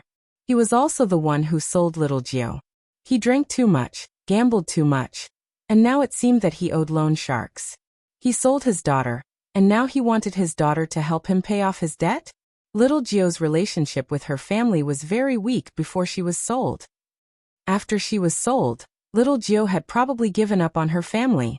Little Jiu was clearly living well now, so why did this person still come looking for her? Was this the reason why little Jiu took leave these few days? Hey, that. One of the three people who helped collect debts pointed at a girl standing not far away. Chapter 362. She was standing outside during school hours, not even carrying her school bag. She was only holding a file and looking over coldly. This was very different from the little Nine that Zheng Tan usually saw. Little Nine, this child, if she was good to others, she would be very considerate of others. Conversely, when she did not like anyone, even if it was her biological father, not to mention that this biological father had sold her. If it was not for Zheng Tan helping her at that time, perhaps little Nine would have been long gone. She repaid kindness with kindness and revenge with hatred. She was decisive and ruthless. Perhaps this was the reason why blind Lord Kuan allowed little Nine to stay. With little Nine's current background, there was no need to be afraid of these people. Therefore, Zheng Tan was not worried that little Nine would be bullied by them. He was only worried that with little Nine's age, it would be hard for her to make a decision. When these people saw little Nine, they were very excited. Little Nine's father wanted to shout and scold a few habitual words, but little Nine just waved her hand, indicating for them to change places to talk. "Hey, you made me look for you. Little Nine's father wanted to make a move after going over, but when he met little Nine's eyes, he stopped abruptly. He was afraid. Without taking another look at this blood-related father, little Nine brought the four of them to a restaurant that wasn't too big. There was a closed for business sign hanging at the door. Little Nine ignored it and pushed the door open and went in. The boss and employees were doing their own things as usual.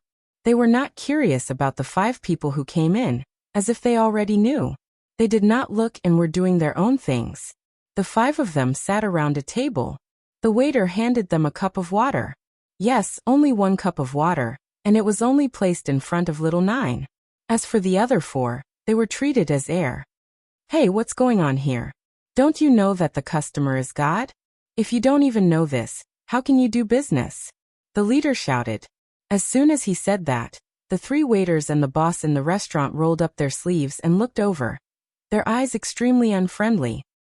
"Why don't I send you to meet God?" the boss said with a faint smile. The leader choked and turned back resentfully, not wanting to argue anymore. He just wanted to collect his debt and go back. Little Nine drank some water, put down the cup, and was about to say something when he saw a black cat standing outside the window. A smile flashed across his originally complicated eyes, and he quickly got up to open the door. Black charcoal. The leader's face twitched. Black cat again? Previously, when they were beaten up in Tsinghua University, a black cat was also present. As expected, nothing good ever came out of running into a black cat. However, why did this cat's name sound like the black cat from that day? Could it be the same one? However, this place wasn't very close to Tsinghua University. After Zheng Tan entered the room, he squatted down on a chair at the side, watching the development of the situation, and helping Little Nine. One of the employees in the shop pointed at the boss with his mouth. "Boss, there's a cat." Another employee whispered to the boss. "That cat is very calm. Does it know Little Nine? You're quite brave, not afraid of strangers at all." The restaurant owner's mouth twitched.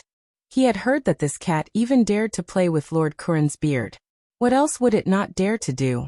Others might not know, but he had heard of the rumors about this cat.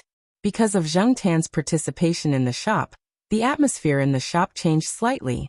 Little Nine took a deep breath and took out something from the document bag. It was a thin piece of paper that looked like it had just been printed. There were no wrinkles or stains on the paper, and it was pale white. Little Nine pushed the paper in front of her father and said, "After signing this agreement, we'll go our separate ways and have nothing to do with each other." Little Nine's father was illiterate, but he could still understand most of the words. On the paper, it was very clear that Little Nine would help him pay off his debt, and then they would not owe each other anything. Seeing that he could pay off the debt, Little Nine's father did not think much about it. He picked up a pen and signed his name on the paper, and even pressed his thumbprint. Little Nine lowered her eyelids, so that the people around them could not see what she was thinking. She looked very calm, but Zheng Tan could tell from Little Nine's clenched fists that this child was not as calm as she appeared. No matter what, they were blood relatives. When the man signed the agreement, he did not hesitate. Zheng Tan did not know what to say. Mao and the man in front of him were both fathers, but why was there such a big difference? Was it because of poverty? Or was it because of other reasons? This agreement was just a test by Little Gio. When Elder Kuan decided to let Little Gio stay, the various procedures had already been completed. Little Gio no longer had anything to do with this family.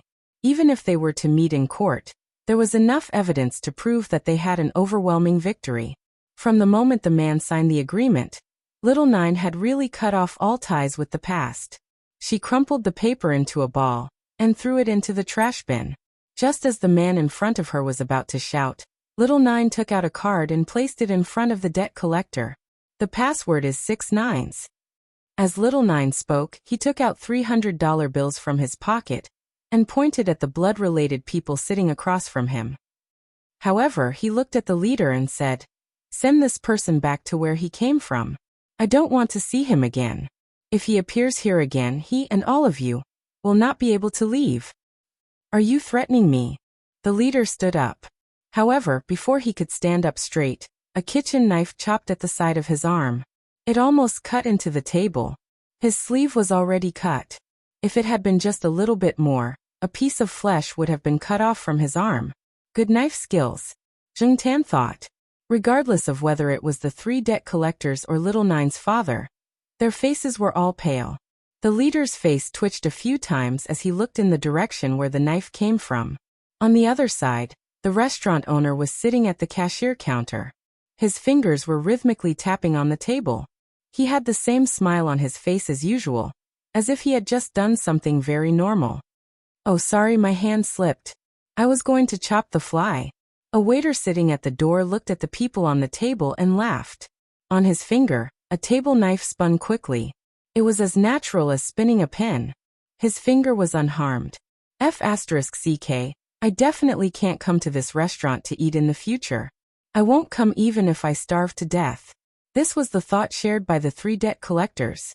If they still didn't understand the situation now, they would be retarded. Fortunately, the 3 debt collectors weren't that retarded. They knew how to judge the situation.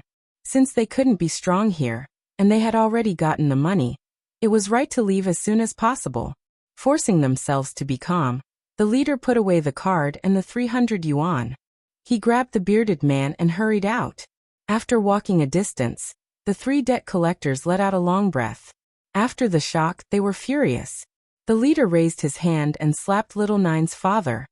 "It's all because of you. F***ck. The bearded man didn't dare to defend himself. He continued to cower. "What do we do now?" another person asked. "What else can we do? Of course, we have to find an ATM and see if there's money in the card. If there's no money, should we go back and ask for more?" The 3 of them fell silent. The atmosphere in the restaurant suddenly became harmonious. The waiter and boss comforted Little Nine. They knew Little Nine, and Little Nine often came here to eat. Sometimes Little Nine even took an afternoon nap here. The boss put down a plate of rice in front of Little Nine. "Eat. After eating, hurry back to class." Little Nine took a spoon and ate spoonful by spoonful. She didn't eat breakfast in the morning. Because of this incident, she didn't have much of an appetite. Her head was very low. As she ate, tears fell. Her face was expressionless. After all, she was still a child. The people in the restaurant didn't say anything. The boss patted her head gently and put a bowl of warm red bean paste beside her. After eating and drinking the red bean paste, Little Nine turned back into the lively Little Nine. Zheng Tan sent Little Nine to school. He was worried that Little Nine would be scolded for being late for 2 classes. Who knew that when she entered the school, Little Nine would take out a sick leave slip and a hospital certificate from her bag. Seeing Little Nine's red eyes, the person in charge at the school gate didn't say anything and let her in. Zheng Tan. After seeing Little Nine enter class, Zheng Tan went back. Whether it was Little Nine or Little Pomelo, their classes went up along with their grades. Zheng Tan couldn't go up. In the restaurant that Little Nine had stayed in, the closed for business sign had been removed. "Hey boss, who are those 3 cowards from just now? Why are they so arrogant?" the staff asked. The boss waved his hand casually. "They aren't anything presentable. Just throw them out of the underworld another day." The 3 people who were labeled as not presentable looked at the numbers on the ATM and were immersed in the world of how much money they could get. They didn't know that they were being targeted. Just as someone once said, if you didn't have the foresight, you wouldn't last long in any industry. Zheng Tan went back to school with a heavy heart because of Little Nine. He thought about how Er Mao treated Er Yuan, and how Little Nine's father treated Little Nine. The difference was huge. However, Zheng Tan thought about the time before he became a cat. That irresponsible father that he only saw a few times a year. Then he thought about the current Jiao Pa. TSK. Familial love was actually quite complicated. That wasn't right. Was it familial love or the human heart that was complicated? When he passed by the kindergarten, Zheng Tan stopped in his tracks. Zhua Kitten's last class in the morning seemed to be an outdoor activity class. Thus, Zheng Tan jumped to the fence and squatted down, waiting for their outdoor activity class to arrive. Recently, Zhua Kitten's mood wasn't good. Why? Zhua Kitten wanted to go to primary school, but the teacher objected. 6 years old was the legal age to enroll in school. In some places, it was still 7 years old. If one was too young, there might be all kinds of inconveniences. For many children, enrolling in school early wasn't a good thing. The school was also in a difficult position. Some time ago, when Zheng Tan came here, he heard Zhua Kitten complain that their teacher wanted him to go to preschool for a year. However, that little brat had told Zheng Tan in private that even if he went to Lord Buddha to roll around, he would still go to primary school this year. Because if Zhua Kitten went to primary school, according to little Zhua's promise, she should come back. When the outdoor class started, the children in Zhua Kitten's class all ran out, fighting for their favorite ladders and castles. Only Zhua Kitten looked at the fence first. Then she smiled and ran over. As she ran, she shouted, brother, hey, let me tell you." Chapter 363. Compared with some time ago, Zhua Kitten's mood today seems to be quite good. And the words, "I'll tell you," indicate that there will be a long conversation. Although every time Zheng Tan comes over, Zhua Kitten is talking, but today this guy looks like he will say more. Sure enough, Zhua Kitten then said that he went to find Lord Zeng, and proudly described how he used his clever brain to pretend to be pitiful in front of Lord Zeng, how to roll around, how to negotiate with Lord Zeng. Zheng Tan suddenly remembered a time when she went out for a stroll on the old street. When she walked past a tofu stall, she heard a few aunties say that the child who bought the tofu used her brain to make tofu even though she was supposed to be a doctor. But now, Zheng Tan saw that Zhua Kitten's IQ was used to make a scene, and she even succeeded in doing so. After a lot of preamble and foreshadowing, Zhua Kitten stared at Zheng Tan with bright eyes, and his mouth couldn't help but open. Brother He, Grandma Yi agreed that I should go to primary school this year. The Grandma Yi in Zhua Kitten's mouth is Lord Zeng. Lord Zeng's real name is Yi He. Usually, Zhua Kitten directly calls Lord Zeng Grandma Yi. In addition to Grandma Yi, there are Grandma Li, Grandpa Zhang, Grandma Lu, and a lot of other grandparents. With the help of these elders who have a lot of power, it is not a problem for Zhua Kitten to go to primary school in advance. Moreover, Zhua Kitten has been tested by the affiliated primary school. There is no problem in the first grade at all. There is no need to go through another back door. If it weren't for Zhua Kitten's young age, the teacher in charge of the test would have almost said that the child didn't need to go to the first grade. Zheng Tan knew that this little guy had a higher IQ than the other children. While the other children were still barely able to recognize numbers, he had already come into contact with pi. While the other children were scrambling to show that they could memorize the decimal places of pi, this little brat had already come into contact with three-dimensional geometry. This was because once, when Zheng Tan came over, she saw Zhua Kitten holding a small rubber ball to measure its diameter. On the penultimate page of his sketchbook, there was a formula for calculating the volume of the ball. Zheng Tan had no idea how knowledgeable the 5-year-old Zhua Kitten was. Usually, she only heard the kindergarten teachers say that Zhua Kitten was a smart child, but they rarely mentioned the word genius. It was enough to show that Zhua Kitten was still quite low-key and restrained. At most, she would deliberately tease the teachers and classmates. Brother He, do you think my mother will come back after I go to primary school? Zhua Xiaomao looked at Zheng Tan expectantly. How would I know? Zheng Tan cursed in his heart. Perhaps only Lord Zeng and the woman who usually took care of little kitten Zhua knew about it. By the way, I asked Mom on Mother's Day. Mom said that she would come back when I was in elementary school. Zhua Kitten said softly as she kicked the wall lightly. Mother's Day had just passed. According to Zhua Kitten, although little Zhua had not returned, he would have video calls with Zhua Kitten every once in a while. Mother's Day was also the time for video calls. Since little Zhua had said so, could he really come back this year?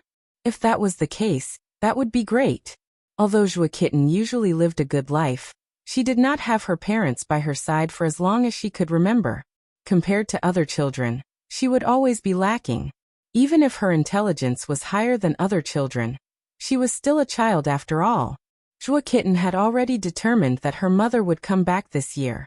Therefore, other than being more talkative than usual, she was also exceptionally happy. Once she was happy, Zhua Kitten treated the other students especially well.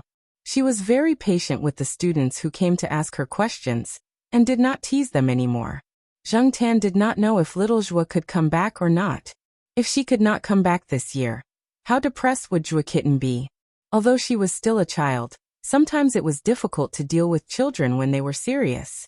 On the other side of the ladder, there was a child who was crying with snot all over his face. The more the teacher comforted him, the harder the child cried. Zheng Tan looked over there. He felt that he should think about what to prepare for Zhua Kitten as a gift for June 1st. When the time came, it would also be a consolation gift. Since junior high school, June 1st was just a date. It no longer had that special meaning. However, for every child in primary school, it was a memorable holiday. On that day they would have performances, singing and dancing, snacks from the school, and holidays. On that day it would be very smooth to ask their parents for gifts. When the new year came, Zheng Tan gave Zhua Kitten a big red packet. It was not good to give another big red packet on June 1st. If there was no red packet, what should he give? For the next few days, Zheng Tan had been thinking about it. It just so happened that Xiaogua's shop had recently held an event. Xiaogua had customized some gifts as gifts for those VIP customers. Most of these gifts were cat-shaped and dog-shaped dolls, ranging from small phone accessories to big pillows and stuffed toys that were about the size of humans. Of course, Any kind of gift would have to correspond to the VIP membership points. The few biggest stuffed toys were specially used by Xiaoguo to please a few special customers. Every time those customers came, Xiaoguo could always make a lot of money. Zheng Tan could not have any ideas about those things, so he set his eyes on the pillows. He chose purely based on the value of the toys. Since he could not pick the biggest one, he would pick the second biggest one. One day, after going to the pet center for a routine shoot, Zheng Tan did not ask for the overtime pay that Xiaoguo gave him. Instead, he took a pillow with him. The original shape of the gifts was based on the cats and dogs in the studio. Even the paparazzi dolls were included. They did not have front legs. There were only 2 protrusions on the front legs, and they used their hind legs to maintain balance. Needless to say, this cat that was rescued by the dog from the earthquake was quite popular. Many people wanted to give away the phone chain and the dolls that looked like this guy. Although Zheng Tan was also very popular in the cat community, because of the color of his fur, the dolls that were given as gifts did not have much of an advantage compared to other cats. When Charlie sent Zheng Tan back to the Jiao family, he also sent the BC pillow that Zheng Tan had chosen to the Jiao family. The front was a black cat's head, and the back was embroidered with the letters BC. Jiao Ma thought that Zheng Tan had brought it back for himself. She did not expect that Zheng Tan had not opened the package. Because June 1st was on Monday this year, and the Dragon Boat Festival was close to June 1st, the kindergarten was on holiday from the Dragon Boat Festival to June 1st, which was a full 5 days of holiday. If Zheng Tan wanted to give a gift, he could only choose the day before the holiday to bring the person to the courtyard. Otherwise, how could he give away such a big pillow? It was too inconvenient. Zheng Tan ran to the entrance of the kindergarten 10 minutes before school ended. He knew that the person in charge of taking care of Zhuo Xiaowan, who was called Little Wan by Lord Zeng, would be waiting 10 meters to the left of the school entrance, so he walked over there. Generally speaking, Little Wan would arrive 5 to 10 minutes early. After all, sometimes the kindergarten's end time was not so strict, and there was a certain amount of flexibility. But today, after Zheng Tan arrived, he waited for a few minutes and did not see Little Wan arrive. Just as he was wondering why Little Wan had not arrived yet, Zheng Tan heard someone call his cat name. Black Charcoal. Hearing this voice, Zheng Tan's first reaction was to find it familiar. His second reaction was to turn his head and look. After seeing the person's face clearly, Zheng Tan was a little absent-minded. It was not until the person called out Black Charcoal that Zheng Tan reacted. Little Zhuo. It was Little Zhuo. Zheng Tan felt that his eyes were a little sore. The person in front of him was Little Zhuo, but he looked different from before. In Zheng Tan's memory, Little Zhuo's deepest impression was the image of Little Zhuo holding a book and sitting on a bench by the artificial lake. That young and gentle person was one of the 3 trump cards of the famous Lord Zeng, with unlimited potential. Because of Zhuo Xiaowan, Zheng Tan often saw some of the students under Lord Zeng. Some stayed in school, some went abroad to further their studies and came back. They did not look much different from when they left. At most, they became a little more radiant. After all, they were all going to higher places. Little Zhuo, who was the same age as them, looked younger than those people back then. Only 4 or 5 years had passed, but Little Zhuo looked like he had experienced more than 10 years. Not only that, but he also had a thin and sickly feeling. Even the clothes he used to wear now looked like they were 1 size bigger. Zheng Tan recalled some things that Jiaopa had said. Some projects were more harmful to people. Even if there were protective measures, they could not be completely avoided. It was as if he had overdrawn his life. No wonder Jiaopa said that the project was very dangerous. No wonder so many people could not come back. No wonder Lord Zeng opposed her participation in the project. When Zheng Tan looked at Little Zhuo had already walked in front of Zheng Tan. Squatting and reaching out to touch Zheng Tan's forehead, Little Zhuo smiled and said, "Are you scared? Don't worry, you'll get better after a period of rest." Little Zhuo knew that he was not in good shape now. Generally speaking, after the completion of the project, he could apply to leave and recuperate there for a period of time. There would be specialized treatment staff to help treat him. Little Zhuo's original plan was to recuperate there and come back when he looked better. However, the conversation with Zhuo Xiaowan on Mother's Day made Little Zhuo change his mind. Zhuo Xiaowan video chatted with little Zhuo every year, so little Zhuo could be recognized by Zhuo Xiaowan, even if he did not do any recuperation treatment. When she saw the black cat squatting in front of the kindergarten just now, she was actually a little nervous. She was worried that the cat would not recognize her if she left for too long. But in fact, from the black cat's eyes, she knew that the cat still remembered her. It was just that it was a little frightened by her current appearance. After all, she now looked like she had aged more than 10 years. In addition to wrinkles, there were some spots. Her face was far less radiant than before. Even if her former classmates saw her current appearance, they might not be able to recognize her. When little Zhuo came back yesterday, Lord Zeng also recognized little Zhuo immediately. When he saw little Zhuo's appearance, Lord Zeng, who usually had a straight face and did not have much expression, directly reddened his eyes. However, he did not say much. He only said, "It's good that you're back." When she was young, she was more willful. She was always unwilling to listen to others' advice. She also did a lot of wrong things and made decisions impulsively. In the past few years, she had thought things through and understood a lot. The person she was most sorry to was Zhuo Xiaowan. Now that she was back, she would not leave again. In the rest of her life, she would always be with Zhuo Xiaowan and watch him grow up. Little Zhuo was still about to talk to Zheng Tan when a child came out of the kindergarten over there. Zhuo Xiaowan ran out. Usually, she did not see this kid so impatient. Mommy. Zhuo Xiaowan, who ran out, looked over. After seeing little Zhuo, her anxious and worried face immediately turned into a smile. Zhuo Xiaowan threw herself into little Zhuo's arms. Then she lowered her head and called Zheng Tan, "Brother Black." She said to little Zhuo, Mommy, let's invite Brother Black to eat together." "Black charcoal, do you want to join us?" Little Zhuo looked at Zheng Tan. Zheng Tan turned his head.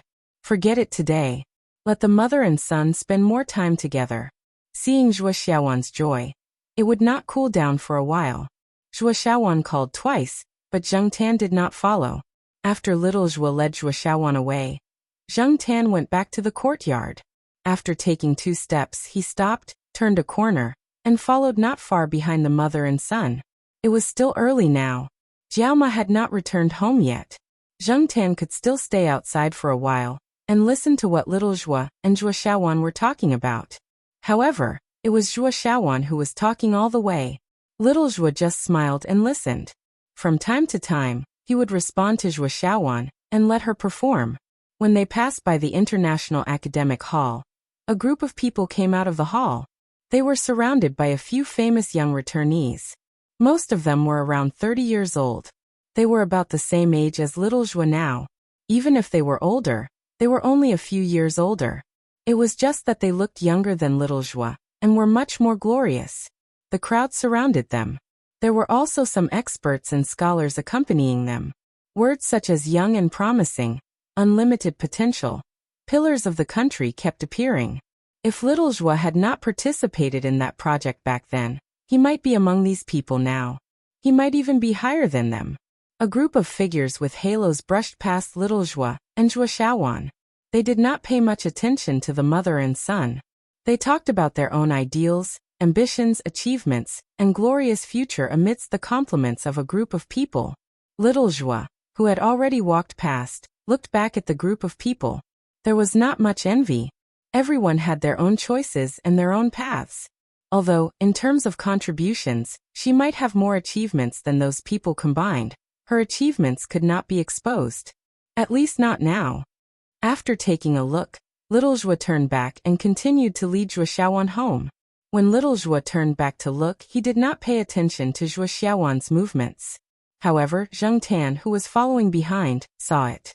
Zhuo Xiaowan also glanced at those people. When little Zhuo turned back, Zhuo Xiaowan also turned back. There were other parents who had picked up their children from kindergarten.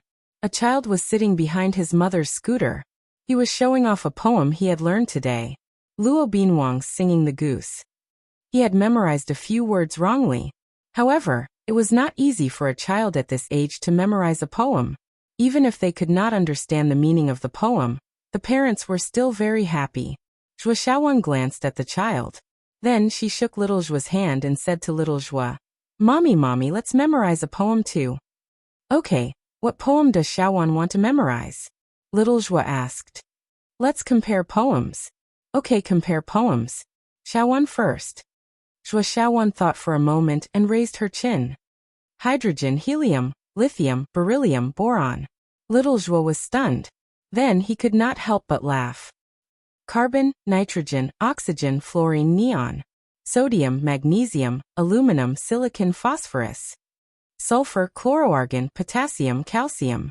Zheng Tan, who was behind them and heard everything clearly, was speechless. This was a poem?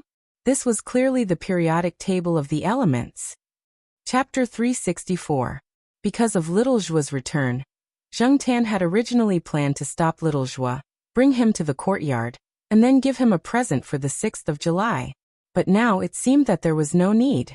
There was no gift that could make him happier than Little Zhua's return. The so-called consolation gift was also unnecessary.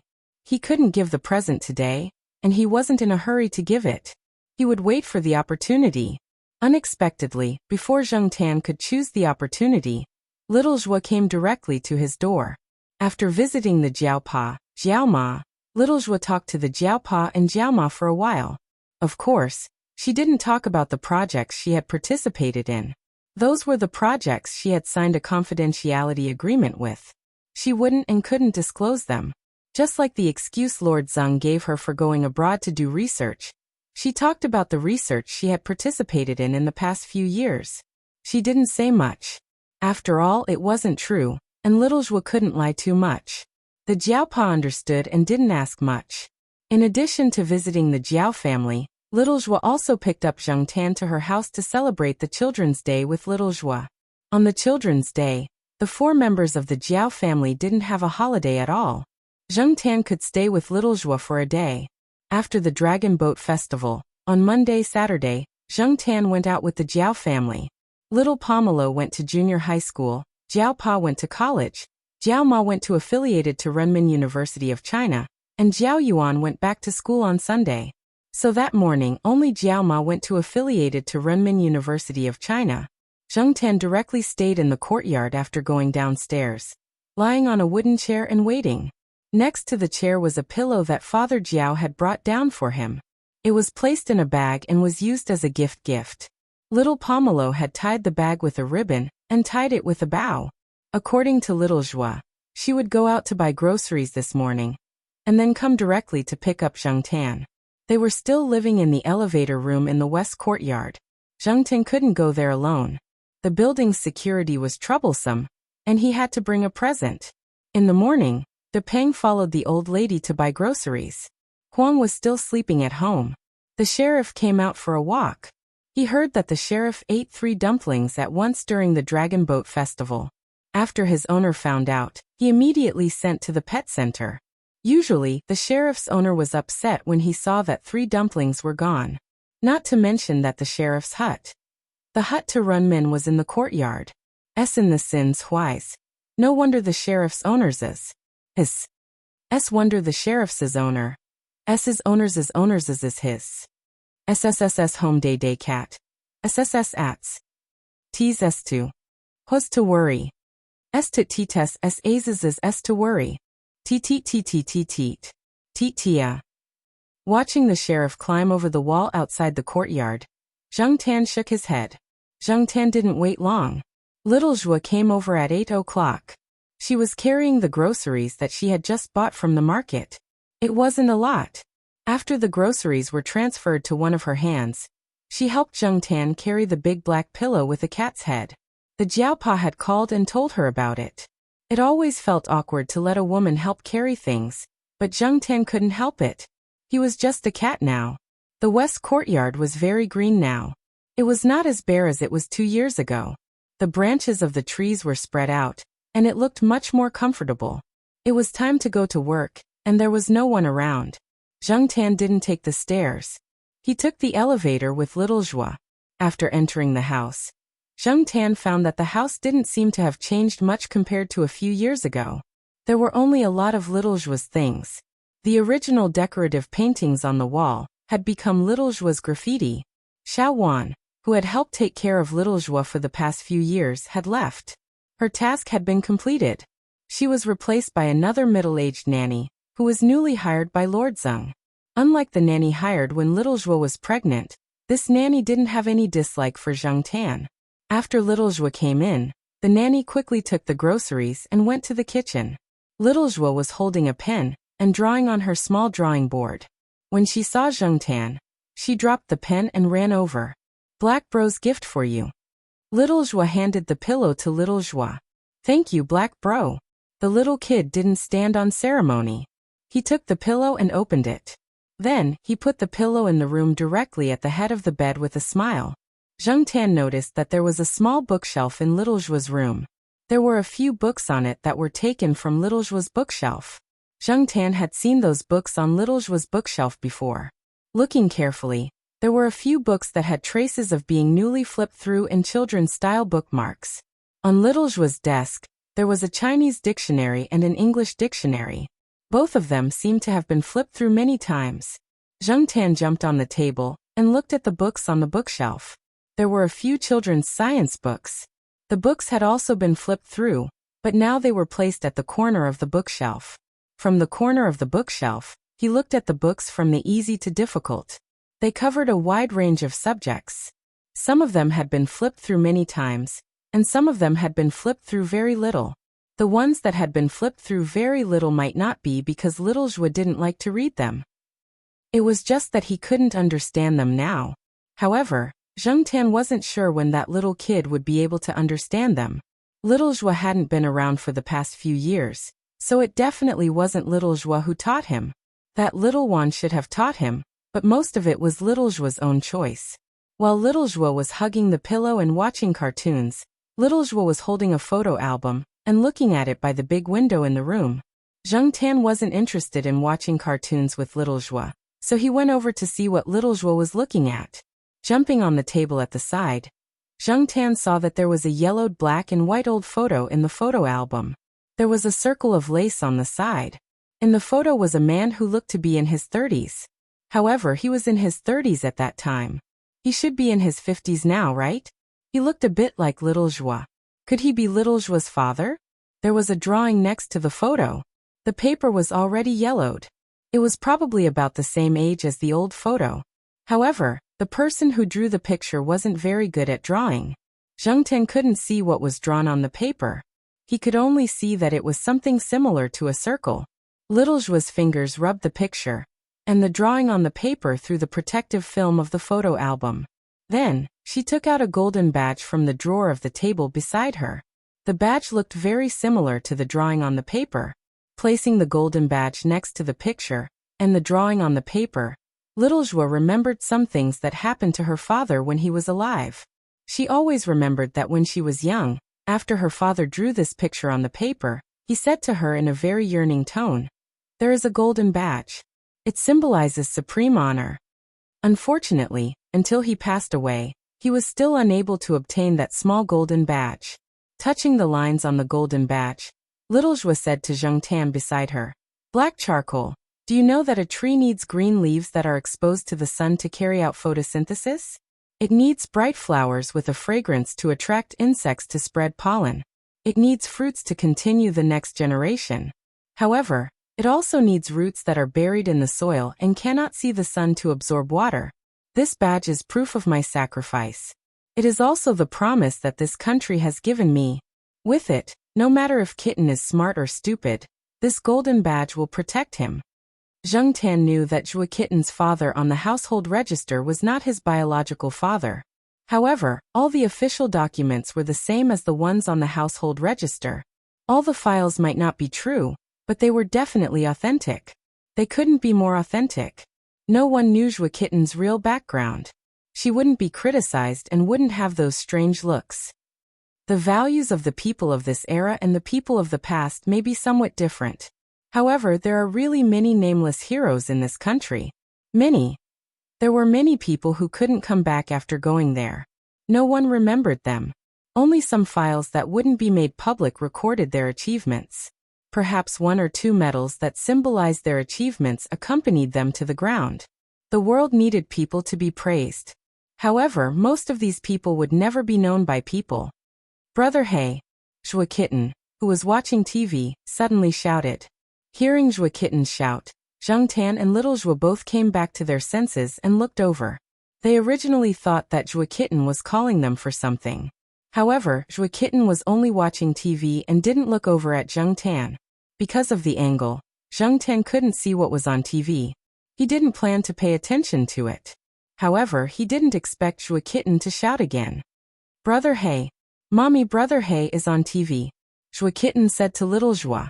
Little Zhua quickly wiped her tears and took a few deep breaths to adjust her mood. Then she smiled and walked over. Zheng Tan was also curious. When did he go on TV? He went over to take a look. Zhua Kitten was watching an entertainment program. There were several movie previews. Among them, there was the movie that Zheng Tan acted in last year. It was a very short clip. When Zheng Tan came over to watch, he only saw one scene and the ending just this summer. Then the trailer ended. Little Zhua didn't notice. She only saw a few short scenes in a hurry. She saw the black cat in the movie, but she didn't connect the black cat in the movie with Zheng Tan. However, Zhua Kitten said it with certainty and little Zhua didn't refute. Zheng Tan observed little Zhua's expression and found that she didn't recognize him. He was secretly relieved. As long as it wasn't easy to recognize him, he was still free to go out for a walk. The movie wasn't so similar to reality. When Zheng Tan was shooting, he also chose a lot of angles that were beneficial to him. He let the camera take pictures of him to make him look more handsome. In addition to the post-production and some small special effects, no one should be able to directly match the cat in the movie with a cheap cat like him who was wandering around all day. However, how did Zhua Kitten recognize him? Looking at the child, she was quite sure. Speaking of black cats, there were also people in the Western District compound who raised black cats. When he came over in the morning, he saw one that looked quite similar to him. Little Zhua didn't intend to argue with Zhua Kitten about this topic. She looked at the screening time and said to Zhua Kitten, Kitten, Mommy will take you to see this movie. Okay, at the same time, in Air Mao's house on the 3rd floor of the Eastern District compound, Air Mao, who was also watching this channel, was testing milk for his daughter. Every time he mixed milk, he would taste it himself to see if there was any strange smell and how the temperature was. Although the little girl could eat now, he didn't forget to drink milk. Chapter 365. Air Yuan saw that her father was wasting her milk and called out, Ah! Ah! She was a little anxious, but she couldn't express anything too complicated. Seeing that Air Mao was still staring at the TV, Air Yuan was unhappy. She patted the chair and used her voice to express her dissatisfaction. Dad. Dad. Hearing Air Yuan's call, Air Mao finally turned around and passed the milk to Air Yuan.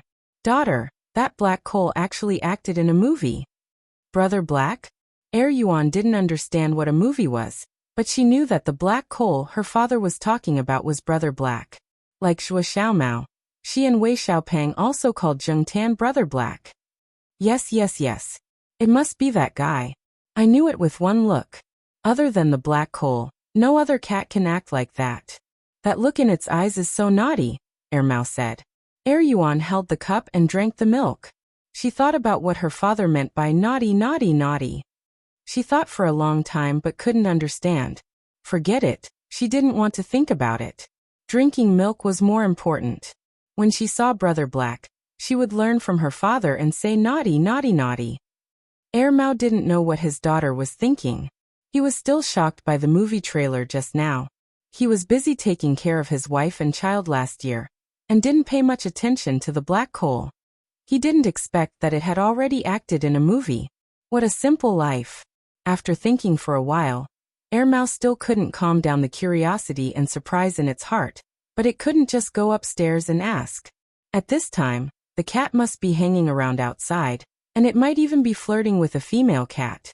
If Zheng Tan knew what Air Mao was thinking, he would definitely rush over and beat him up.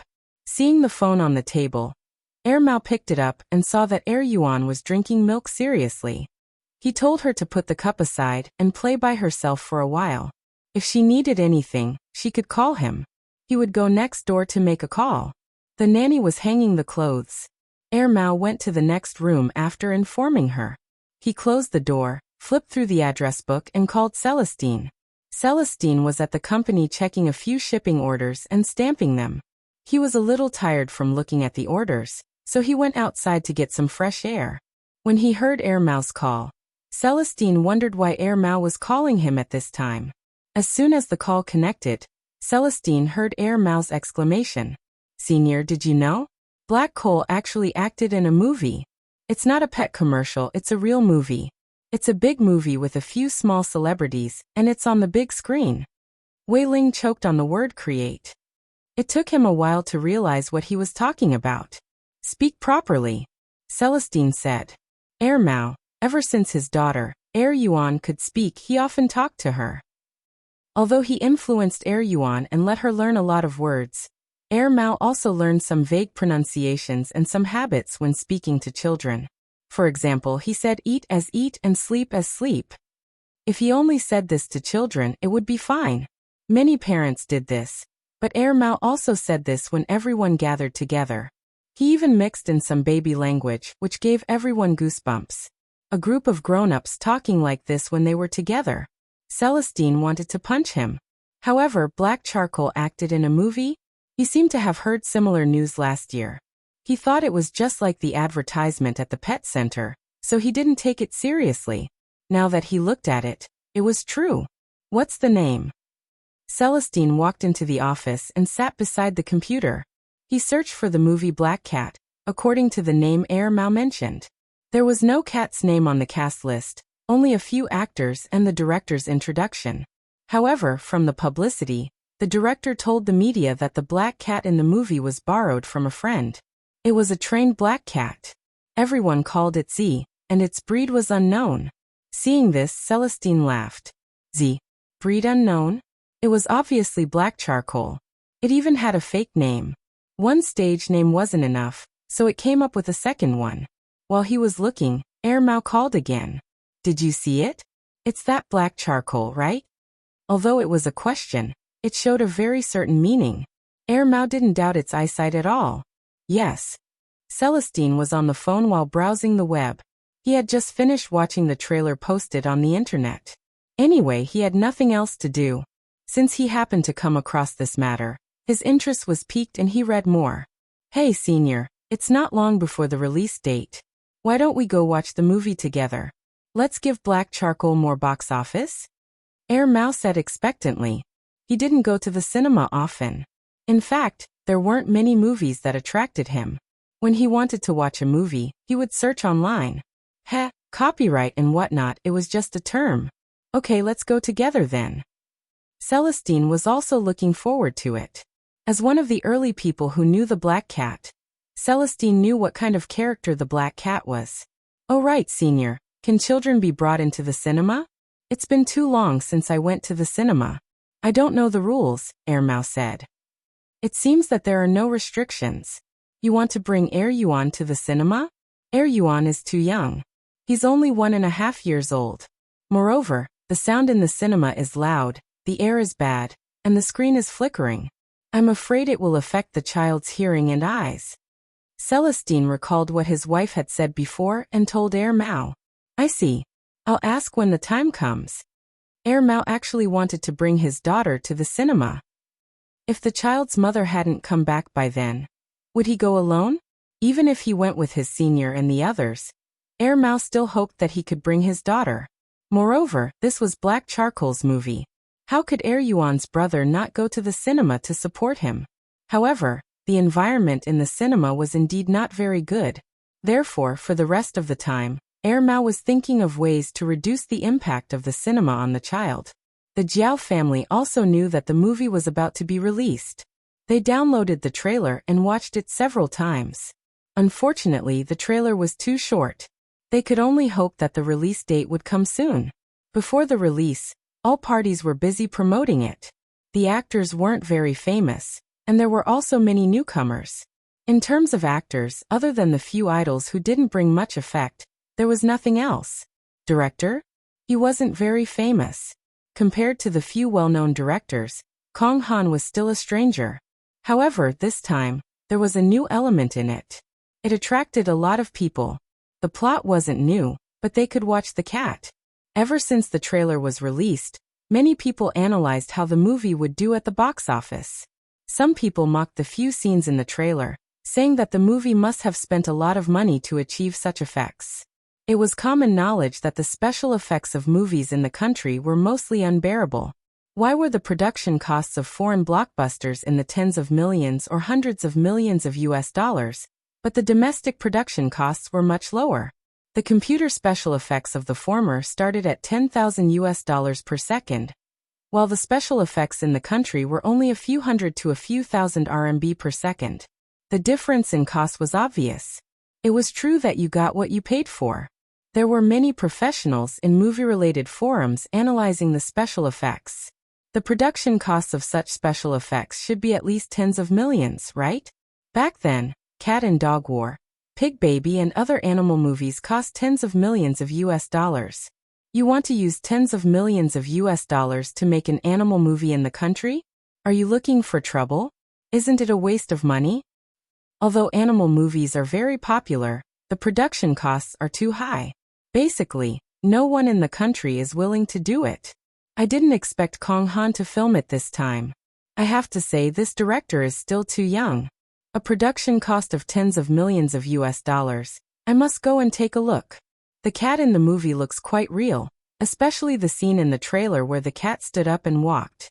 It looks so natural. How much did the optical computer special effects cost? This was someone who loved to watch big-budget movies. They felt that small-budget movies were too crude. They belonged to the category of people who only bought the expensive ones and not the right ones. Some people went for the production costs and the computer special effects, while others went for the cat element. I don't know any Wei Wan, nor have I heard of any Shi Xiaotian. I just want to see the cat in the movie. Anyway, there aren't many movies to watch. It's rare to see a cat movie in the country. Let's support the domestic production. It won't cost much. Hey, that cat looks a lot like my dust ball. Behind the post was a large picture. The picture revealed the truth. Needless to say, the cat in the picture did look like Zhang Tan. However, there were many stray cats in the country that looked similar. Other than this netizen, there were also pictures of other netizens who had black cats. Before the movie was released, all kinds of computer special effects professionals were criticizing each other on the internet. They were waiting to see the overall effect after the movie was released. Then they would do a follow-up analysis and see who was right and who was wrong. Zhang Tan didn't believe that there was no one behind the scenes. However, it was a movie. Before it was released, it had to be promoted and promoted. What made Zhang Tan laugh the most was that some people used Yang Yi to ridicule him. I heard that Yixing Culture invested tens of millions of US dollars to film this movie. Does anyone know the details? Tens of millions of US dollars? Nonsense, tens of millions of US dollars can be used to film so many movies in the country. Only you would believe those rumors. It's all hype, definitely hype. Who knows? I saw that the computer special effects were done well. Maybe it's true. Who asked Yang Yi to be so rich and willing to spend so much money? Who is Yang Yi? You don't know Yang Yi? He's the big boss of Yixing Culture, Mr. Moneybags. I'm kneeling to Mr. Moneybags. 23 RD. But how come I heard that the movie's production cost was only a few million RMB? 24th. You're an idiot. Don't tell me you're on the same technology forum as me. 25th. 23rd idiot. 26th. 23rd idiot +1. Zhang Tan was amused by the posts. He didn't know much about the production cost, but he had heard from Kong Han that the movie's production cost wasn't high. It could be considered a small production. If Kong Han's words were true, then the people on the technology forum were all monkeys. No one would believe that Zhang Tan had acted in the movie himself, especially the movements, eyes and micro-expressions. There were no computer special effects, nor were there any stunt robots. The stunt cats that Kong Han had found were not used at all. Instead, they were fattened up. However, no matter what, the movie Black Cat had been hyped up before it was released because of the production cost. Everyone, from Yang Yi and Kong Han to the actors and post-production team, were exposed. Yixing Culture was also known by many people. Chapter 366. The movie would be released in mid-July. Zhang Tan went with the Jiao family. Although pets couldn't enter the cinema, There was a connection in the world. In fact, it wasn't the Jiao family who contacted him. It was Feng Xiaokong who called. Feng Xiaokong had connections. Moreover, Zheng Tan's participation in the movie couldn't be hidden from the third master Feng. He already knew about it. 2 days before the movie was released, the third master Feng, who was in Beijing, directly called the Jiaopa and settled it. Feng Xiaokong also said that he would bring Feng Mingming to watch the movie together to support her. Mao and Celestine had Yi Hao's help. The group went together. Mao and Celestine took the children with them. They also prepared eye masks, earmuffs, and masks. If they found that they were affected too much, they would carry them out. The Jiao family's 4 families and 1 cat moved separately. They weren't in the same cinema as Celestine's group. As for Xiaozhua's group, Xiaozhua and some of Lord Zheng's students were watching the movie in a cinema near the school. How did it feel to watch your own movie? Zheng Tan expressed that he was nervous and a little embarrassed. After all, this was a movie. With so many people watching it, it was very different from watching a documentary at home. The atmosphere was something that could easily affect one's mood. Although he had Feng Xiaokong's phone call, the necessary measures still needed to be taken. Zheng Tan went into his backpack again. When the movie started, he came out. Little Pomelo sat beside him. Jiao Yuan sat on the right. Jiao Pa and Jiao Ma sat on the left and right. There were people blocking the left and right, so he wasn't afraid of being seen.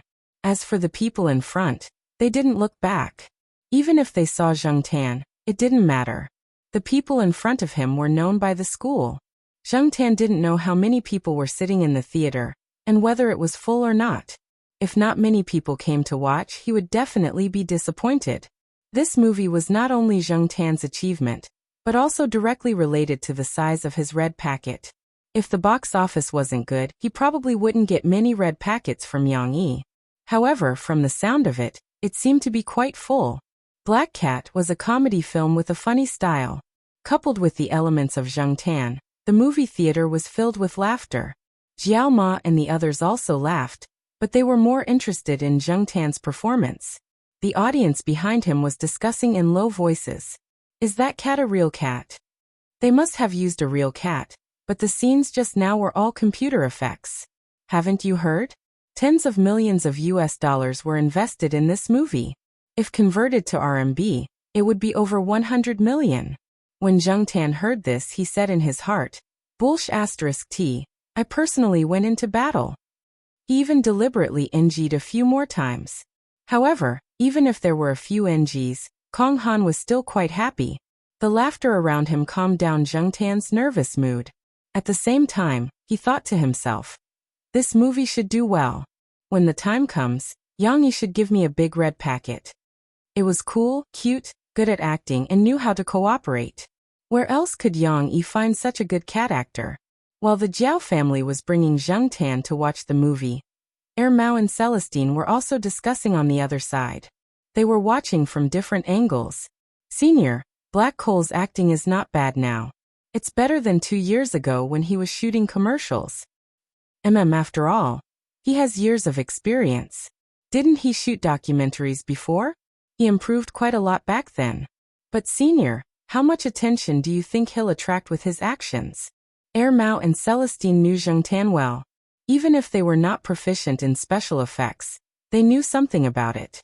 If this movie became popular and the real production cost was exposed, how much attention would the jumping black cat on the big screen attract? When that time comes, going out for a walk would probably be impossible. Celestine paused and said, there's someone behind it. Mao thought about it and agreed. Although they did not know how many people were behind it, it could be seen from the online debate before the movie was released that there were very few people who had their eyes on Z. There must be someone who was deliberately guiding them. At the same time, they also restrained the insiders and limited the exposure of the media. Just like Mao and Celestine, when they were arguing about the production cost, only the insiders knew the real situation of the movie. However, no one dared to say it. Yang Yi had already warned them. However, even if they signed a confidentiality agreement, there were still people who could not resist the temptation of the outside world and leaked the news. There were indeed people who leaked the news. However, that person did not appear in the company the next day. The circle did not see that person again. It was said that he resigned and went back to his hometown. No matter what the truth was, everyone only knew that it would be fine as long as they kept their mouths shut and listened to the instructions. As for little Joie and the rest, everyone was happy because of the jokes in the movie. When Ronald was drinking the paw washing water, little Joie laughed out loud and kept laughing. "Mommy, he drank Brother Hayes' paw washing water. Haha."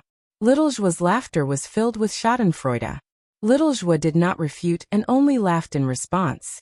Little Joie and the rest did not think that the paw washing water Ronald drank was real. Who would let a celebrity drink cat paw water?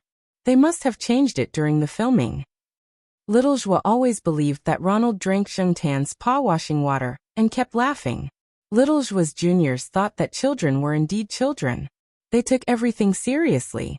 In fact, everyone who knew the inside story would be happy for a long time when they saw this scene. Little Joie did not know the inside story, but she believed that this scene was real. After Black Cat was released, all kinds of comments and reviews appeared on the internet.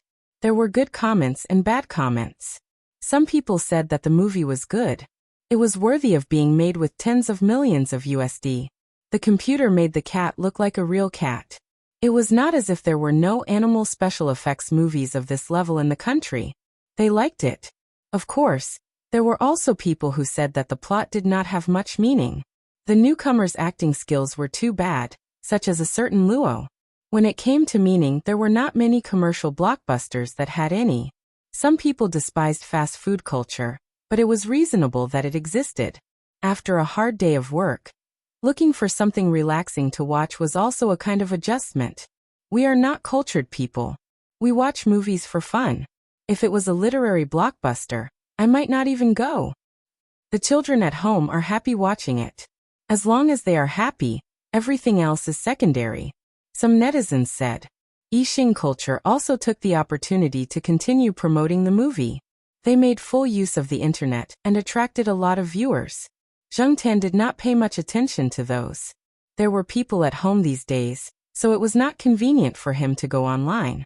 However, according to Jiao Yuan and the others, the movie's box office was good after a week of release.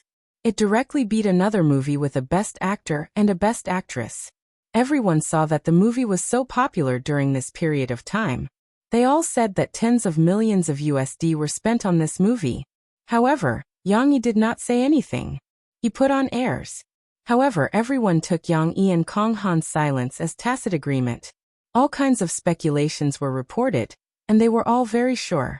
In fact, Yang Yi and Kong Han did not know how many times they had celebrated in private. Movie special effects professionals were still arguing about the movie's minute, which scene used special effects. The cat's mouth could not be that shape, the cat could not be that cooperative, and so on. There were endless comments.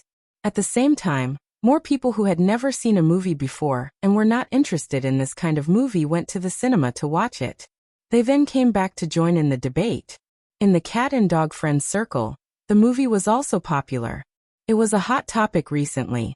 There was once a critic who joked that Black Cat was a movie about cats and that the actors in the movie were all reduced to the background. Apart from Ronald, the other important actors did not care about the background of the movie. Even Wei Wen and Shi Xiaotian did not care about the background. To them, the most important thing was the attitude of the big boss towards them. Everything else was secondary. Unfortunately, Yang Yi had been pretending to be mysterious during this period of time. No one knew what this tycoon was thinking. The box office sales had already exceeded 100 million yuan, and it was still in the screening period. Zhengtan did not know how much the box office sales would be in the end. He only knew that he would receive a huge red packet, and did not care about the rest. As a cat, he did not want to live under the spotlight all the time. That way he would lose his freedom. His cat life, which was already tough to begin with, would definitely become even tougher. Cats had no human rights. Fortunately, Yang Yi was there to take care of the aftermath. Third Master Feng seemed to have contributed as well. Until now, not many people had taken the direction of Z seriously. This summer, the Jiao family did not go on a long trip. As a cat who did not have any summer homework and spent most of his time on vacation, Zhengtan felt that his cat life was actually very boring. What do cats do most of the time? Some people might say that they play with their tails, fight with themselves, or lift things up with their hands. None of those, they just sleep. Take Depang for example. Sometimes Zheng Tan really wanted to tell this fat cat to go out and exercise. If you don't exercise, you'll get old. Everyone who saw Depang would think that it was a lazy cat. How could it not be lazy after being raised like this? Even rats would not be able to outrun it. Besides, it was already 6 years old. It would be impossible to catch it. However, Zheng Tan knew that was not the case. Yesterday, the sheriff was fighting with a cat in the west compound. Depang even went over to help. The sheriff was already on the losing end, but Depang went over and killed it instantly. Zheng Tan looked at the cat that screamed and ran away. In his heart, he lit a candle for it. For a long time in the future, that cat would probably run away from Depang whenever it saw him. Seeing Old Manly take Flowery out for a walk, Zheng Tan thought for a while, and ran over to jump on Flowery's back. They took the dog cart for a walk. Usually, Old Manly would sneak over to the west compound to chat with a few old friends before coming back. Zheng Tan happened to go over to the west compound to take a look at Kitty Joie. Flowery had a good temper. It was often bullied by the sheriff and the others, but it was not angry. After Zheng Tan jumped on, it did not refuse.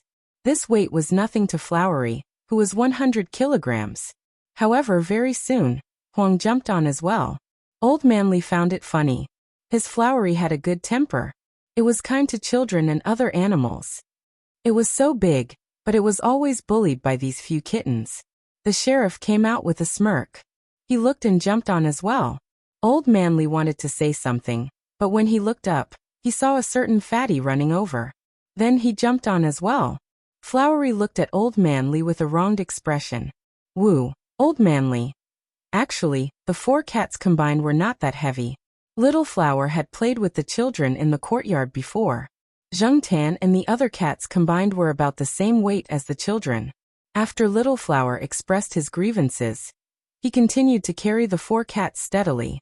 People who walked past saw this and could not help but say, "This dog and cat have such a good relationship." Chapter 367. Little Flower didn't feel wronged for long. Not long after they walked out of the courtyard, Huang jumped down from the dog's back and ran back to the courtyard. It didn't leave the courtyard much and didn't run around. It jumped on the dog's back because it saw Zheng Tan's behavior and followed suit. The sheriff didn't stay for long. He saw a little Pekingese and ran after it.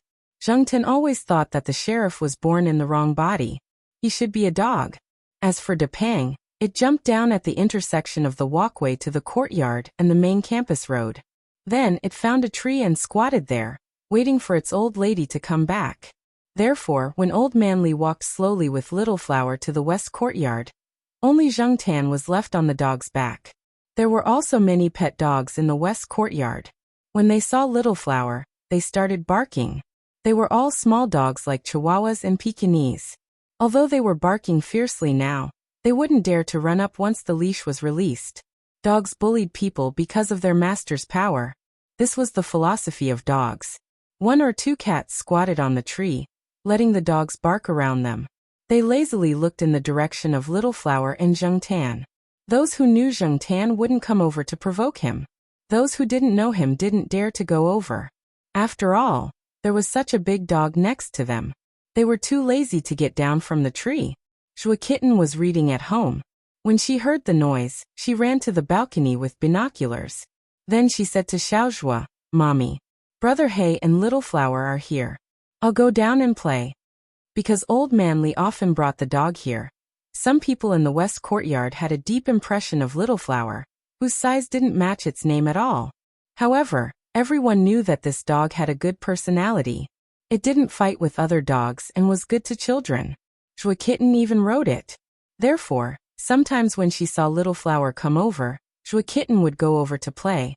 Now that Zheng Tan was here, Joie Kitten wanted to go down even more. Xiaozhua was worried about him going down alone. After informing the nanny, she followed him downstairs. The children in the courtyard loved to play with Little Blossom, because Little Blossom would not bite their balls. Someone in the courtyard even had a German Shepherd. That dog also loved to play with balls. However, The children in the courtyard did not play with it because many of the children in the west courtyard knew that if they threw their balls at the dog, their balls would not return. It was not that the blackback wanted to monopolize the ball, but it often used its teeth to bite the ball.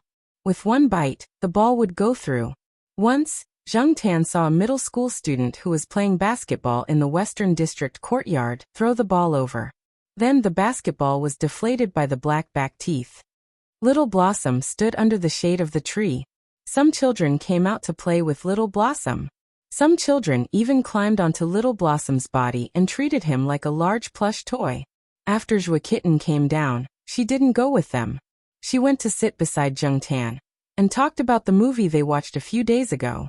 When the little brat talked about Ronald drinking Zheng Tan's paw-washing water, she couldn't help but laugh. Xiao Zhua stood under a tree not far away. He smiled and looked over. He didn't interrupt Zhua Kitten. No matter what other people thought, Zhua Kitten was certain that the actor in the movie was Zheng Tan. However, other people only took it as a child's words and didn't take it seriously. After Zhua Kitten finished talking about Zheng Tan's movie, she talked about Little Blossom. Brother Hey, what's in the wine barrel that Little Blossom is wearing around his neck? Mom said that it's wine, but I don't believe it. Zhua Kitten moved closer to Zheng Tan's ear and whispered. I touched it once, but Little Blossom pushed it away before I could open it. But there's definitely no wine in it. According to the weight, it's not empty, and there's no liquid in it. Many people knew that in some pictures, Saint Bernard dogs always had an oval-shaped wooden barrel hanging around their necks. This was also their classic image. Some people said that the barrel was filled with wine. It was used to warm up the bodies of people who were in danger in the snow. It was said that Saint Bernard dogs used to rescue travelers in the snow. The wine in the barrel could warm up people trapped by avalanches and inspire their courage to survive. Of course, there were also people who said that the barrel was just a special decoration. Old Man Lee had made a small barrel for Little Blossom to wear on a whim. Usually, other than some people that Old Man Lee and Little Blossom were very close to, Little Blossom didn't like other people to touch the barrel. The barrel contained some of Old Man Lee's medicine. Old people always had this kind of problem. Sometimes they would forget to bring medicine with them, or some emergency items. Old Man Lee would then use this small wine barrel. Such a big dog didn't feel tired carrying a small barrel filled with medicine. After wearing it for a few years, Little Blossom had already gotten used to it. The children who liked to play with Little Blossom were all told not to touch the barrel. If they touched it, Little Blossom would get angry. Although it wouldn't bite, it would push people away with its mouth. Because of this, when Old Man Lee bragged with others in the East Courtyard, he was very proud when he talked about his dog. Seeing that Zhua Kitten was very curious about the barrel that Little Blossom wore, Zheng Tan wanted to open the barrel on Little Blossom's neck one day and show it to Zhua Kitten. While Zhua Kitten and Zheng Tan were chatting about Little Blossom had already been taken away by Old Man Lee. There were two other old men following them. They were heading towards the entrance of the courtyard. They were probably going to do something outside the school. Some children hadn't had enough fun yet. When they were pulled back by their parents, they even negotiated with their parents, saying that they wanted to raise Little Blossom. There was a place to walk in the school. If they could apply for a permit and the dog was obedient, the people in the neighborhood wouldn't say anything. Saint Bernard wasn't considered a dog breed that liked to bark. However, the problem was that Little Blossom was so big. It was obvious that it was a foodie. If they didn't have some financial ability, they really couldn't afford to raise this big guy. It also liked to drool and shed fur. It was torturous. Old Man Lee and the others didn't have much to do after retirement. However, some people who worked couldn't even take care of their children, let alone raise a dog. Moreover, it was a big guy. Raising a dog? No way. That was what everyone thought in their hearts. However, in front of their children, they would always come up with other excuses to dispel their thoughts. Zheng Tan had good hearing. He found it funny when he heard the excuses that the parents came up with. Just as he was secretly laughing, he heard a bang from the gate of the west courtyard that led outside the school. Then many people there started to make a ruckus. It was as if an accident had happened. Some parents saw that the situation wasn't right. They hurriedly brought their children home and locked them up. Then they went over to take a look. Little Zhua also let Zhua Kitten go upstairs. Originally, she wanted Zheng Tan to go home too. However, Zheng Tan wanted to go over there to see what was going on. He heard Little Blossom's cry. Seeing that Zheng Tan wouldn't budge, Little Zhua could only bring Zhua Kitten upstairs first. "Mom, what happened over there?" Zhua Kitten held Little Zhua's hand. Although she was curious, she still went back obediently. "I don't know. Children shouldn't care about that." Zhua Kitten turned her head and saw Zheng Tan running over there. After going upstairs and returning home, Zhua Kitten stood on the balcony and looked over there. From upstairs, she could see some of the scenes outside the courtyard. Because of the angle, she couldn't see what was going on even with binoculars. She could only see that many people were gathering in one direction. Since she couldn't see, Zhua Kitten looked at Little Zhua. Seeing that Little Zhua had gone into the kitchen, she took the phone and dialed a number. The phone didn't ring for long before someone picked it up. "Hello, this is Zhu Yong's house." A very childish voice sounded from the other side. The words were unclear. It sounded as if he was eating something. At the same time, there were some crunching sounds. "Little pig, I'm Kitten. Do you know what's going on outside the courtyard?" Zhua Kitten asked. "I don't know. I'm watching TV." "Little Zhu, put down your popsicle. Then pick up your binoculars and go straight to the balcony. Then, look in the direction of 2 o'clock. "Where is the direction of 2 o'clock? My alarm clock is on the bed. I can't see it." Little Zhua stood at the door of the room and looked helplessly at Zhua Kitten, who was holding the phone and directing the person on the other end of the phone to see what was going on outside. On the other side, when Zheng Tan arrived outside the courtyard, he found that many people had already gathered around. Little Blossom was still screaming. However, there were too many people around. Zheng Tan couldn't see what was going on, but he could guess that it wasn't anything good. This gate was outside the school. The gate was on a wide road. The western courtyard's cars often came in and out of this gate, so there were more guards here. The inspection was stricter. Now when Zheng Tan came over, there was no one in the guard room.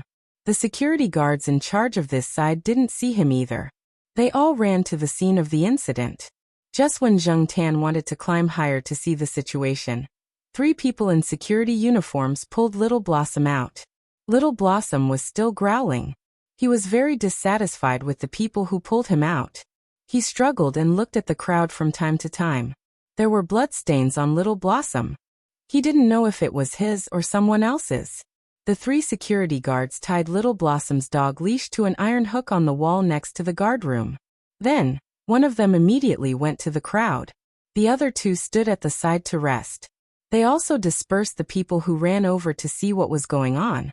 After listening to them, Zheng Tan found out that a person who wasn't very clear-headed just drove over and hit a motorcycle.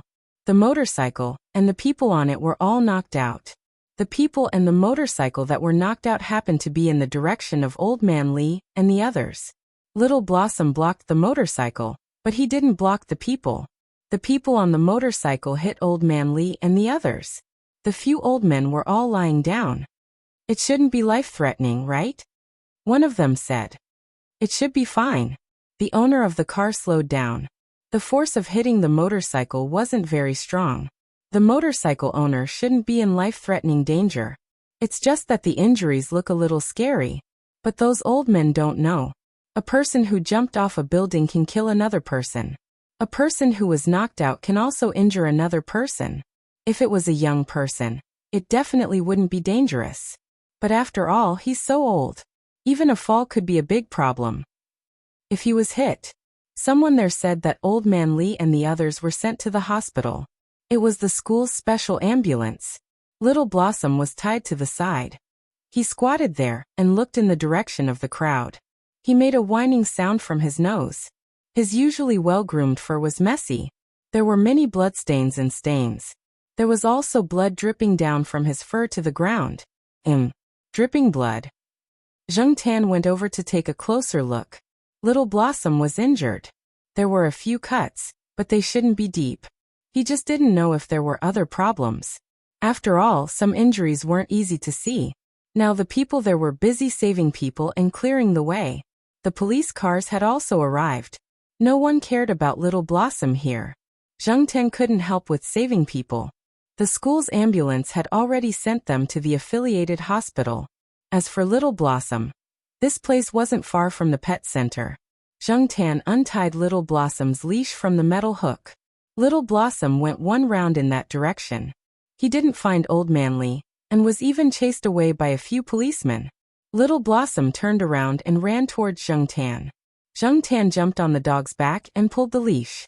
He let Little Blossom go in the direction of the pet center. Chapter 368.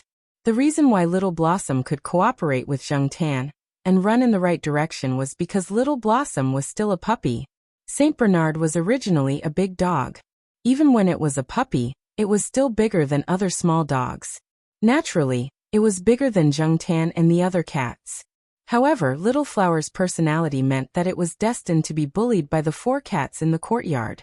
From then on, Zheng Tan began to train Little Blossom. However, other people thought that it was just a game between cats and dogs. No one thought that Zheng Tan was training a dog. Therefore, now Zheng Tan only needed to gently pull the collar on Little Blossom's neck, and Little Blossom would run in the direction of the pull. If he pulled the collar back, Little Blossom would stop. After a few years, they had a tacit understanding. The passers-by saw this pair and thought it was quite interesting. However, the blood on Little Blossom's body made many people flinch. Little Blossom led Zheng Tan all the way to the pet center. He didn't let the passers-by look at him. Not long after Zheng Tan and Little Blossom left, the situation at the entrance of the western courtyard stabilized. The road was completely cleared. It didn't look like an accident had just happened. A few guards were talking about what had just happened. A young man in a school guard uniform ran over. "Hey, Xiaowang, what are you doing here? Although there was an accident here, we didn't inform you to come over. You can't leave your post without permission," one of the guards said with a frown when he saw the young guard. "No, Brother Liu, I received a call from Brother Zhang.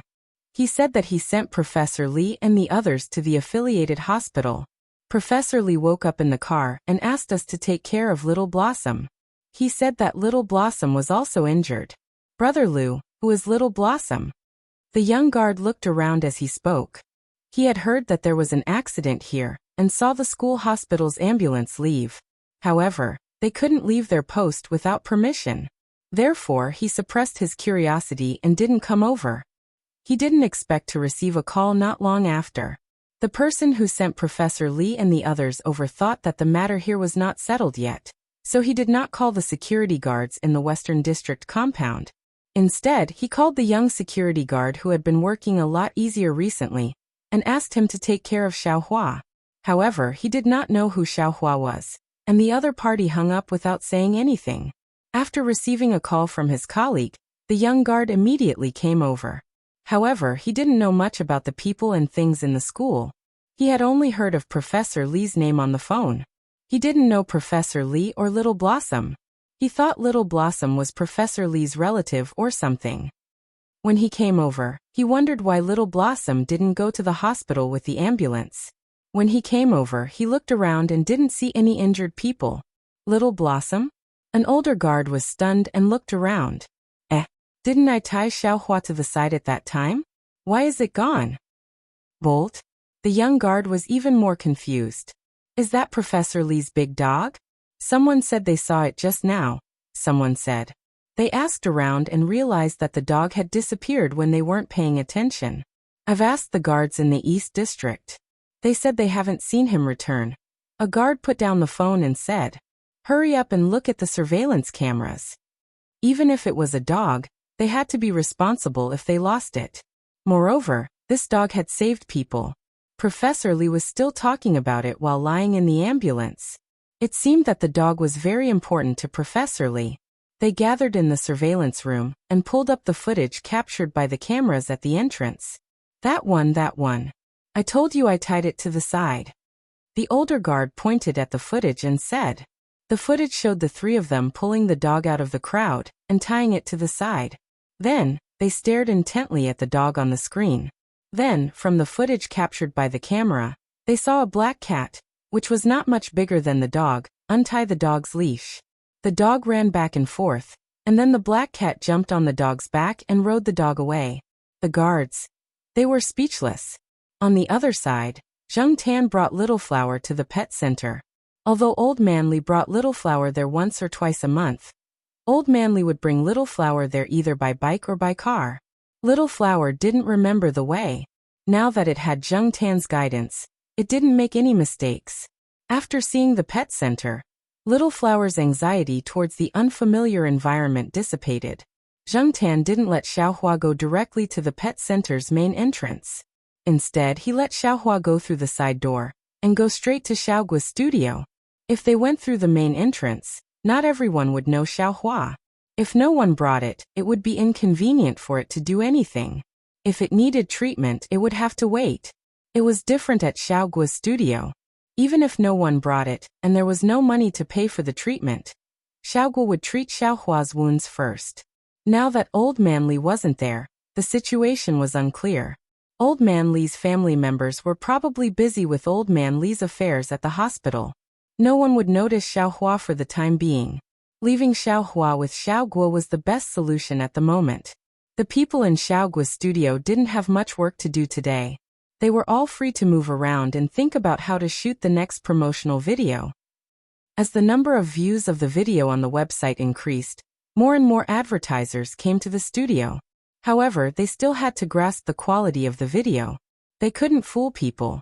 They were watching TV and chatting in the room with the air conditioner. Suddenly, they heard a knock on the door.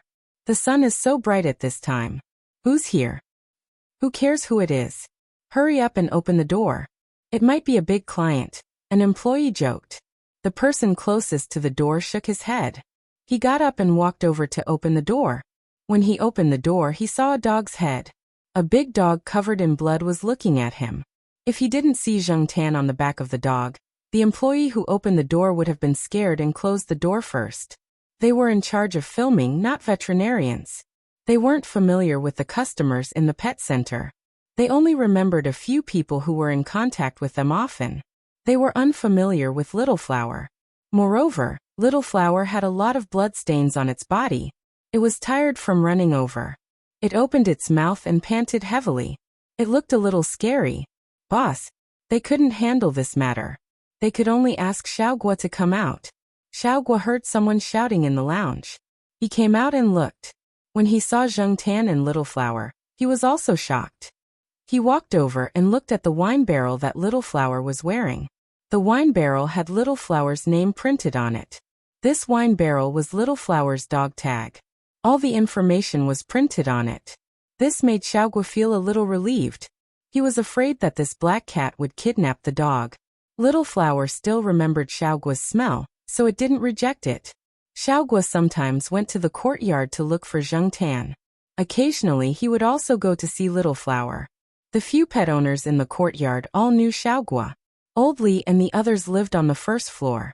Little Flower's kennel was also on the first floor. It was more convenient to visit. Oh, it's Little Flower. There were very few pet owners around. He just wanted to confirm it by looking at the wine barrel. Little Flower ran over on its own this time. He didn't see Old Li, so Xiaogua was a little confused. Although he was confused, Little Flower's injuries still had to be treated quickly. He called the veterinarians in the pet center and brought Little Flower over. Meow. Sesame stood at the door and looked around. It smelled a strange smell. When it saw Zheng Tan, it trotted over. Sesame was now a size bigger than Zheng Tan. It was about the same size as peanut candy. If they were to really compare, Sesame was a little bigger than peanut candy. Zheng Tan wasn't in the mood to play with this guy. He wanted to go over and see how Little Flower was doing. Just now, he only wanted to hurry over to the pet center to treat Little Flower's injuries. He neglected Little Flower's physical condition. Previously, when he saw Little Flower being dragged away by the guards, he didn't see anything wrong with it. When it was hiding from the police, it also ran pretty fast, so he didn't think too much about it. Now that he was here, Zheng Tan was a little worried.